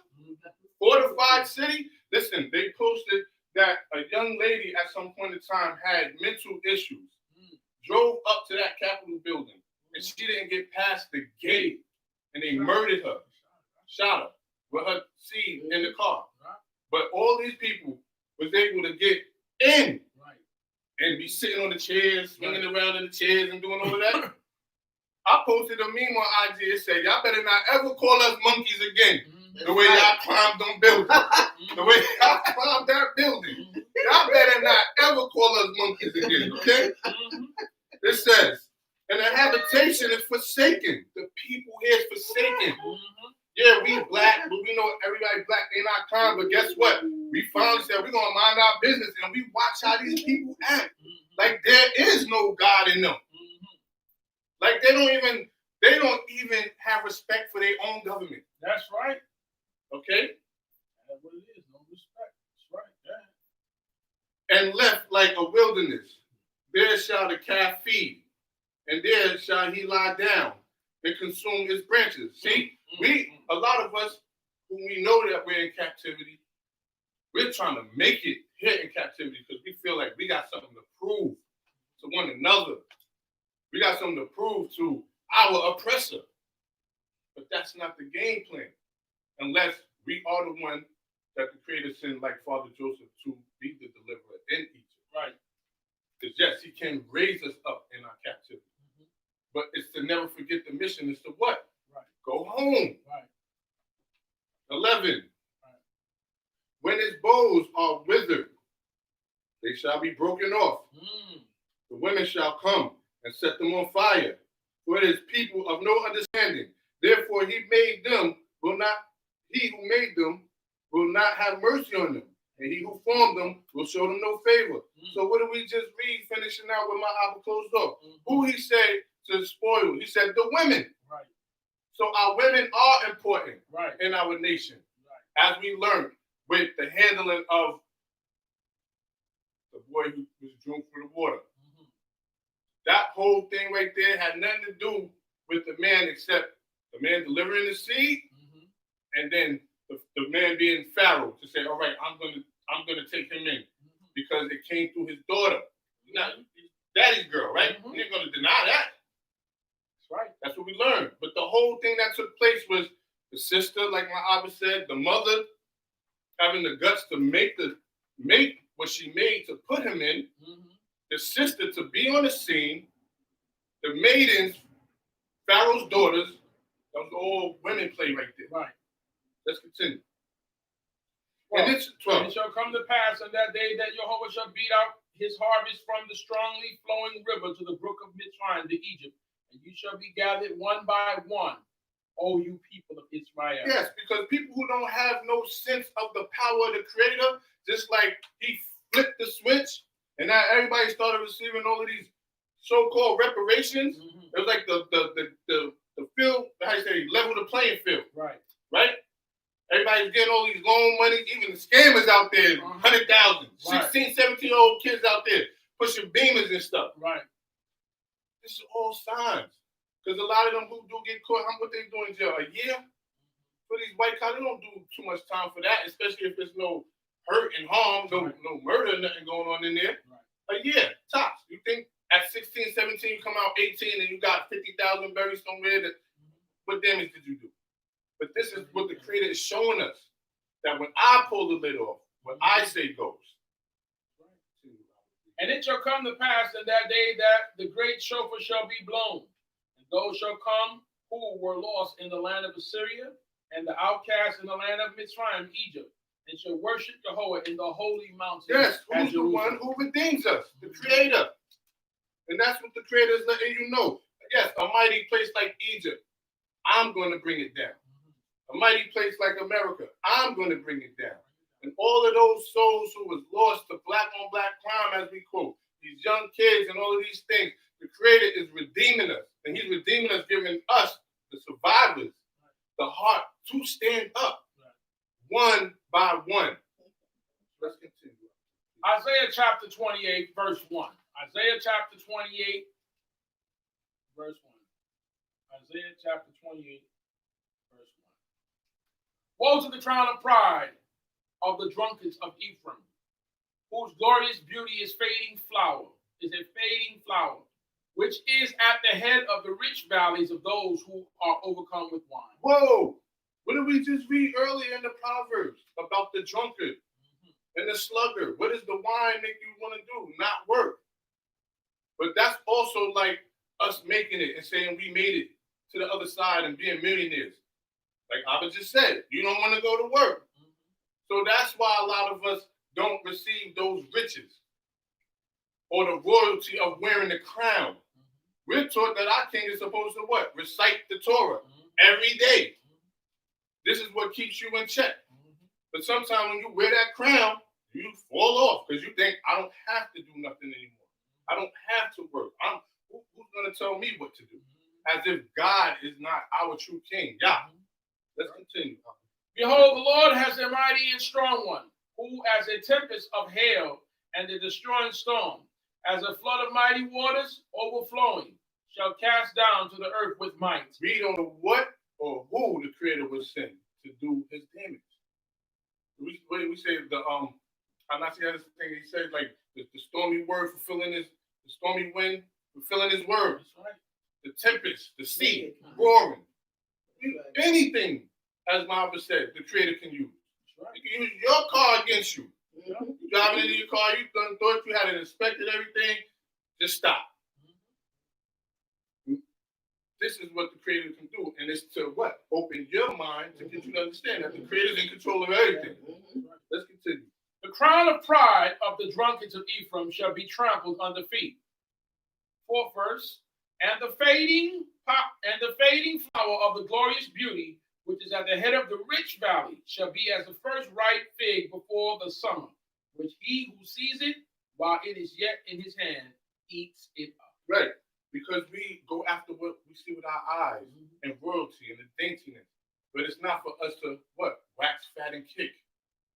Because sometimes when you wax, fat, and kick, you can easily get what? Pushed over. Mm-hmm. And that's what happens to us a lot of times. Because the Creator shows us, it's like with Balak, I can use anybody. When we too busy fighting with each other like the two Hebrews, right? Mm-hmm. That we are being oppressed by the Egyptians. I'm talking about We're fighting. Right? Let's continue. In that day shall Jehovah of hosts be for a crown of glory and for a diadem of beauty. Because he is the king, the creator. That's right. Let's continue. In that day shall Jehovah of hosts be a crown of glory and for a diadem of beauty to the residue of his people. And for a spirit of judgment to him who sits in judgment, and for strength to those who turn the battle to the gate. Because see, handing down judgment is not an easy thing. No, it's not. I don't care how smart someone may think, we're told not to rush to judgment. Right. So judgment can take years, Mm-hmm. months. It shouldn't never be something that's a quick process, which we see what happens every day in this court of law, in this system. And we know that we all, our brothers and sisters are locked up. They say with due process, innocent to proven guilty, but we're guilty just walking down the street. Yeah. Why? Because the charge was already given, like Muhammad said, from the top. How is it that police can slaughter us and murder us and never get charged for a crime of murder? How is it? How is it that we see these people storm the Capitol and no one gets nothing? Nothing happens. Let's continue. And really, that's where the charge comes from. We're going to go above the one who gave the charge on the physical level, and we know that the real charge comes from the top of the Creator, because he controls what? The mind, the heart. Let's go. But they also reel through wine, stagger through strong drink. The priest and the prophet reel through strong drink. They are confused by wine. They stagger through strong drink. They err in vision. They stumble in judgment. Yes, this is why it says to stay away from these things. And it's not a commandment, because again, when you're dealing with the Creator, he wants the willing heart. So it would be easier if the Creator made us all sober and just to be natural like that, right? We will all be the same way. So how would the one that's the standout show his self-approval? You understand what I'm saying? How would you, to be the one, show your self-approval if you can't master yourself through this? And then that's what it said in the Proverbs. Get yourself together. Check yourself. The one who can check himself. It don't mean that you're not going to go through that, because if you're not the Creator, you're not perfect. That's right. Let's continue. For all tables are full of vomit and filthiness, so that there is no place clean. And that's what's going on now. Everybody's turn. It is so sad, because everybody waited for June, July, for them summer months to rush outside. And guess what's going on now? It's people homes that this COVID, whether it's real or not, it's something running through it. Because nobody used judgment. Everybody ran outside. There's people throwing. My birthday just passed, and I didn't have no party. Why? Because the foolish thing would be to go partying around people that's not wearing masks and doing all kind of stuff. You drinking and you not thinking. You kissing on the girl you think is a girl these days, because you know what's going on with that. So you think you're a girl, you're in the dark, you're in the corner kissing on the man probably, and he got it. Let's continue, Albert. To whom shall we just gotta bring it down, people. to whom shall one teach knowledge, and to whom shall one make understand doctrine? Those who are weaned from the milk and removed from the breast. Okay, so right. Isn't it? It was ironic listening to my Abba tell me and teach us how Father Aaron was already on the scene at 3, and we laugh at the European kids and their parents when we see them in them strollers and they're like 6, 7 falling out the stroller. But that's like the ending of the weaning process. So they do it. We wean off our kids, they off the breast by 1, 2 years old. So you see how backwards we become, because we want to be what? Turned up. We want to be what? High and drunk. And it's okay, because the Creator did not make it a commandment for you to not do those things. But he did say what? There's a time and place for everything. And this time he said, put that away. Put it away. Let's continue, Albert. For precept must be upon precept, upon precept, line upon line, line upon line, here a little and there a little. For with stammering lips and another tongue will he speak to this people. And this here is like just showing us that the Creator is like giving us, I say, like a blues clue, snapping back, like a little here, a little there. I'm not taking everything from you or telling you can't enjoy yourself. A little here, a little there. And just like they say, when you're mastering good habits, it's something daily. That's little right. things every day that builds up that momentum. Each time. Let's continue. To whom he said, this is the rest with which you may cause the weary to rest. And this is the refreshing, yet they would not hear. Yeah, you drunk, when you wake up with that hangover, well, you ain't hearing nothing. The alarm clock going off, you hitting snooze. You know you got to be to work at 8, it's 7:40, you're falling back to sleep. You can't hear nothing. That's why sometimes it is good to be sober. That's why on Friday nights and Shabbat and stuff, we are most attentive. Because we're withdrawing from the things that we went through the whole 6 days. Let's continue. Therefore, the word of Jehovah was to them, read precept upon precept, precept upon precept, line upon line, line upon line. Here a little, there a little, that they might go and fall backwards and be broken and trapped and take. So you see, the Chinese liquor store, the Chinese food, and all of that stuff that's on every block is a trap. But we know that's because we call the trap. But we don't never come up with the clue to get out the trap, but we keep each other in the trap because we support the trap. Because if you're not trapping, we don't feel you. When you're the standout, we don't feel you. We're gonna outcast you for being a standout. Instead of saying, maybe the Creator's with him. Maybe. And remember, our plight in life is not so much the talk, it's the walk. So it does have to match. Okay? So if you're not listening to how I'm talking, okay, fine. But how am I walking? Is it matching? And that's what you got to look at. And then I'm not saying you have to like the person, but you got to understand if the Creator's with them or not. And that you don't want to go against the Creator. You're not going against the man, the person. Yeah, but that's why a lot of things end up befalling them. And they fall into what? The trap by the Creator. Because Father Moshe fell into the trap of the Creator, but it was for good. Because he didn't have to go mess with them 2 Hebrews. He didn't have to go slay that Egyptian. Right. That was the trap to get him to what? Right. Flee. Yeah. Let's continue. Verses 22 to 24. Therefore, thus saith Jehovah who redeemed Abraham concerning the house of Yaakov. Yaakov shall not now be ashamed, nor shall his face now become pale. Yes, because it was the Creator who did it all this whole time. It wasn't me that kept saying, I want that Hennessy. It was like, it's not your time yet. Fall asleep. They said, how long are you going to be asleep, old drunkard? Right. Okay? We forget that the Creator controls the spirit, controls the mind. Right. One of my brothers told me, my brother Kakam, he said, there's a verse that says the Creator said he'll hide you. He'll tuck you away till it's your time. Right. The problem is we want it all to be our time, and then there's some who don't want it to be their time. Right. And usually the one who don't want it to be their time or want to do the service, they don't want the job. Right. They run from the job. Right. Right. Until the Creator calls you because you think you're not the one. Right. But you may be the one. Or it may be all of us. We don't know how the Creator's going to do it this time. Right. But he let us know I can do it anyway. Right. I do anyone or anything. Let's continue. But when he sees his children,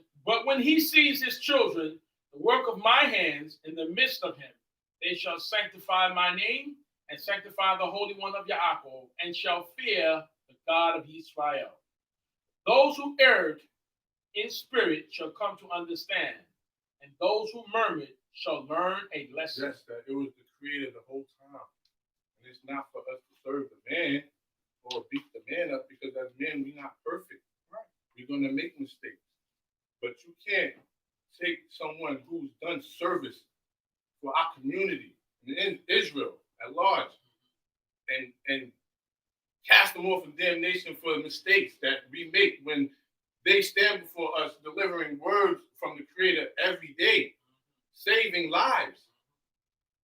That's what our abbas do. That's what our spiritual leaders do. But they are men, and they tell you, don't just listen to me. Go check it out for yourself. Because you can be a spiritual leader if that's what you attain to. My Imam said something that I thought was profound, and it makes sense. All our forefathers, with their riches, Father Abraham, with his Badadah, Sarah, Ima Sarah, he left her. He took his son, and they went off. They went to handle their what? Man business. And they was dealing with the Creator. Right. Father Yaakov, when he coming to his brother after that, all right, we good. He did his strategy and everything. All right, I'm going to go this way. Then he went a whole nother way from his family. That he even went into that dream and said he rolled the rock. So we already knew he was rolling rocks and stuff, but he went off. Right. Because the Creator got to get us that one-on-one time, and we have to give the Creator one-on-one time. With that, I say hallelujah to the Hallelujah. Shabbat shalom. Shabbat shalom. Everybody, see the time for the message. The word. At this time, we'll have the closing of the prayer of the Haftorah. And you have no, I don't.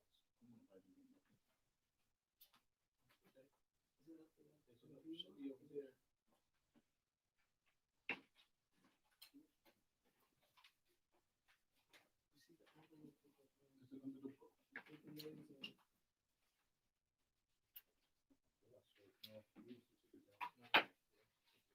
We're gonna close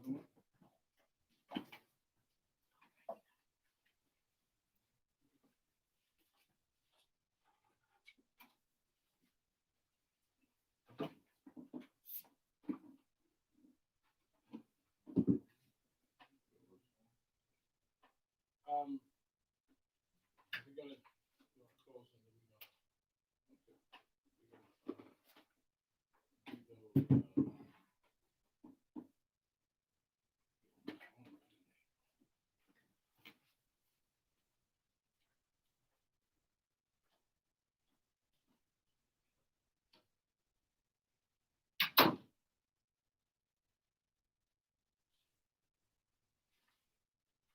Baruch atah Yeholah Heno Malek Holam Azor Kol Mim Zadik Bekol Dorot Hayel Nahaman Haver Rotzeh Habedaber Hamekayem Shekol Devarai Yeme Vizedek Naman Atahu Adonai Heno Namanim Devarek Od Devaraka Divareka Kol Lo Yashove Kam Kiyedek Naman Haman Atahu Baruch atah Yeholah El Hanaman Bekol Devarai Amen.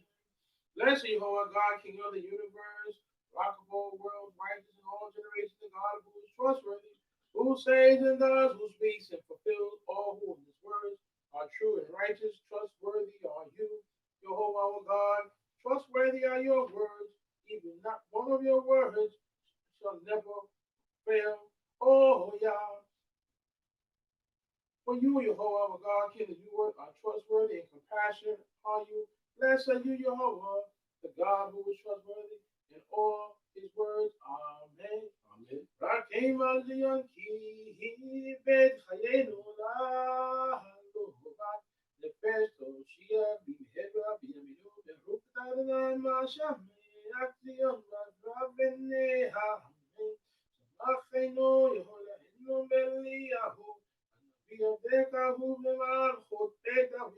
Meshichecha b'mehera Yavoyah v'yagel Lipenu al kiso lo yeheshev lo yinchalu ol acherehem et kevodo ki b'shem kacheka nishbat alo shelo yikben lo va'et baruch atah Yehovah Magen David. Amen. התורה והעבודה והנביא ועליות השבת הזה שנתן לנו יהולנו לקדושה נמנוחה לכבוד לתפארת על הכל יהולנו אנחנו מודים לך ומברכים מותיך יתברך שמך בפי כל חי תמיד לא אלוהים ברוך אתה יהוה מקדש השבת amen. And grace on Zion for the place that our life is, and to Israel, who also every soul brings salvation speedily. And all days blessed you, Jehovah, who gladdens, amen, through her children, Zion. Gladness, Jehovah, our God, with Eliyahu, the prophet and servant, and with the kingdom of the house of David, your anointed spirit, may he come, and then our hearts will rejoice. On this throne, may there never sit any stranger, and let not inherit the long world. Others his honor, for by the name of your holiness, oh yeah, you swore to him that extinguished with his strength and never be put out, and ever, never bless on you, oh, forever and ever. You the shield of David, amen. And for the Torah, for the prayer service, and for the reading of the prophets, and for this Shabbat day that you have given to us, Jehovah our God, for holiness and rest, for glory, splendor, for all. Everything, Jehovah our God, we thank you, bless you. You, may your name be blessed by the mouth of all the living, always, forever and ever.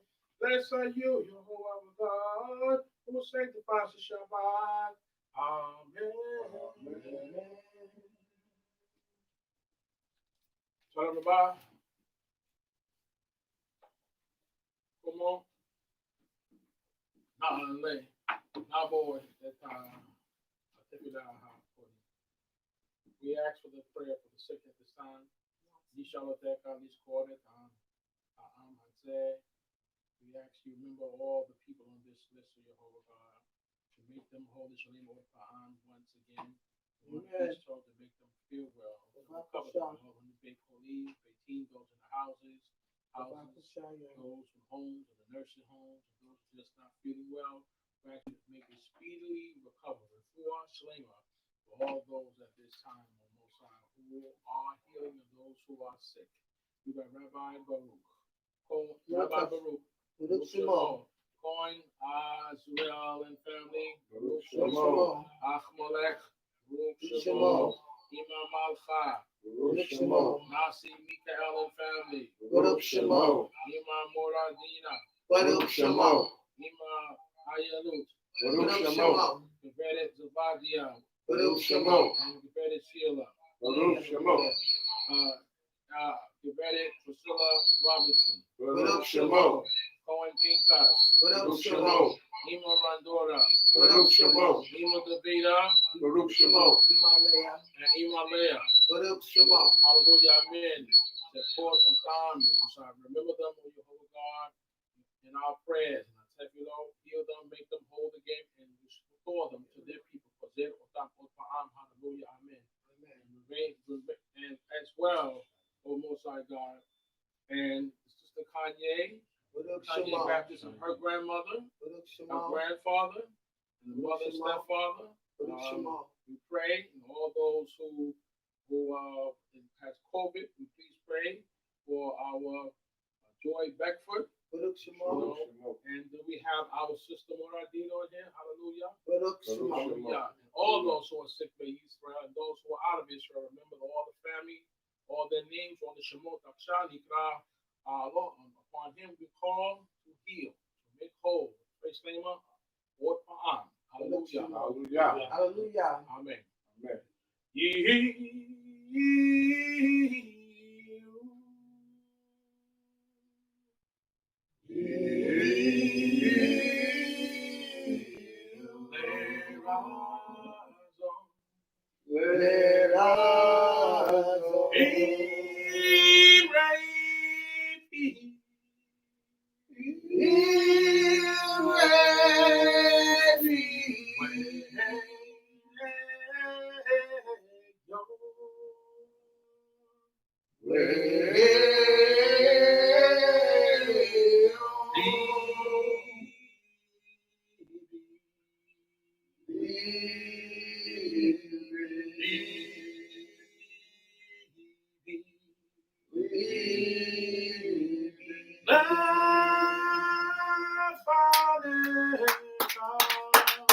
Let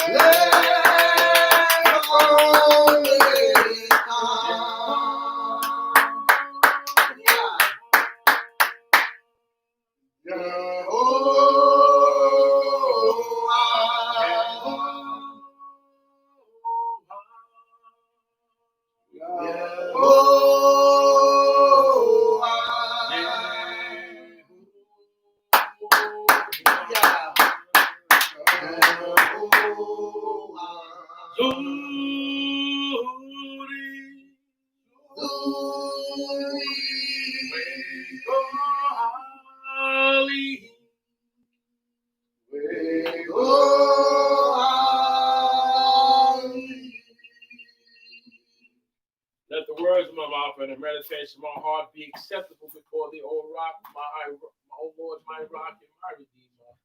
Torah, He take up all. We pay homage Elohei Abraham. to the God of Abraham Elohei Yitzchak. and the God of Yitzchak Elohei Yaakov. and the God of Yaakov. Hallelujah. Hallelujah. Hallelujah. Hallelujah.